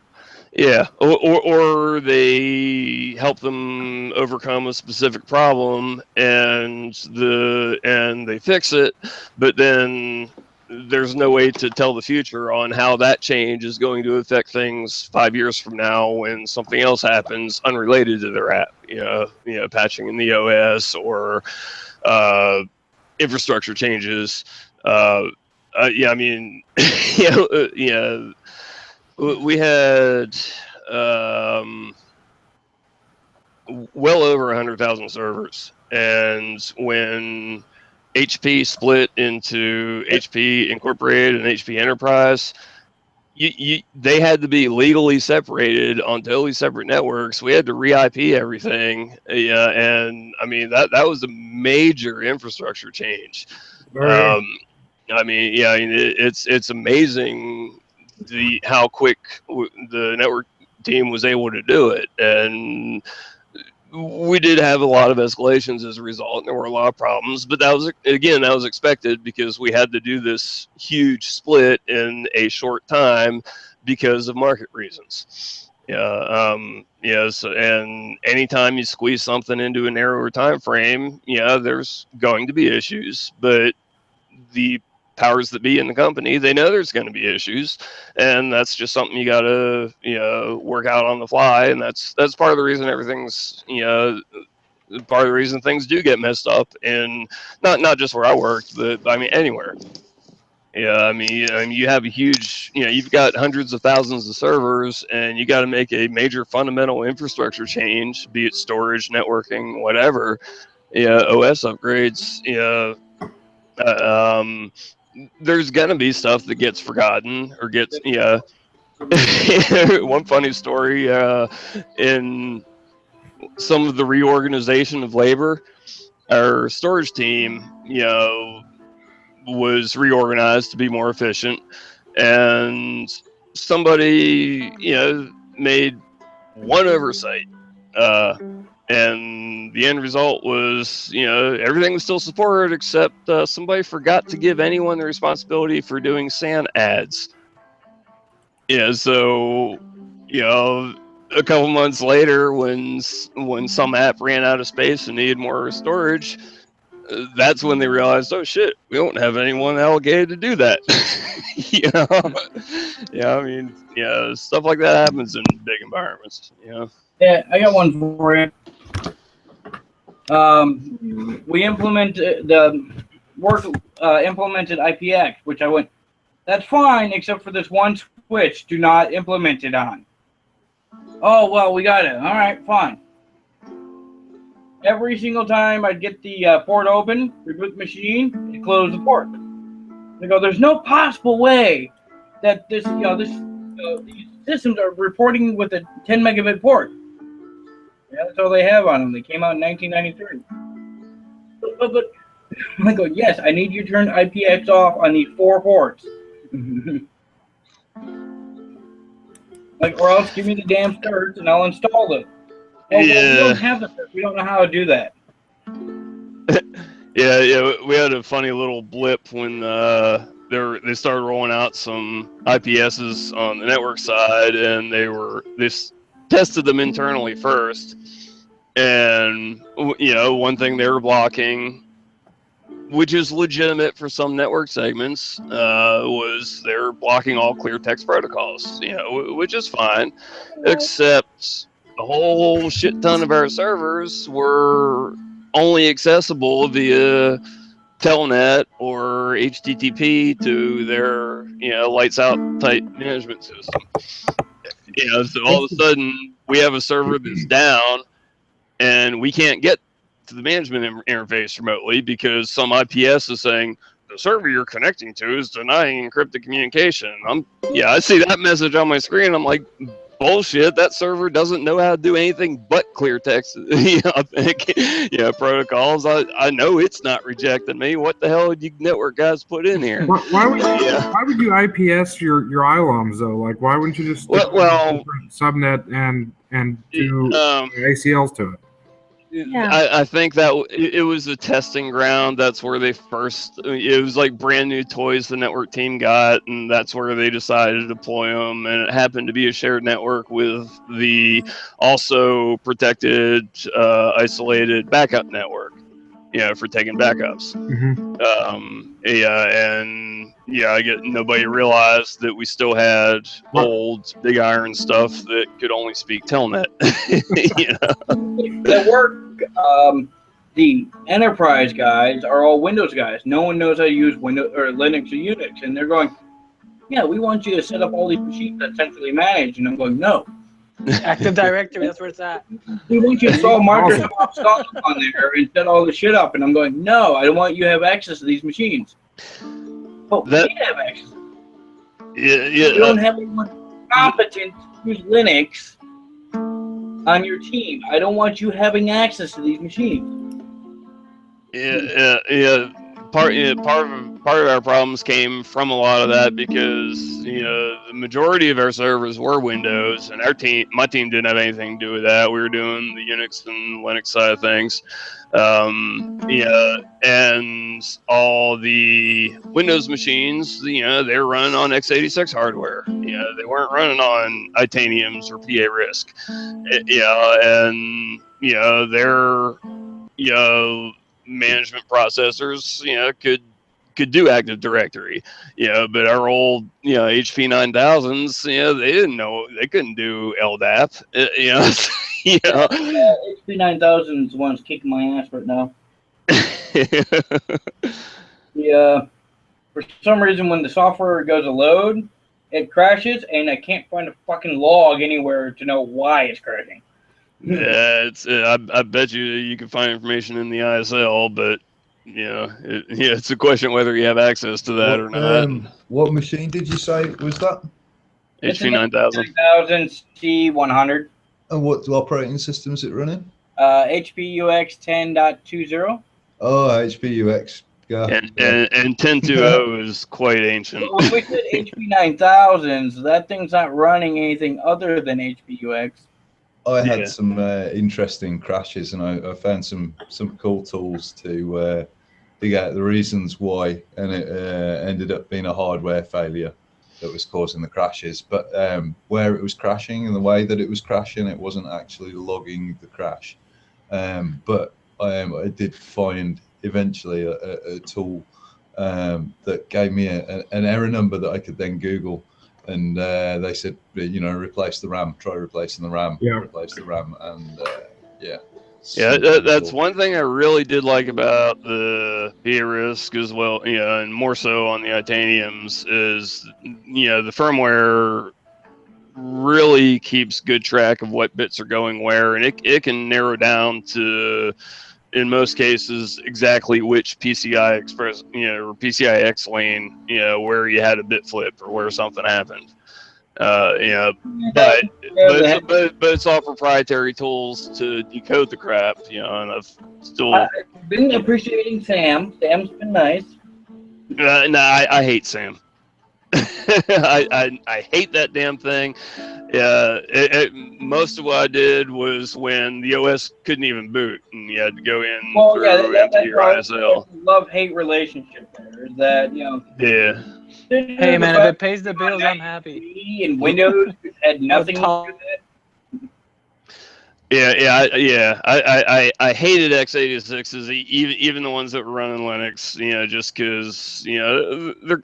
They call them servers, but they're just glorified desktops, at least to that time. They're getting a lot better now.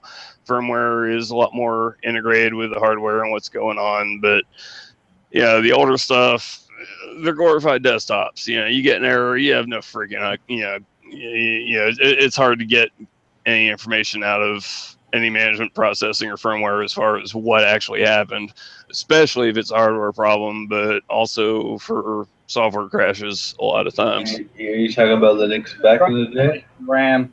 I was really excited that I got it upgraded to 256 megs of RAM. Yeah, when we first, our team was. I remember buying my very first. Right now it's up to 512. And I went from 4 megabytes to 8 megabytes on my first PC.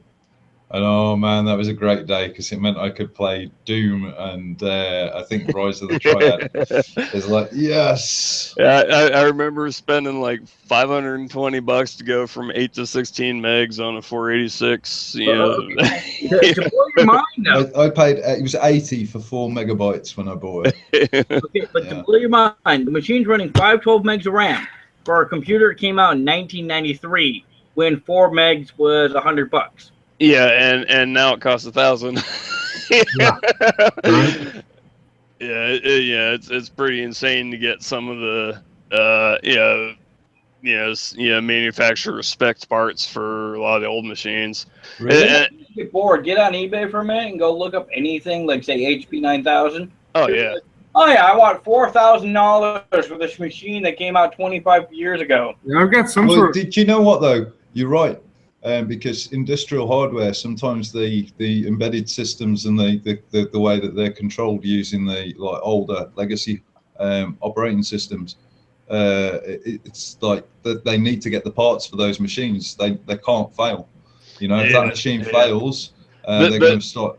Yeah. Sometimes you can still find deals. I mean, I you know, when I got on the Unix team, you know, when I upgraded from a contractor grunt to a full-time employee and got my dream job on the Unix team, I started hitting eBay, you know, looking for titaniums and I got a couple over the years that usually they either came from people that really didn't know what they had or what they, you know, I mean, if you look for a fully functioning machine or you look for a working pull of a certain part, you're going to pay through the nose. But, if you look, I mean, and you can't really do this for business, but I don't know what to do. You're good. I mean, for personal use, I mean, I got a couple of HBUX workstations, you know, to actually I brought them into the office and wired them into the internal network and lit them up off their Ignite servers. So I was running the same versions that were out there, and they were like my practice machines, so I could try shit to see if it would work before hitting the production machines. But I got some real good deals on some, but. Yeah, but if you're a business and you need part number AB 545-69001, 2 gig stick of RAM, it's like DDR2, PC2 3200 RAM with error correcting, and they're wanting $500 a stick. You'll get it. I've got a Gateway E5400 with that's x86 hardware though. It's a different ball game when you get into the anything proprietary. The PA RISC, Titanium, the AIX, IBM stuff, or the SunSpark. You got MIPS, SGI. Anyone still using SGI? HP actually bought a SGI recently. There's still visual effects companies out there that have like really, really old Flames and Fusion. Hey, we got them at work. Studios. I had an Indigo at one point. We did too. We had a whole bedroom full of Indigos and Polaris and everything. What wasn't? Oh no, that wasn't SGI. We had SGI and Polaris and Indigos, and we had a whole bedroom full. We threw one off a deck and videotaped it in slow motion for a college project. I remember you saying, mentioned Hollywood before, and it just popped to mind was a substantial chunk of the rendering of the Titanic movie was done on old deck alphas. Yep. I've had a couple of them over the years too. Well, they were you out there? No. Just history-wise. Yeah, and the decks, the deck alphas always had a special place in my heart. Back from the old days when I was doing SETI at home, and like the consumer models for P200s, and Alpha had their the EV5 700 megahertz. It was like, wow, 700 megahertz. And they just completely kicked ass at floating point over the the SETI at home specs were just off the charts compared to anything you could get from the x86 side. And except for ARM. Yeah. Did. But the last place I was, we were all our storage was Isilon, so I actually got lucky and got EMC training, which was fun. But we had storage. And storage side, we were Isilon, and then I had the robot. My job was to run the robot. Storage, there's a interesting failure that a certain company had with some of their storage arrays.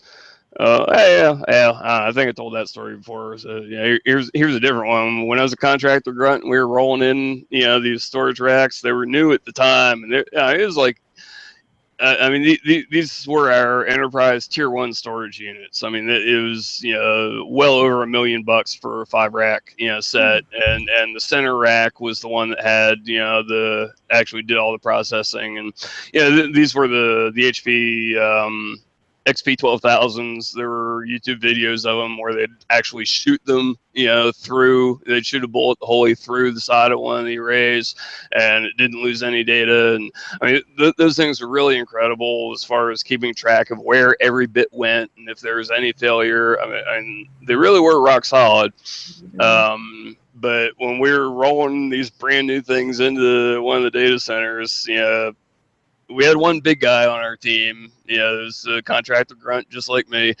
And I always call him Larry the Cable Guy because he's, about that build and, kind of, pretty much a country hick. And all the rest of us were teaming up 2 or 3 people to push these things up the ramps to get them into the raised floor area. And he got tired of waiting and decided he'd get a run at it and push it up himself because he's a big guy. And he starts pushing the thing, gets up a little momentum, hits the ramp, and that's when we discovered the ramps weren't all that strong. He busted through a floor tile on the ramp, and this $1 million this $1 million rack just went, flopped over, slammed onto the ground.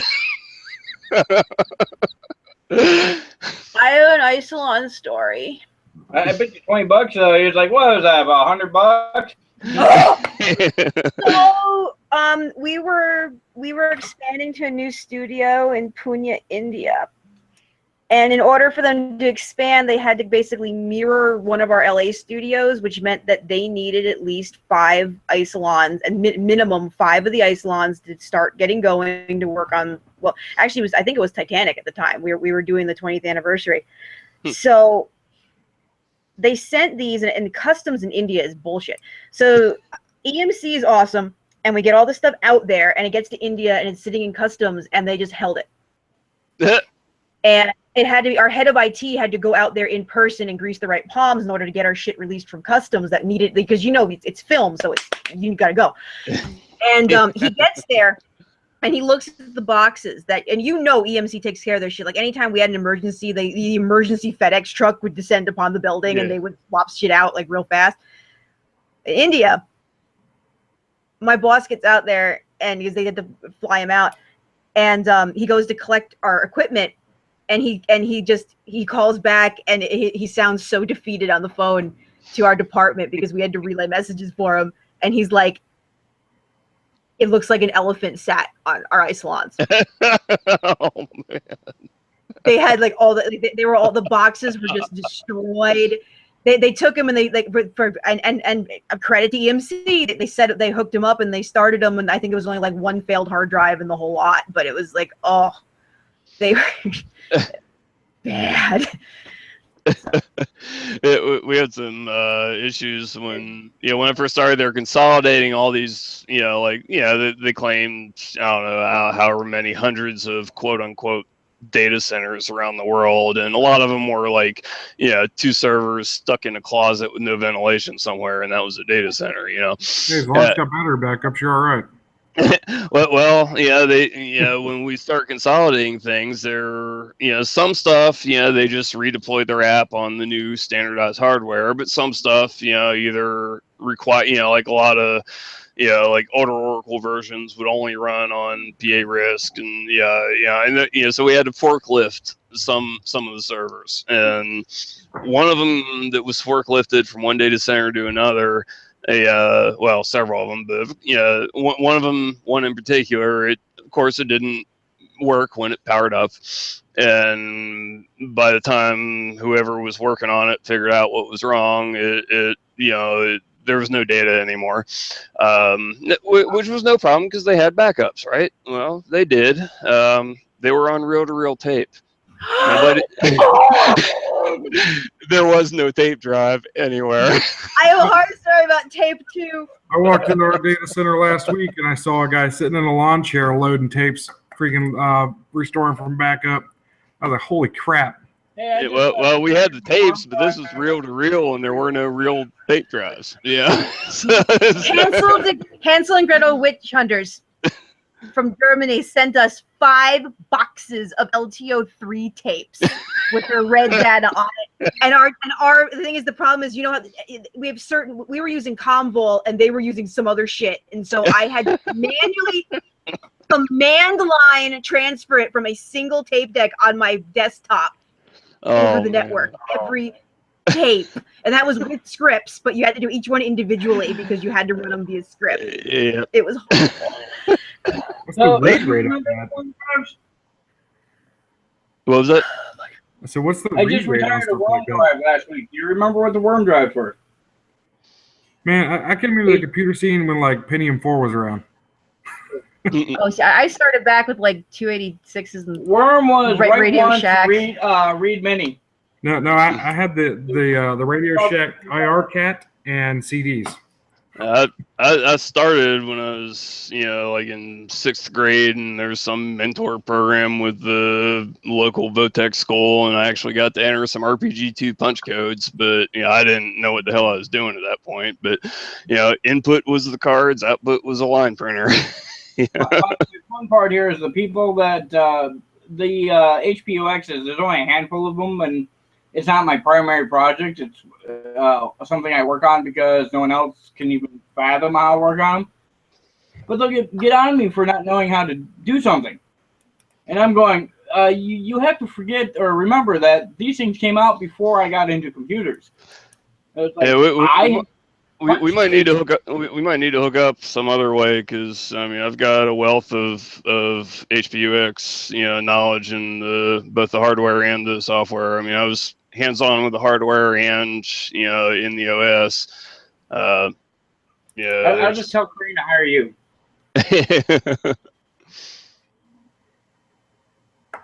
I mean, I'm in Atlanta, and you know, I've still got a bunch of tools they used to use. We used to live down there. We liked Atlanta. Yeah, I'm out in the outskirts. You know, I haven't liked performance vehicles, so I moved to a non-emission county. So I applied for a job in Atlanta, but they didn't want to pay me. We lived literally like in the circle. Yeah, barely. But the funnier part here is where we lived. Pretty much everyone except us had an acre of yard, because there was a hidden neighborhood that no one knew was there. Where were you? Claremont. Do you know where Buford Highway and Claremont meet?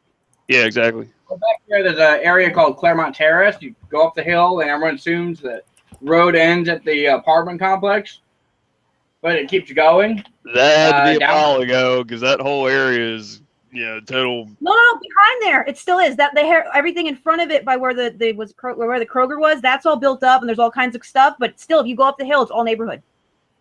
It's still this one big neighborhood.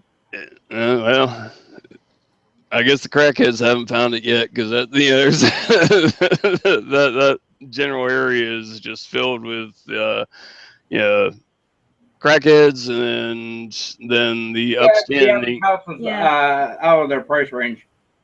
Okay. The upstanding population around there, they're mostly Vietnamese. You know, in fact, you know, It's side of the highway. If you're on there's that split by Kroger. So if Kroger's here, if you're on the Claremont Terrace side, go this way. It's upscale. But if you go the other way, then yeah, that's all crowded. Okay. Okay. Yeah, I know what you're talking about. I haven't been to the upscale side though. So. Now, if you're up on the if you're like in the Kroger parking lot, pull on the Claremont Terrace, go across Claremont up the hill, and then I'll go down a hill, and there'll be a whole neighborhood back there. Actually, my moonshine dealer lives back there. Yeah, the first bank account I opened in Atlanta when I moved down here, bailed out of college to start a band and moved down here, and I was like 18, and they opened a bank account and was pissed off when the check didn't clear soon enough or something, and slammed open the door, and it was called Decatur Federal at that point, and my hand slipped off the door jamb, the door push bar on their push open door, and I hit the glass and busted their window. And I'm like this, angry 18-year-old kid, wearing all black, and this, guy bank, monkey comes out wearing his, suit and tie, and he's all like timid. He's like, excuse me, sir,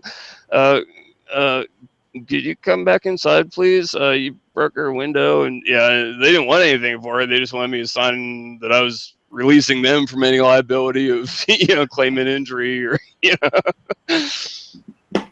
I remember I had to do some computer work when I lived in Savannah for a bunch of banks, Wachovia. And I sat there and, I went to a bunch of different branches, and I had the passwords, everything, in my pocket. But I'd walk up and go, hi, I'm here to do your computer work. Oh, okay, well, here's the keys to the bank. You finish by 6 a.m. Never ask for ID. Here's a list of passwords, all sorts of shit. And I'm like, okay. And like after the third bank, at the time I actually banked with them. So after the third bank that did this, We stopped banking. I said to them, hey, I need to close my account while I'm here.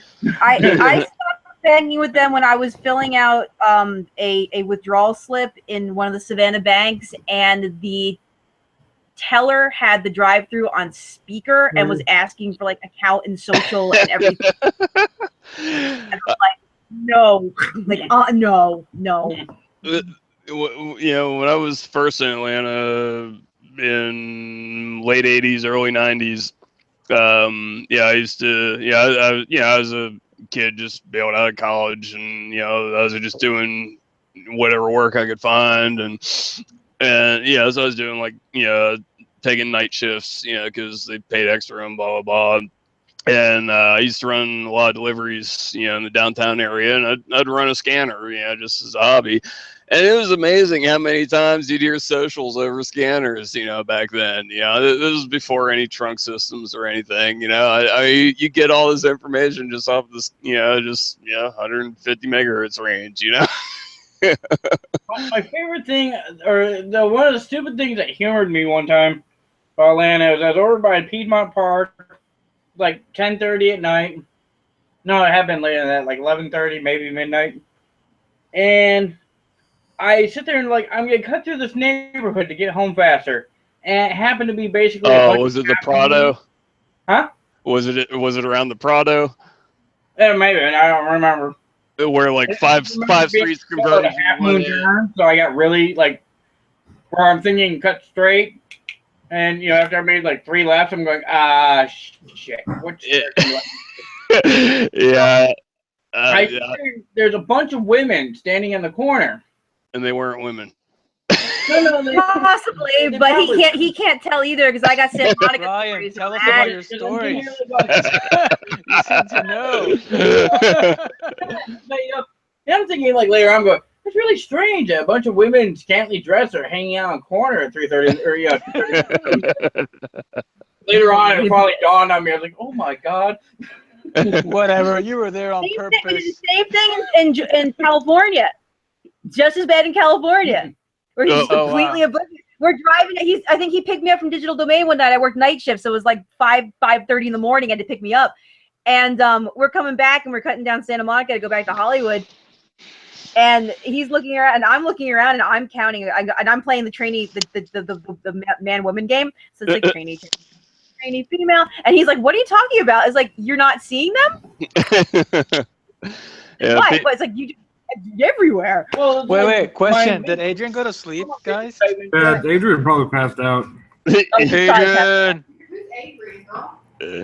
His microphone's off. Okay, I turned it off just in case he starts talking in his sleep again. Piedmont Park, though. I mean, there's one of the first jobs I had as an 18-year-old kid down there. I was delivering newspapers, and like 3 in the morning. And one of their depots, was it bordered the north side of the northwest side of Piedmont Park. Down a little back street, and Piedmont Park's nothing but gays around there, especially at night. It was they're excellent dog parents, because we had a couple of adoptions there when we were at the rescue in Atlanta. Yeah, I don't have anything against them, but the ones that were out at 3 a.m. were more the gay male prostitutes. Yeah, and they were always cruising around. So I mean, until you actually pull into the paper depot, they're looking at you as like a potential customer. It's even the guy that trained me on the first route I had around there. I can't tell you how many times he had to yell out the window, "I'm not the one." Yeah. I still remember how excited at Hope a couple years ago.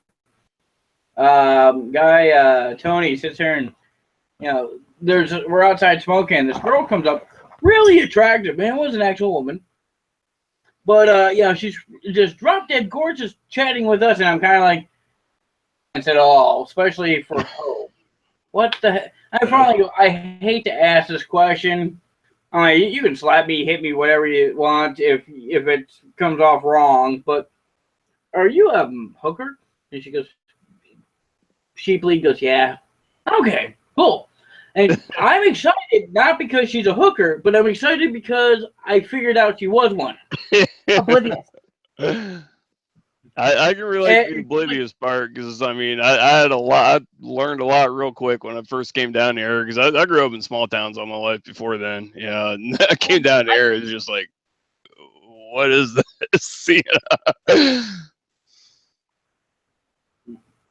So where are you from?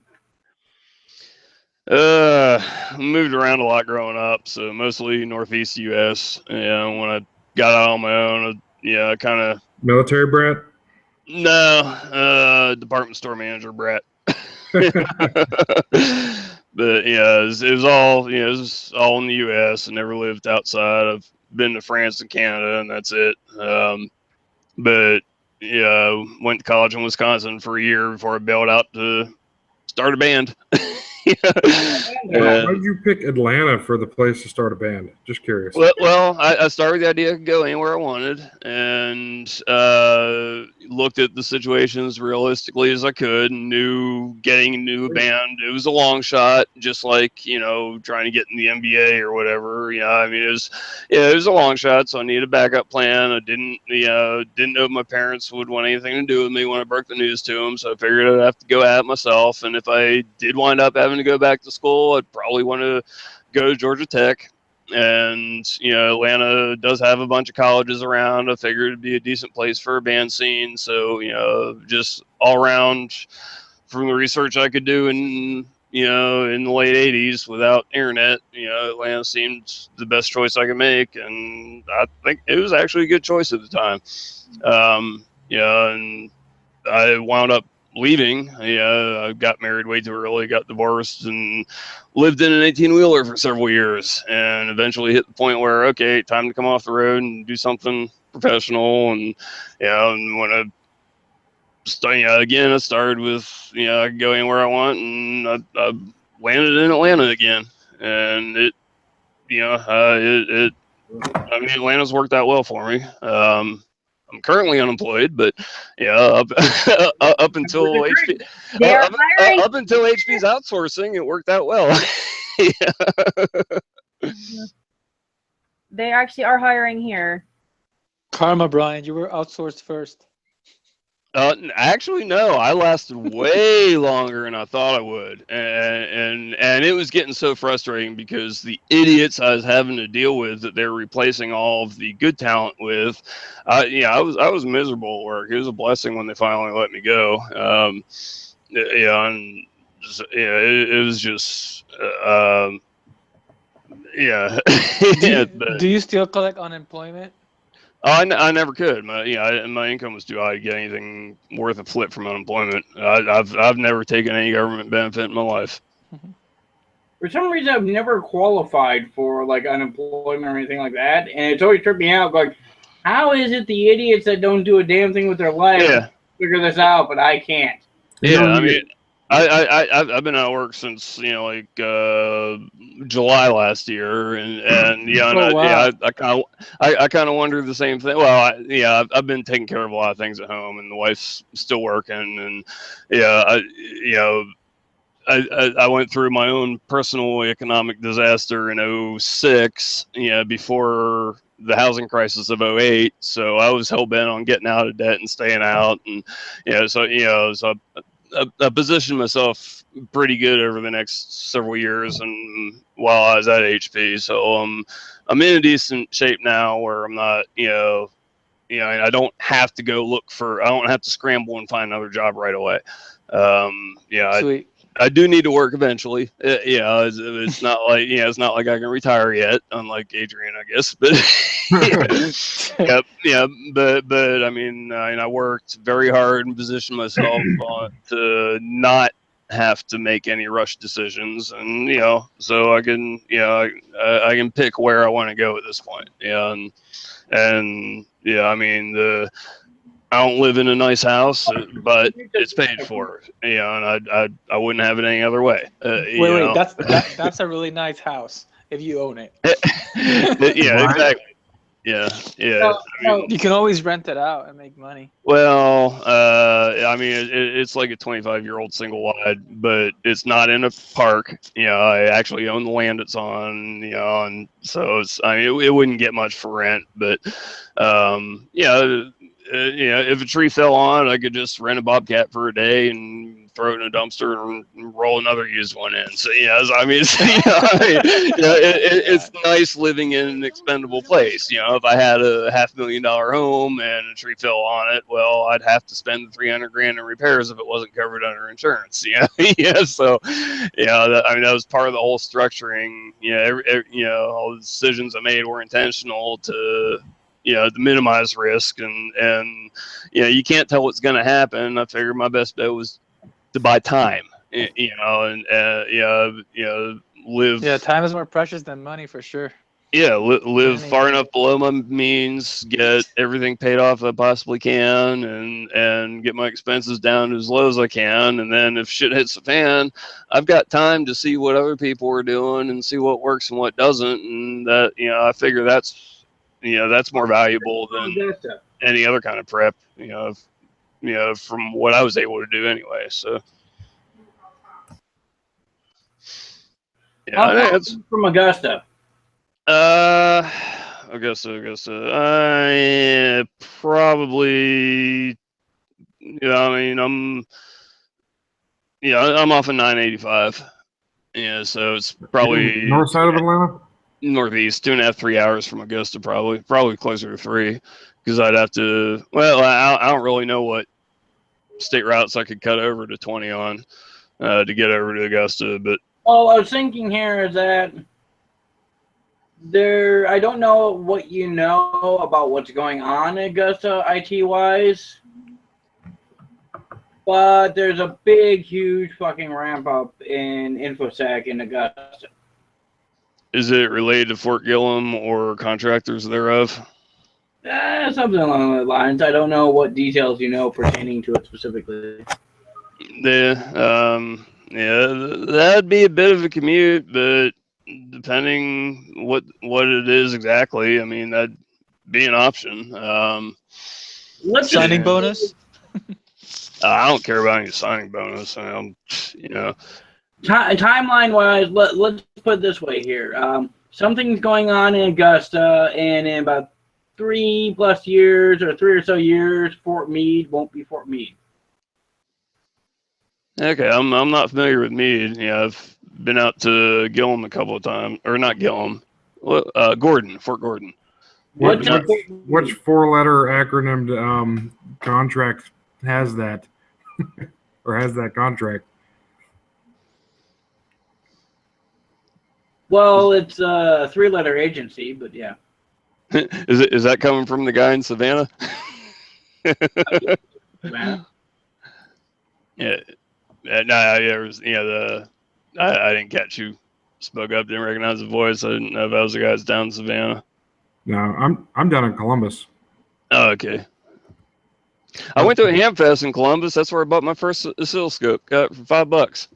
What? You got a oscilloscope? $5? Yeah, it was 5 megahertz with the CRT, but I mean, this is in like 1989. Yeah, so, yeah. But it worked. It was great for audio stuff, and that's all I was using it for at the time. I was tuning CBs, so just need a little demodulator, and I need to look into what's going on in Augusta. Yeah, I mean, I'd consider going there. I mean, if it was the right, I mean, if it was something I'd enjoy. I mean, that's it's kind of the whole point of buying the time, is to be able to pick and choose and find something I'd like doing. Yeah, I mean, I loved my job at HP for the first several years, and until they started outsourcing everything, and I was dealing with idiots and having to fix all their fuck ups. Georgia NMCI, gotcha. Do what? HP has the NMCI contract, so all our stuff with NMCI is all fucked up, and we like to blame HP for it. I'm sure they're blameworthy, because I mean, they're probably contracted with the half of the company that went to HPE, and they're being split again at the end of March, and CSC and HPE are kind of been merging a new company, and that's where all those contracts are going, and nobody I used to work with is happy about it, and they're all getting canned anyway. Yeah, I mean, it's the writing's been on the wall for a long time. So NMCI is Navy Marine Corps Internet Network, or internal network. Yeah, that'd be interesting. Is DISA the one that's taking over Fort Meade? NSA is being moved from Fort Meade to Augusta. Really? I wouldn't mind some. I mean, like that. I mean, who's that? The ex-pro wrestler that was the governor of some Jesse Ventura. Yeah, he had that conspiracy show or whatever. Yeah, I mean, I obviously take all that with a grain of salt, but I saw one episode where he was covering fusion centers, and ever since I heard of them, I was like, that would be a fun place to work. Somebody's got to support that infrastructure. I don't care what they're using it for, what they're doing. I mean, it's not like, somebody's got to support the hardware in there, or the software, or the architecture. I like playing with the big boy toys. I don't need to know what. Playing with big boy toys. Exactly. I mean, I don't care what. I How don't about really big care. girl toys too? Yeah, the same thing. Yeah, yeah. Whoever's willing to play with them, that's yeah. Because I mean, that's what I loved about going into HP and the enterprise side. Because before that, I was doing small business consulting. And like my biggest client had 12 workstations and a couple of servers, and one of them wasn't doing anything.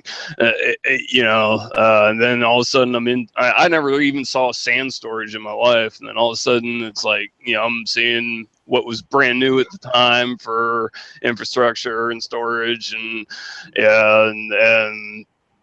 I mean, I built up a reputation there, and I was the go-to guy for way more than I wish I would have been by the time all the idiots started coming on board. But But they went to college, right? What's that? But they went to college, right? I have no idea. I don't have any degrees. I have no degrees and no certifications, and I'm proud of that. I just need a foot in the door, and I'll show what I can do with my Same ass. here. I'm also, and we've noticed that too. If for us, for the most part, literally when I started at Stereo D, literally I was hired on as a render wrangler. They basically introduced me to everyone real quick and threw me in the closet under the stairs. It goes, "This is the vault, figure it out," and I had to build it from scratch. I was thrown into the fire, when we did all this data center consolidation. All of a sudden, they wanted to have a 24/7 support team for the Unix team, and I'd never even seen KSH. I was a Linux hobby user, and I could use Bash. And the first time I log into KSH and the up arrow doesn't give me my last command, I was lost. Oh yeah. But Yeah, but 8 years later, it's like, I mean, I got my profile tweaked out, and I got my scripts. I can push it out to all of our thousands of servers that I'm responsible for. Oh, We got all these automated shit going on. And, you know, yeah. Yeah. Now it's like I get into Bash, and I'm like, oh yeah, this isn't KSH. Yeah. Yeah, but most machines that have Bash have KSH on there. Hey, do you know what we could to some do? degree. Windows has I have an Bash idea. on. We could make a company with no certs. We got no certs. We got all the skills. Pay No, us. and we'll call it, and we'll have a website, nocert.org. Nocert.org. I mean, Yeah. no cert on the site either. Just nothing. No. Yeah. No, Here no. are nocert.org. We don't believe in cert babies. You got the certs and you don't got the skills. Sorry. Yeah, even when I was still a I contractor. have certs because it's required for DoD work. Which is where I was at. When I was out in Hollywood, they didn't require certs. You just had to know how to do your job. But coming out here, it's like, okay, I'd like to work now. And they're like, okay, where's your certs? I'm like, but I have 7 years experience. They're like, no, I want this. I'm like, oh, fuck it, I'm going to go back and get like CCNA or some shit. Hey, you need to have your Linux Plus, but I wrote the Linux Plus exam. We don't care. You need the Linux Plus certification. Fine, I'll go get the Linux Plus certification. I figured, having CompTIA, sit there and mark me as a guy that helped write the test would count higher, but sure, what the hell. Yeah, no, the Army doesn't, or the government doesn't care that you got to have Linux Plus, or depending on what you're doing, Security Plus, A Plus. What's out here is that I know people in government that have a CISSP that can't figure out how to turn a computer on. And That's because they fucking brain dump it. Yeah. It's a test. The site.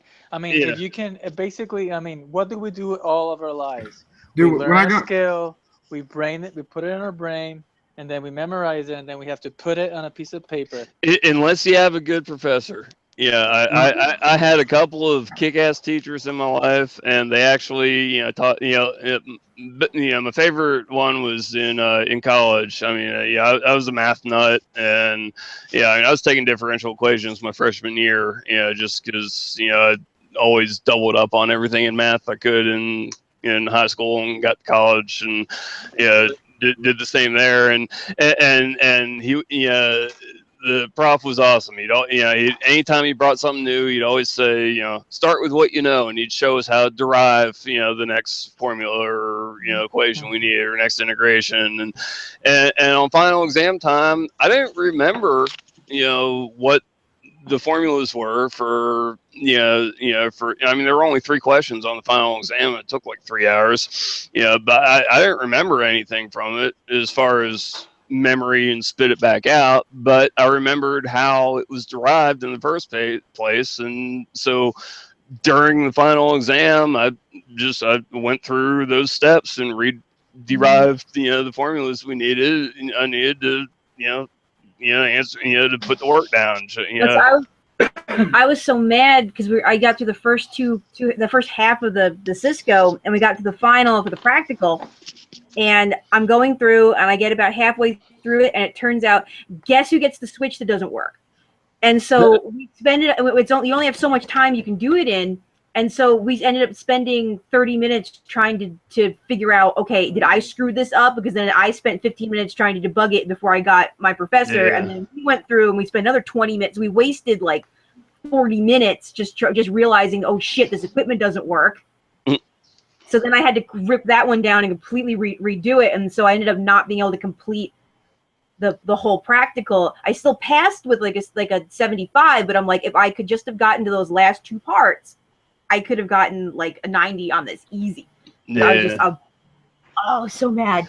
It's funny, when I was doing the small business stuff, I was working for a family member. He owned a small accounting firm and had a bunch of clients for accounting, obviously, and he took me on to extend his services so he could offer IT services to his clients, and then I got his client base. So, it was a win-win. But how working for family goes sometimes. I only worked for about 3 or 4 years. But at one point he was like, I could charge more for I could charge more for your services if you got your MCSE. And this is back with I think Windows 2000 was current then.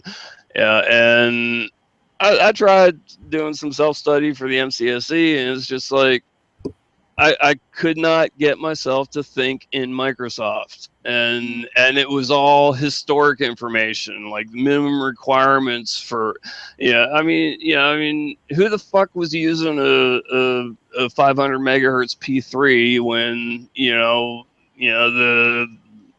2 and 3 gig P4s were out, and for the life of me, I couldn't pass a freaking practice exam because it was all this historical bullshit and trying to think like Microsoft. And well, their exams are fucked up to begin with.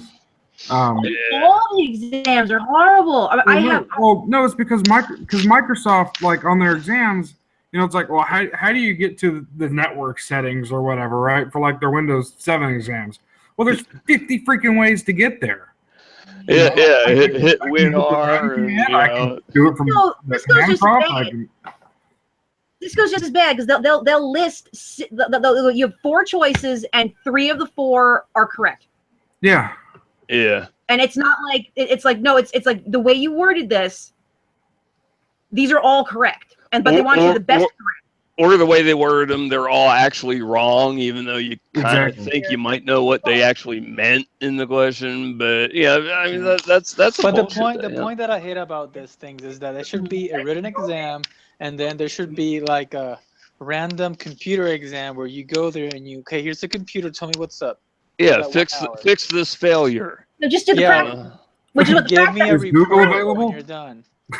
It's like I can pass the practical like a 90-95%. I'm good. I can do these. I know these. I got this down.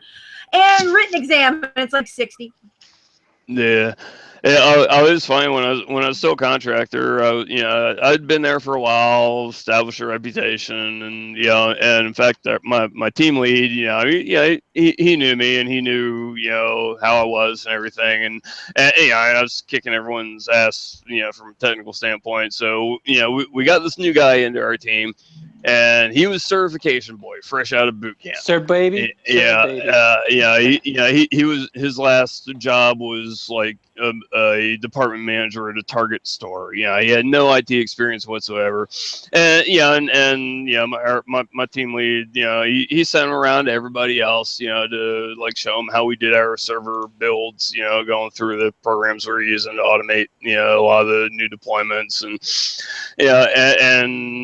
the guy was a great team lead. And he intentionally stuck him with me last. And I was kind of eyeballing what everyone else, they were showing him what's what. And when he finally got to me, I was like, all right, everyone else has already explained all this shit to you.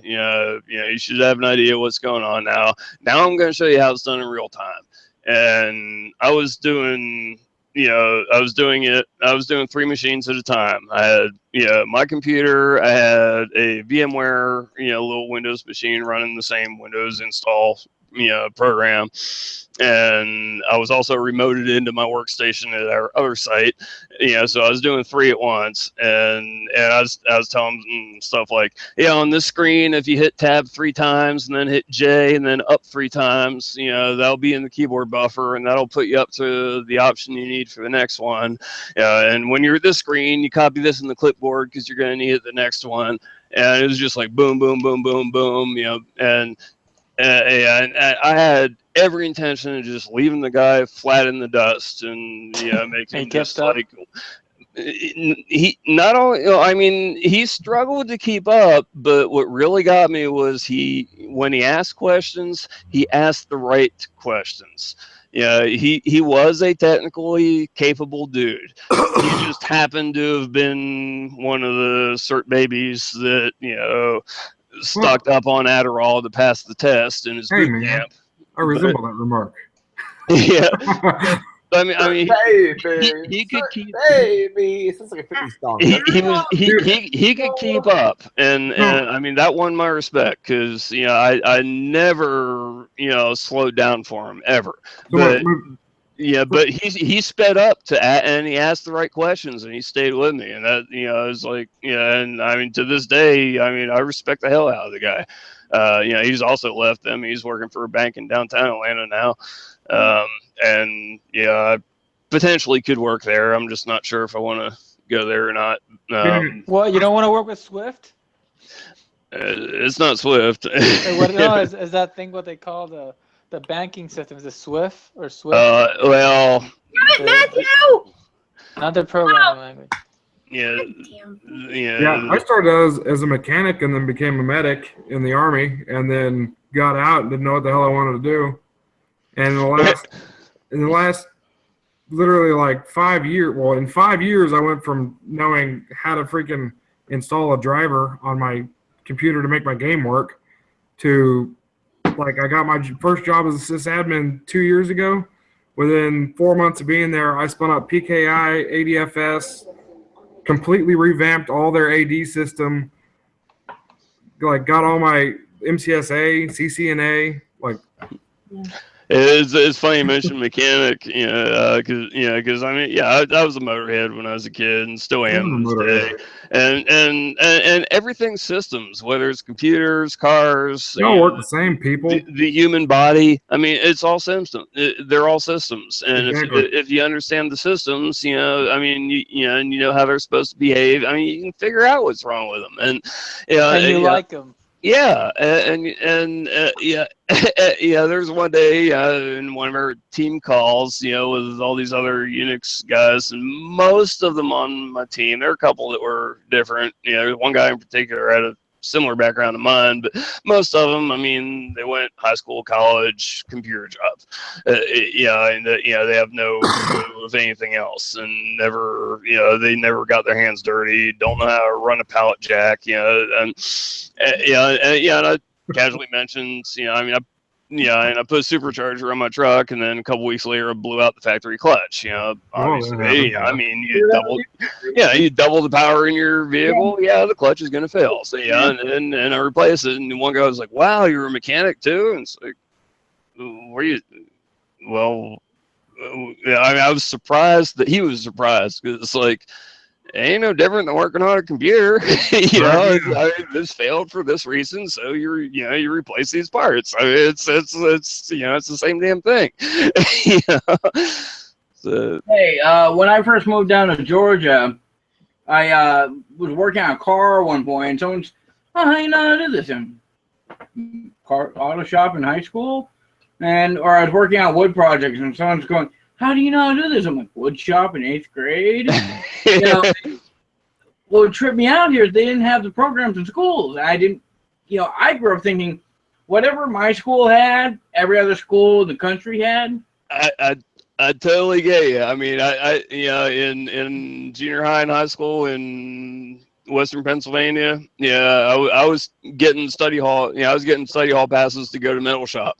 I liked using the arc welder, and one of my friends liked using the cutting torch. So I'd go into the scrap metal bin and weld some stupid ass structure together, and then he'd come in his study hall and he'd cut it all down with the cutting torch, and I'd come back, I'd weld something up, and he'd cut it down. This is Adrian inserting himself way after the fact.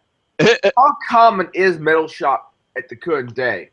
I have no idea. I thought high it school was had normal. it, but I don't know how common it is now.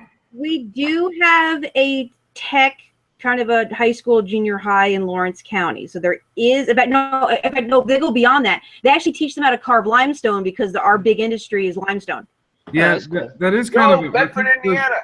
I think there's like a resurgence now of technical like trade high schools. I know Georgia has a bunch of trade high schools now. Is there a hacker? But the regular schools don't. You have to go to the specific. Yeah, there's like a specific trade high schools that they teach.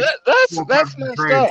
That should be part of general education. I mean, that's just part of just fundamental how systems work. I did my first break job when I was like 5.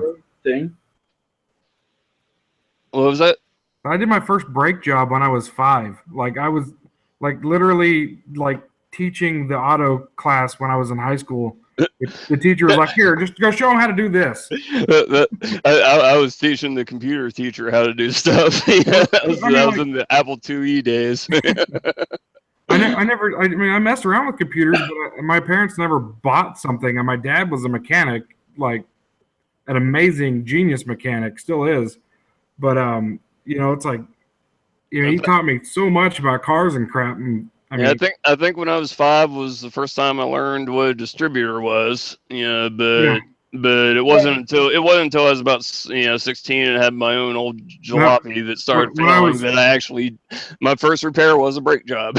No, when I was about 5 years old, my dad handed me all the wrenches and said, "All right, go do the brakes on the back of the truck. Drum brakes, those sucked." Yeah. My truck in the garage is nothing but drum brakes. Yeah, terrible. I got a 95 Dodge Dually 12 valve, you know, so it's You know all you can old buy disc school. brake version kits now, right? Who cares? Yeah, Drum brakes are fine for the rear.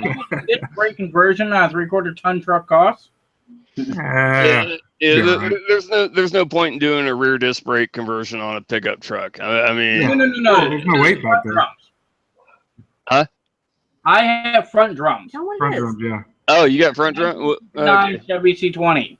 Yeah, I do have disc up front on my Dodge, but it is a 12 valve. You know, it's all straight up mechanical, and I also got a 07 Toyota that's all computer controlled, and that's the one that's supercharged. And I've learned the hell.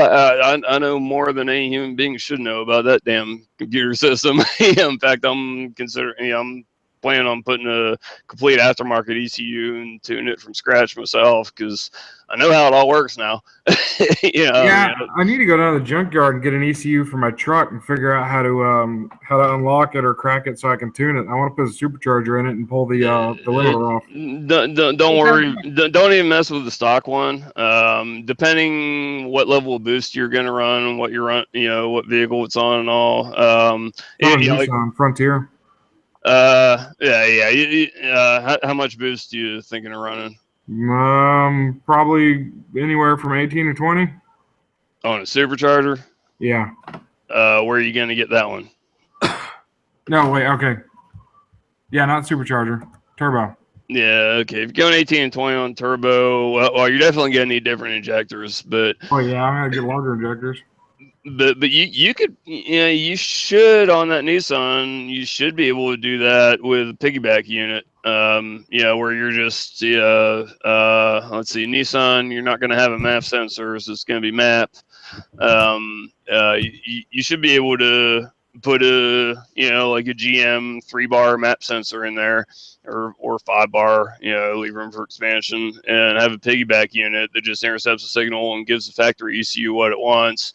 That's similar to what I'm running on, my Toyota. It's still MAF based instead of MAP, but it just intercepts the factory signals and feeds the factory computer what it wants, but I've got full control over the fueling and ignition and the air fuel ratio.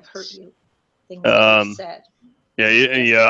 wouldn't even mess with modifying a stock computer. Either go with the piggyback that'll work with it, or go with a complete aftermarket. I've heard a lot of the guys with the 270, 370Zs, the Nissan, their sports car. Yeah. I've heard a lot of people are going to the junkyard and grabbing the internals out of the engine that comes in my truck because it's supposed to be forged instead of cast, and I guess the 270s or 370s come with cast internals. So I figured it should be able to handle that. You want forged, not cast. Yeah, the truck has forged, but the car has cast. Well, you want forged though. Forged is stronger than cast. Yeah, that's what I'm saying. Everyone was going to the junkyard and grabbing the truck internals, so I'm assuming.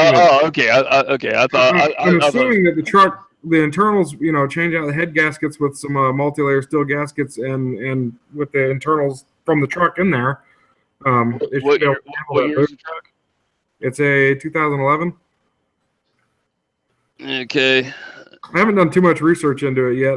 I don't know how true that statement is. Yeah, I mean it's reasonable, but I mean in any boosted application, I definitely want aftermarket control. I mean now if you get some software that you can reprogram the factory ECU, and you go get an ECU that's reprogrammable, that'd be okay. But the having the ability to tune it yourself is imperative. I mean, and you can do an awful lot, with a piggyback unit. Now, 18, 21 psi, you might be exceeding what the factory ECU can handle. You just got to do the research on that. Right, I mean, I mean, I'm running 9 pounds on my supercharger. It's a Rotrex supercharger. It's a fluid drive, kind of like an automatic transmission. It's actually not a mechanical drive like a ProCharger. It's a fluid drive, and it spins like 3 times faster than the ProChargers. But and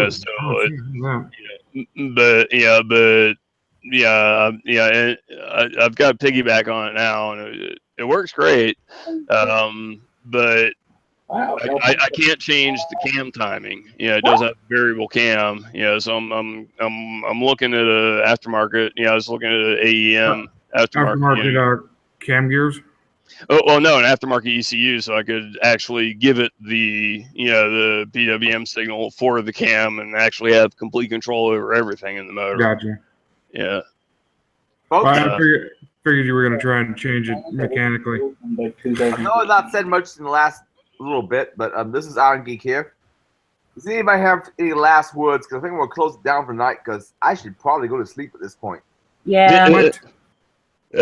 No. Sleep when you're dead. I'm sorry, Caustic Flow, but Adrian has to sleep because I got work in the morning, man. Hey, you can just mute yourself. Look, I'll show you. Wait, but then the stream's apologize and you don't know. No, I still want to know what kind of trailer he has. Who? Hey, by the way, California has got to. Oh well, we know we're going to wrap it up. I'm tired too. Well, yeah, I guess I didn't catch. I assume that's your husband, Mary. Yeah, that's Simon Tech. So, okay. Yeah, I'll put my email in the Google chat, and if you want to touch base on anything HP related or possibly with that Augusta thing or Question. whatever. How about do you have like hacker events on the farm? Like hackers on the farm?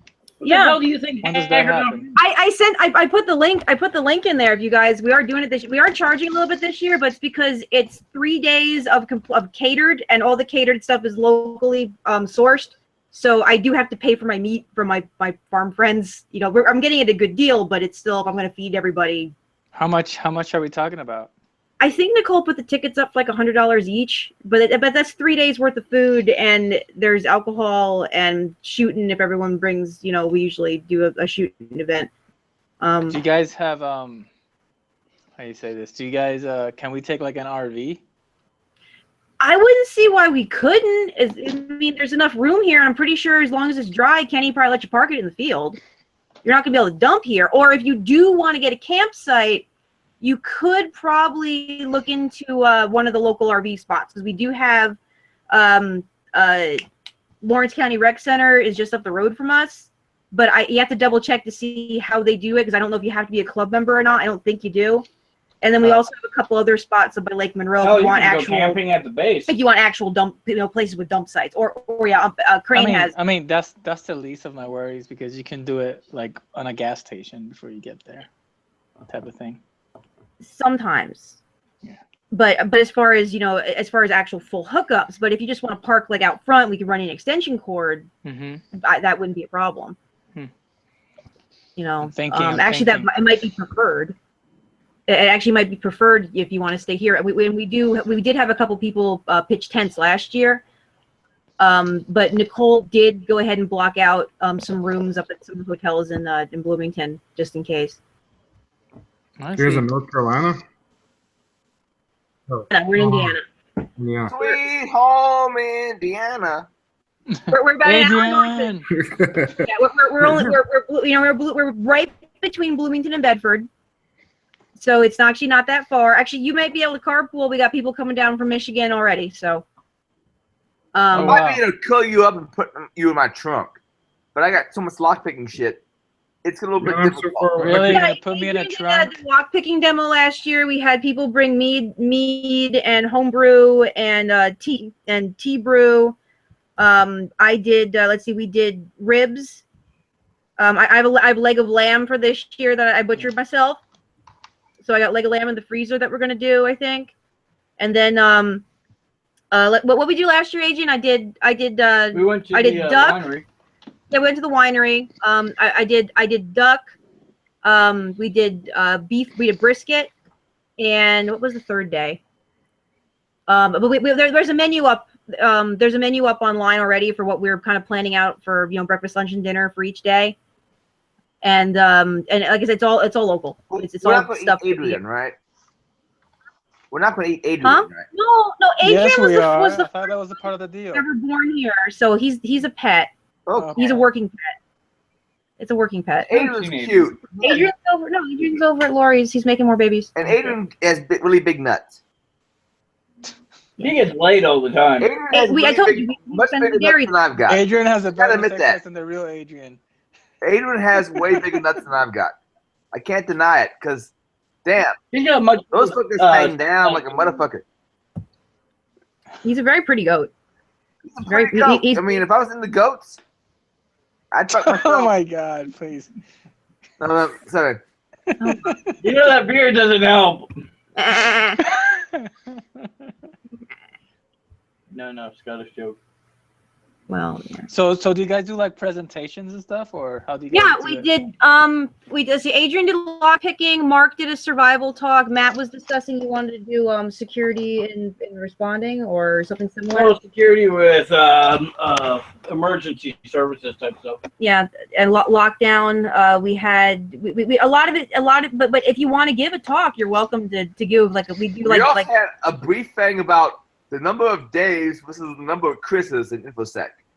that was a game. We were trying to extrapolate how many Chris's and Daves were in the set. We were drunk by that point. It was fun. Yes. Before that, wasn't So what are the dates of this event? No, that was then. Yeah.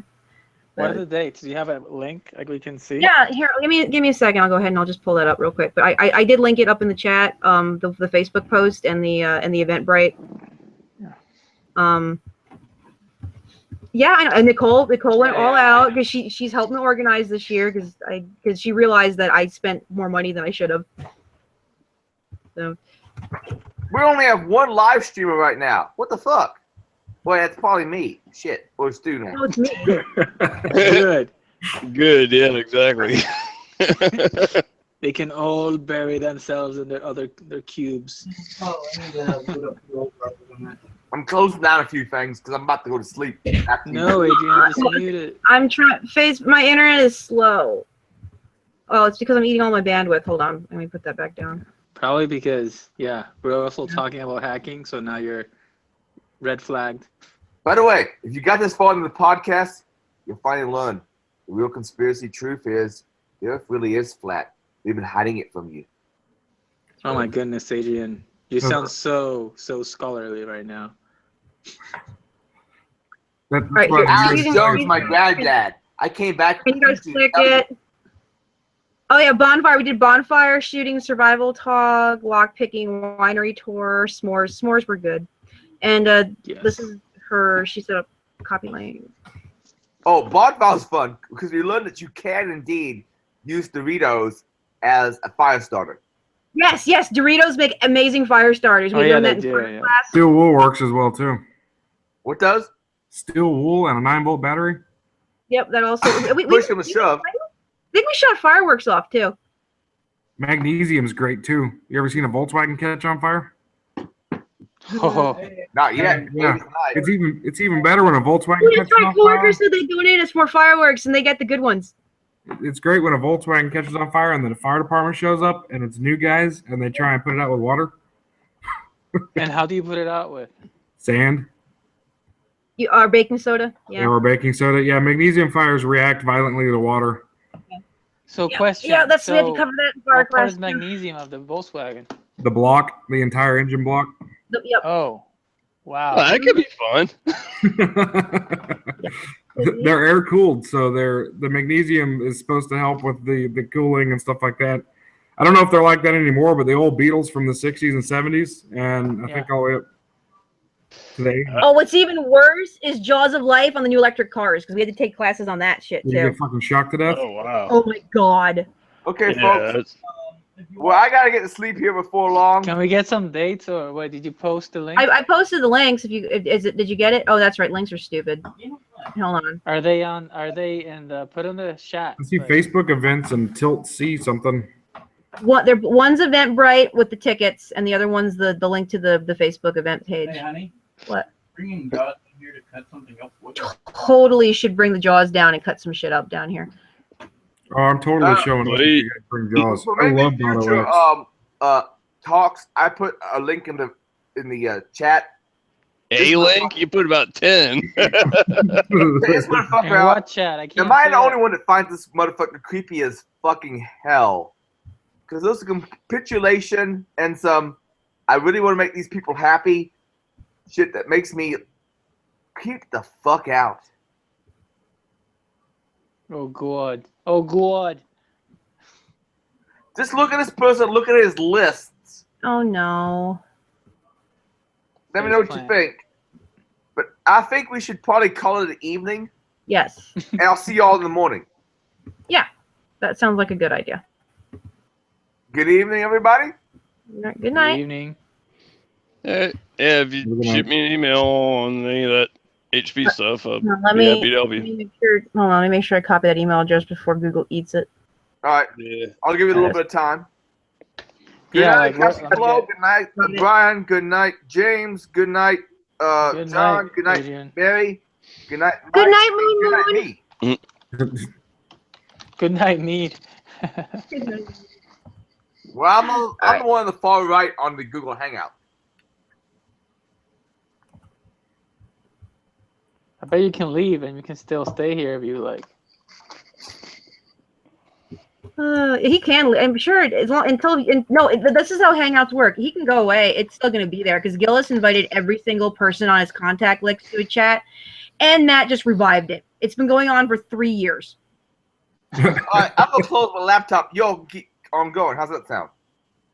Yeah, it won't go away because they don't die. You can't kill them. Let's see what happens. Go ahead. I don't think it'll kill it. I think it'll go offline, but I don't think it'll go away. I love you guys. Love you. All right, take care, Adrian. Bye. Hello? Hello. Yeah. Hello. Yep. It's still here. It's still live. How about that? Hey, it's not being Still live? it's not being a YouTube stream anymore, is it? I don't know. It is. I think it is. I think it is. We're still.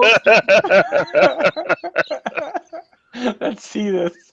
We're gonna continue this for 50 million subscribers. We're gonna do the 24-hour marathon. 24 shit. Let's go for 3 years. Oh, God.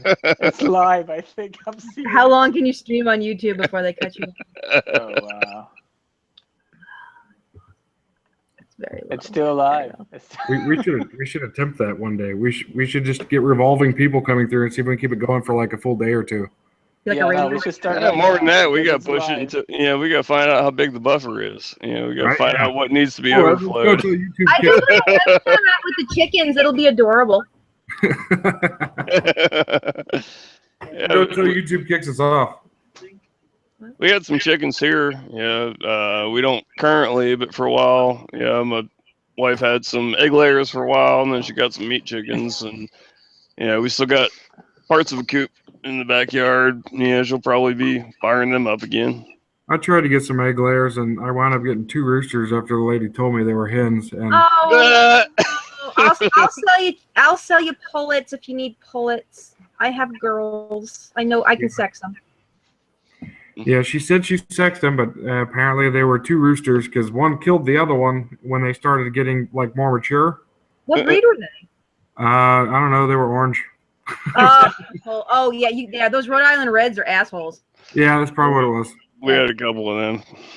I won't have them. I told it Tilly too. She's like, so I want this. Like, no. There's certain breeds I'm not getting. Yeah, Like that's one of so I didn't really know a whole lot. I was just like, hey, hens for sale, like baby chicks. I was like, all right, cool. I researched how to build the pen and everything, or the coop. Yep. The coop. Yeah, there we go. Couldn't find a word. I think we got our meat chickens from Tractor Supply. Oh my god, Royal King is so retarded this year. They have the freaking Cornish Rock meat chicken cross, and for some reason they ordered all girls, and they're trying to sell them for $2.50 a piece because they're girls, so they're worth more. And it's like, you dumbasses, they're meat chickens. Yeah. We're gonna eat them in 8 weeks. And like, but they lay eggs. It's like, no, you're idiots. The boys sell for more money because they grow faster and bigger, and at most you might be able, because I don't know, Lori just ordered a whole bunch offline. I told her I need to order some too, because I want to have about 25 or so just nice fat meat chickens to put in the freezer. Yeah. What do you think about the Chick-fil-A commercials that showed dairy cows talking about beef? Actually, that's what McDonald's uses. What? McDonald's uses the dairy cows, 5-year-old dairy cows. After they're washed up and they can't function anymore, they get sold from the larger farms to McDonald's. That's what McDonald's beef is. It's Holstein. I didn't know there was any beef in McDonald's. What they have, it's not McDonald's, it's Holstein. I mean, I sell. We work with like the kill buyers and stuff here because we raise livestock, so we have to be a kill buyer, and they'll tell you all the ins and outs of the large commercial stuff, which is why we prefer going direct to restaurants. So we have our middleman, so we can sell direct to restaurant. Oh, that's cool. Yeah, but yeah, occasionally I've had a couple of goats go that they were very happy with, and we've sold a bunch of chickens that way, and. I got rabbit now. I'm trying to get the rabbits going because that's starting to become more popular anyway. So I'm trying to expand it so I have more rabbit. I got 6 in the freezer right now. I'll probably hold them back for a bit. Yeah. Oh, rabbit's got too much of a gamey taste for me. I don't know. Again, it depends on how you're prepping it. Yeah, I mean, one of the guys I used to work with made it taste like freaking fried chicken, but. I think the problem. I think it tastes gamey if people cook it too quick. Like if you kill it, if it's slaughtered and flash frozen and then cooked, it hasn't gotten a chance to sit. So I have 2 in the freezer that I gave 3 days standing time, so that it actually had time to sweeten up a bit, because then the meat has time to tenderize on its own and the rigor leaves it. But if you eat it, I had a little drunk lapse there. You say you had 3 days before the freezer? Yeah, you let it. Okay. You want to give it